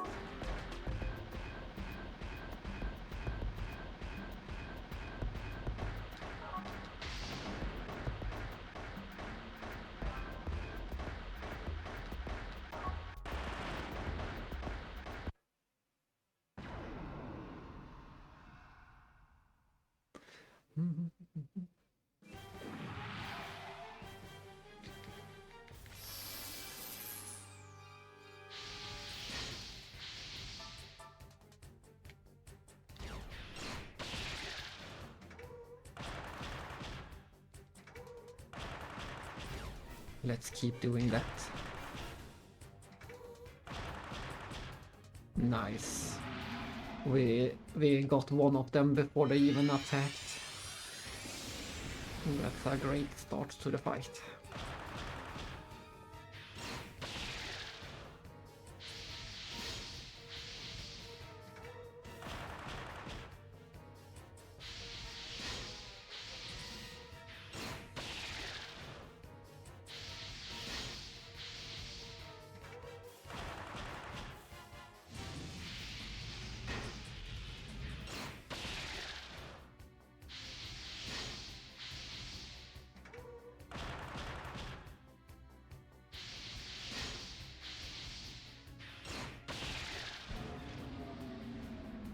Easy victory.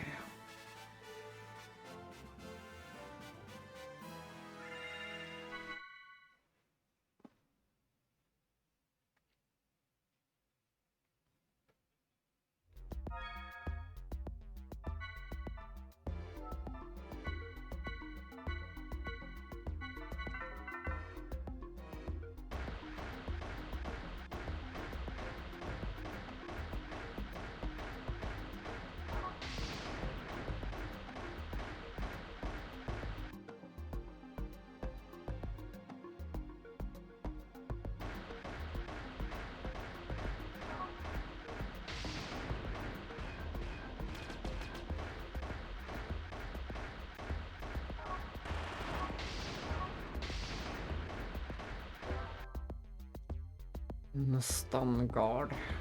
That's not very impressive either, but there might also be a reason why we are getting those specific items. It might be a hint for the boss.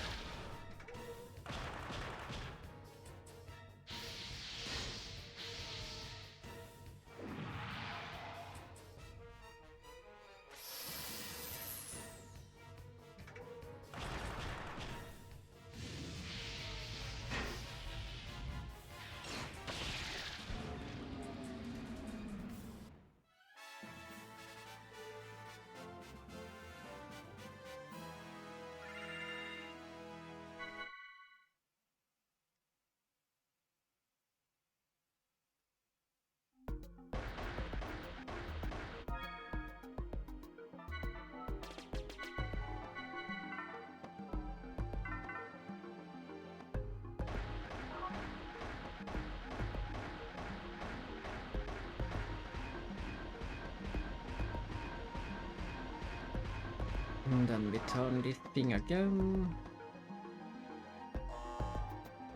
And I believe we only have one more. Why did I turn that? Does it matter? It might as well be in this position. But I think we're down to one single path to take.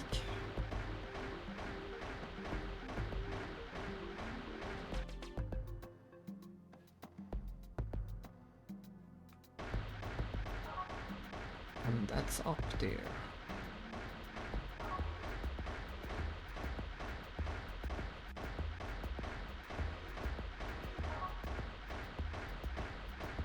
Did I ever go out this way? I need to double check.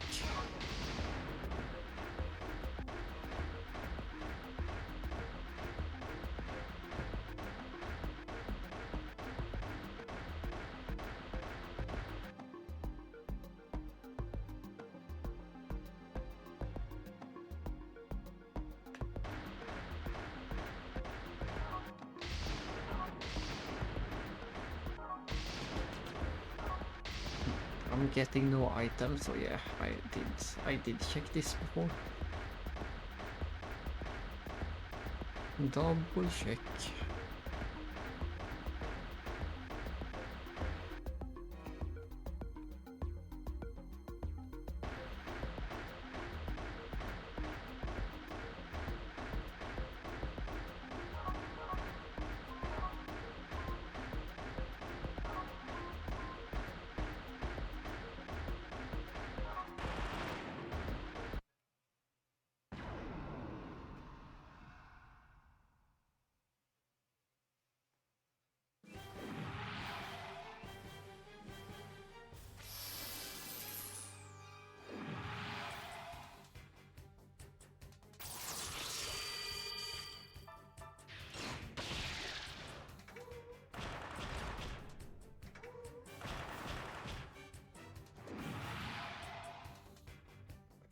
I'm not sure. There is one more area, or maybe the boss is right around the corner. We'll see.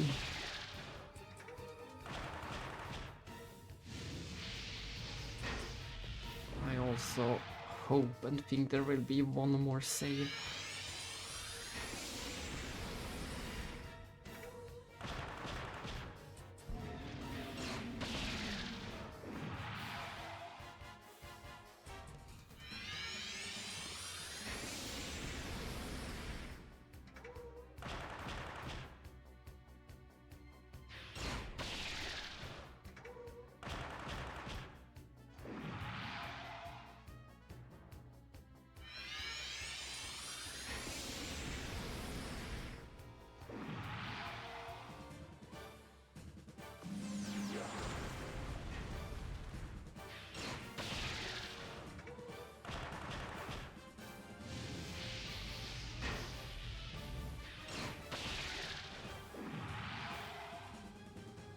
Getting dangerous.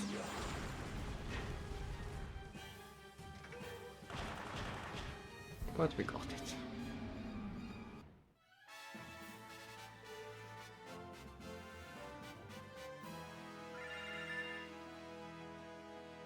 Level 40.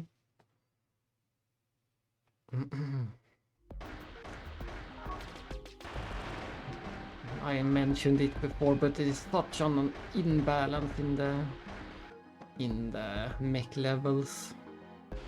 We are almost at the final and most dangerous optional boss with level 40. But it would be nice to have. No, sadly not. But it would be nice to have 99 before tackling that one. Sadly no free heals. But we do get the one that's not in the party gets free EP region, so we can use that one to heal the other two.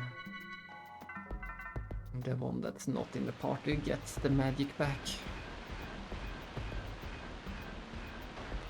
But I'm confused. I can see the way forward down below, but how do I get down there? I must have missed something.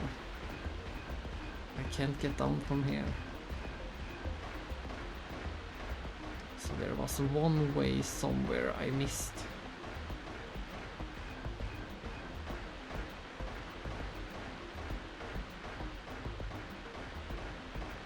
A classic sandfall.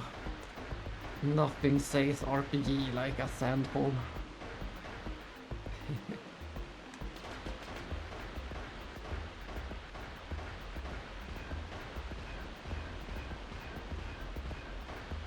Nope, nothing to do.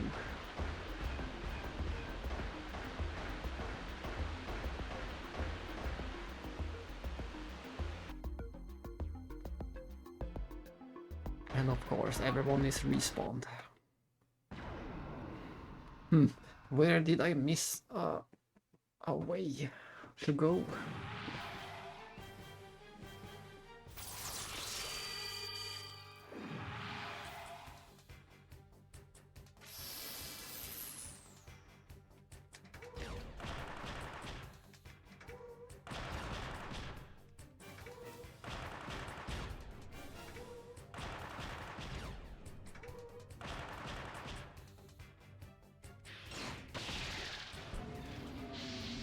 It's just so fun spending all of your saving up for max boost and then unleashing. Having your turn 5 times in a row before the enemy can do anything. Very satisfying.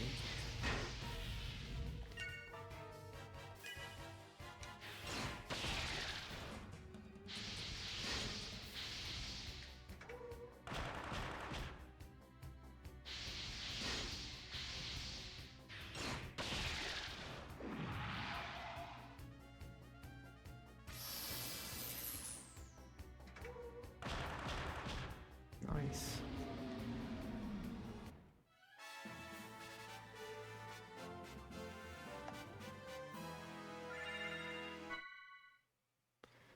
Just going to double check how many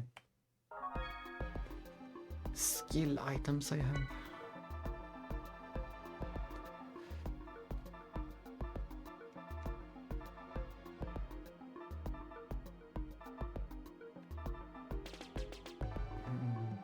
I have gotten a few back. I used to have one of these. I've gotten 27 more. But I don't need to use them right now.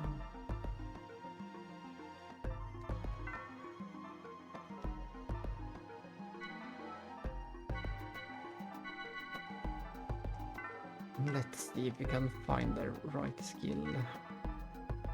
Momo wants to learn. What's it called?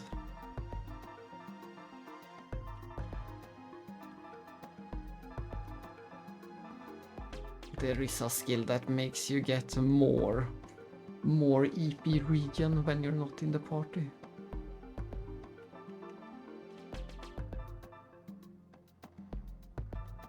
But I don't remember where it is.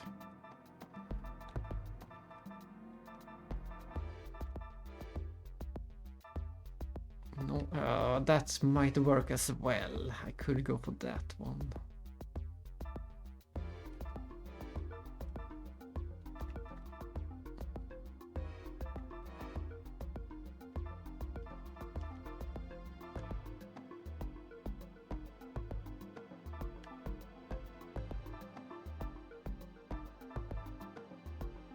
There it is, that's the one we want. We only need 1000 points, that's easy enough.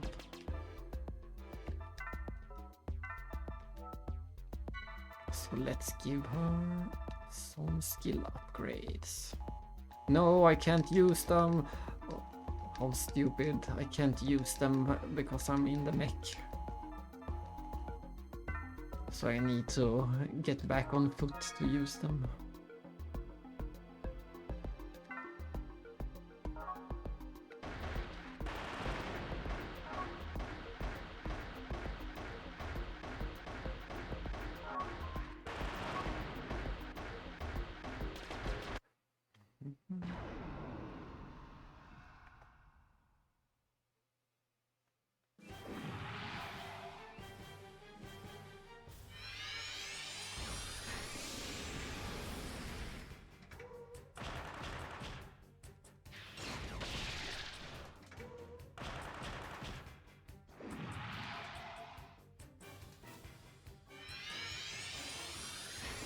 Having that skill will help a lot since we will get the double amount back. With that amount it shouldn't be a problem to ever heal.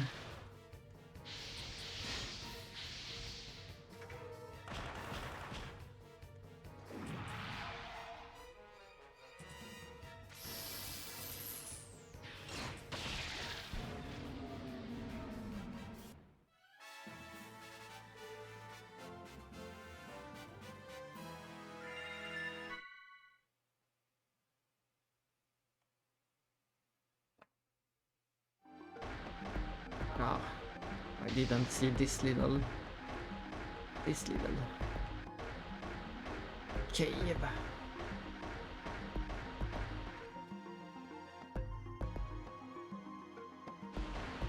There it is.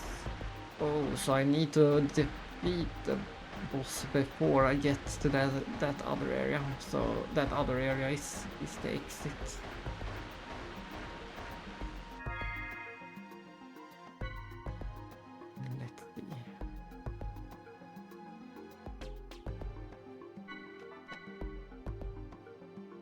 At least we got a save. We didn't waste anything dying.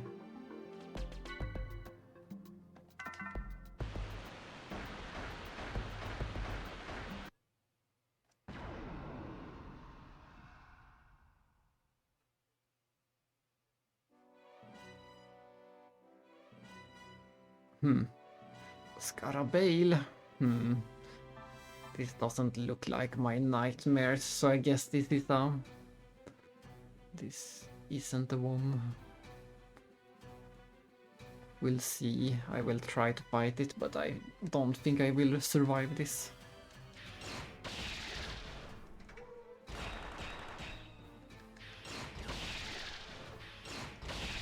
We instantly found a nice attack at least. I took I took out 1/3 of its health in one turn.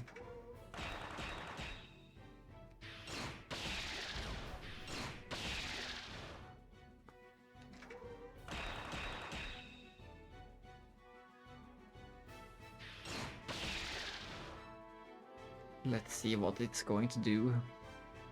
It can't be cautious forever.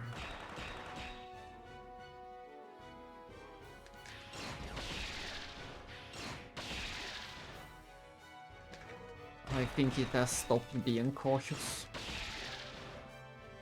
But I can't believe how quickly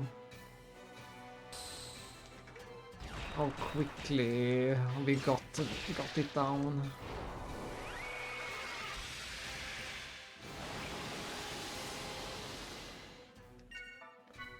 And we have to switch to Momo to steal some items. Why can't I do that? Why can't I use... Ah, it's the wrong...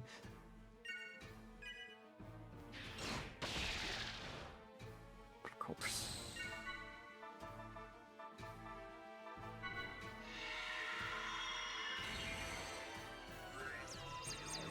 It has nothing important to steal, but we will try to do it, as always.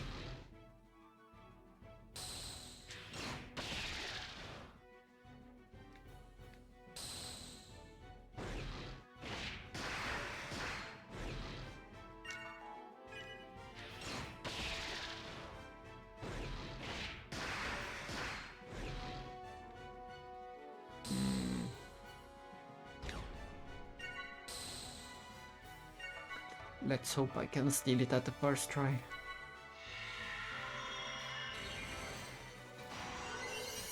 Yes, now we can just finish the battle. That was... Let's see.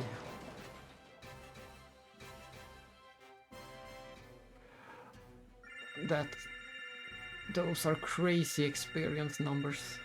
2 full levels. 2 full levels.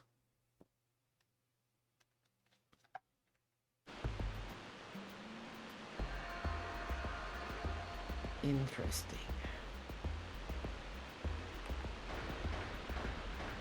I guess because it was so easy, I didn't remember this one. But it looks like we need to defeat 3 of them.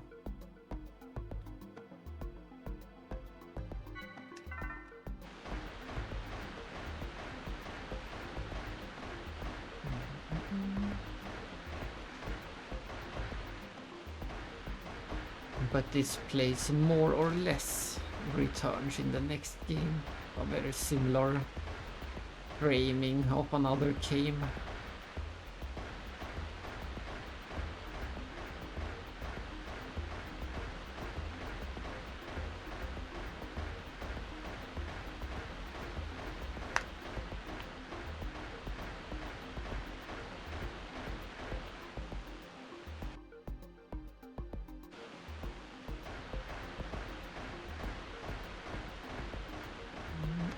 I'm still pretty sure that that the most dangerous boss will be in that same spot where we just defeated the boss, but I think we need to unlock it later. Yeah, this is the sequencer C. It will lead to another optional dungeon. And we might need to do all the optional dungeons before the worst boss arrives. That might be it.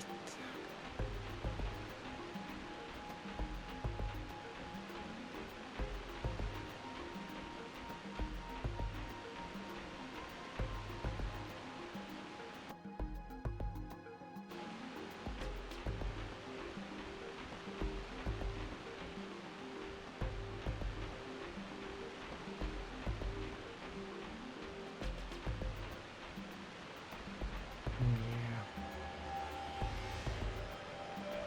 Indeed.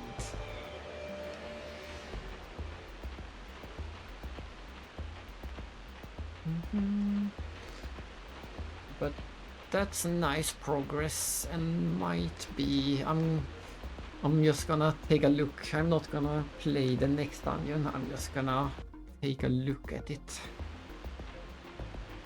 And then that might be it.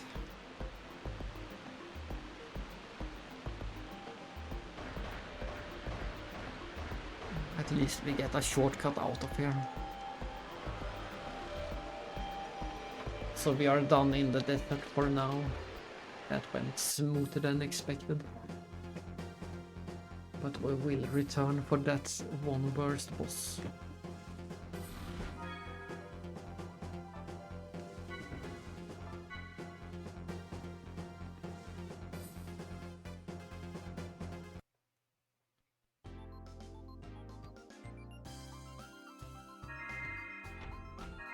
And we will save again.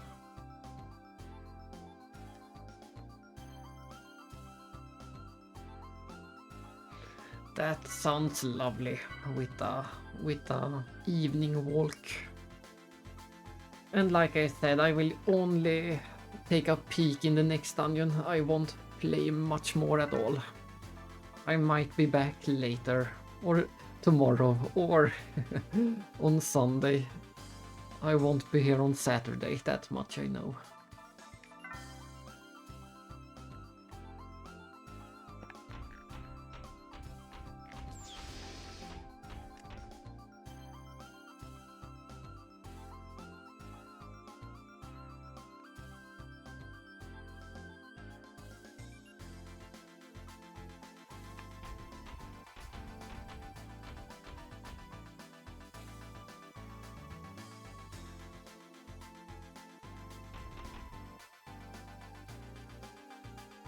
No, oh, I didn't want to hit that. Oh well.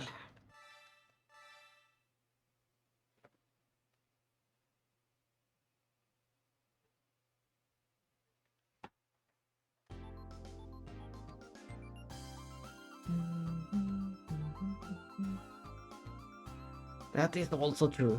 It was a long and good stream. We got much more done than I expected today. So we'll see.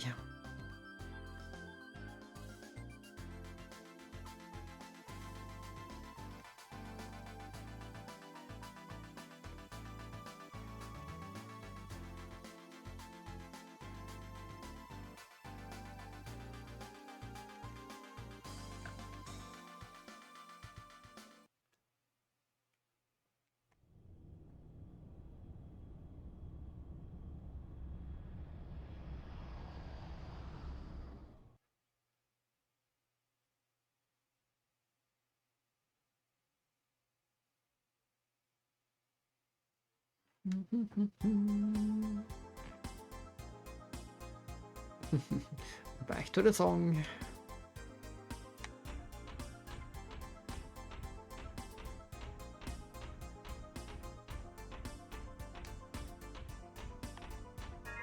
I'm not sure why, I just need to touch the shiny. The shiny.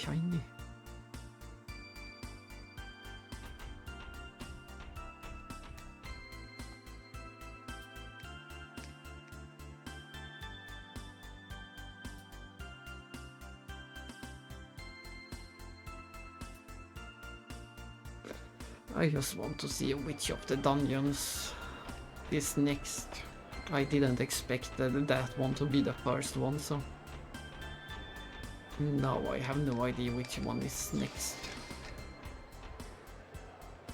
It's either a flying tower in the heavens or a factory. Both of them are pretty tricky.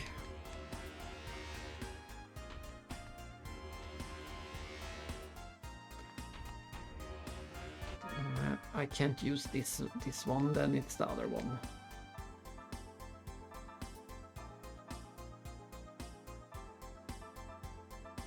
What What does it say? I saw it, there it is. Key to unlock the red forbidden device. I should just have checked it. Then we go to the red one. And we're starting to fill up. There's not much left. So we got 1, 3. We got 7 secret keys left. So we are getting closer. And a few. I believe these key items are impossible to get. I think we will never get these ones. You can't get them in a single playthrough.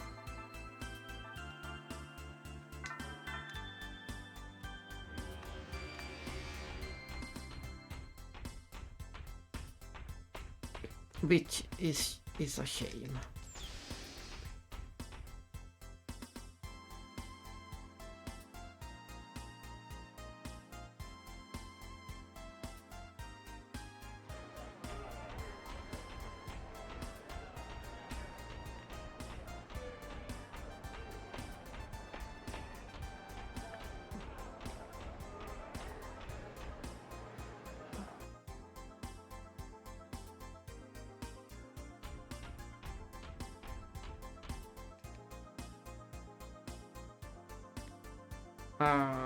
Why did I do all of this? I could have.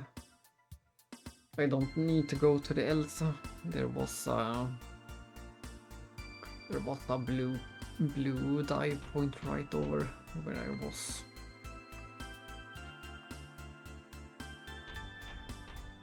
Let's go back in there. This is quicker.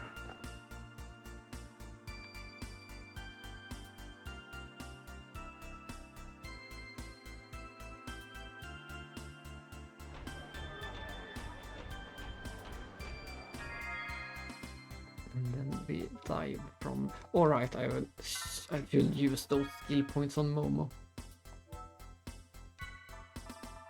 While I remember it.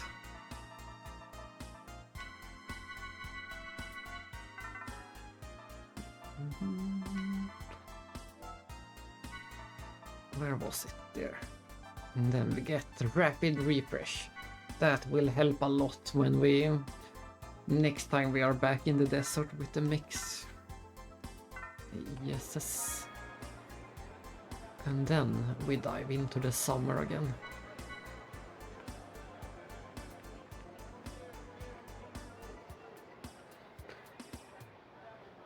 And we're also gonna save here. I don't think there will be a save anytime soon inside the dungeon. The dungeon in the dungeon. So this will probably be the final save for this stream. I'm just going to take a sneak peek into the dungeon to confirm if it is the factory or if it is the flying tower. So I can prepare myself mentally for the next one.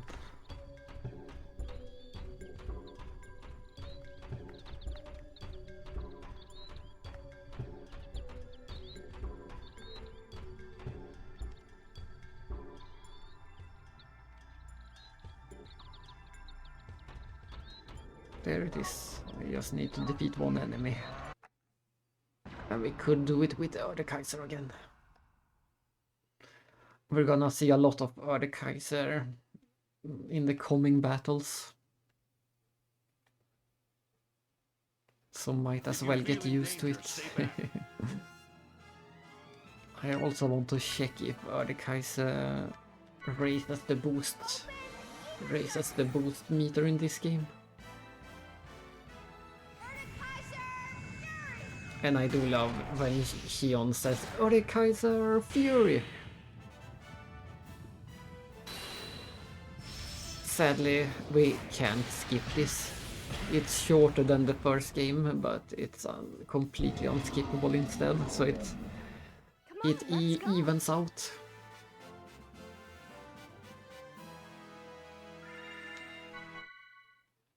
It evens out. They take about the same amount of time.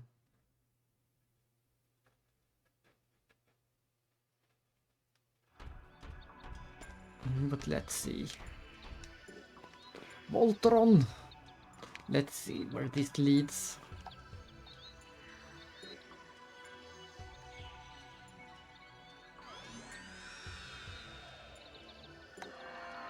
Dungeon in a dungeon.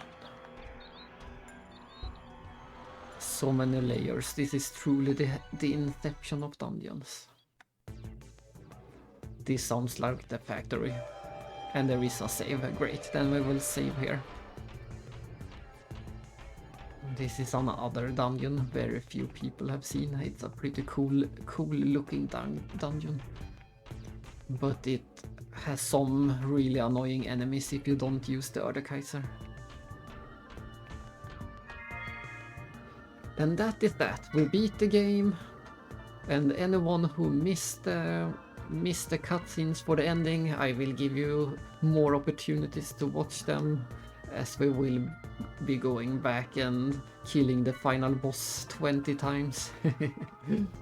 So there will be plenty of opportunities to see the cutscenes again. And I thank all the people in the chat. There was a lot more of that than I expected this time of day today. Just a random Thursday in the middle of the day. So thanks everyone, and thanks everyone watching later in the reprise and in the rerun, I guess you call it. Yes, that too. All the Swedish viewers have run out to watch the my browser.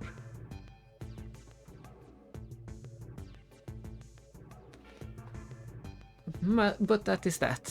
Take care until next time.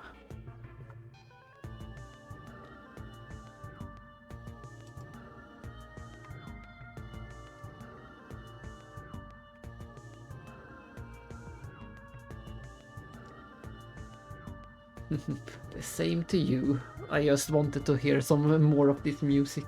It's so rare to hear this music.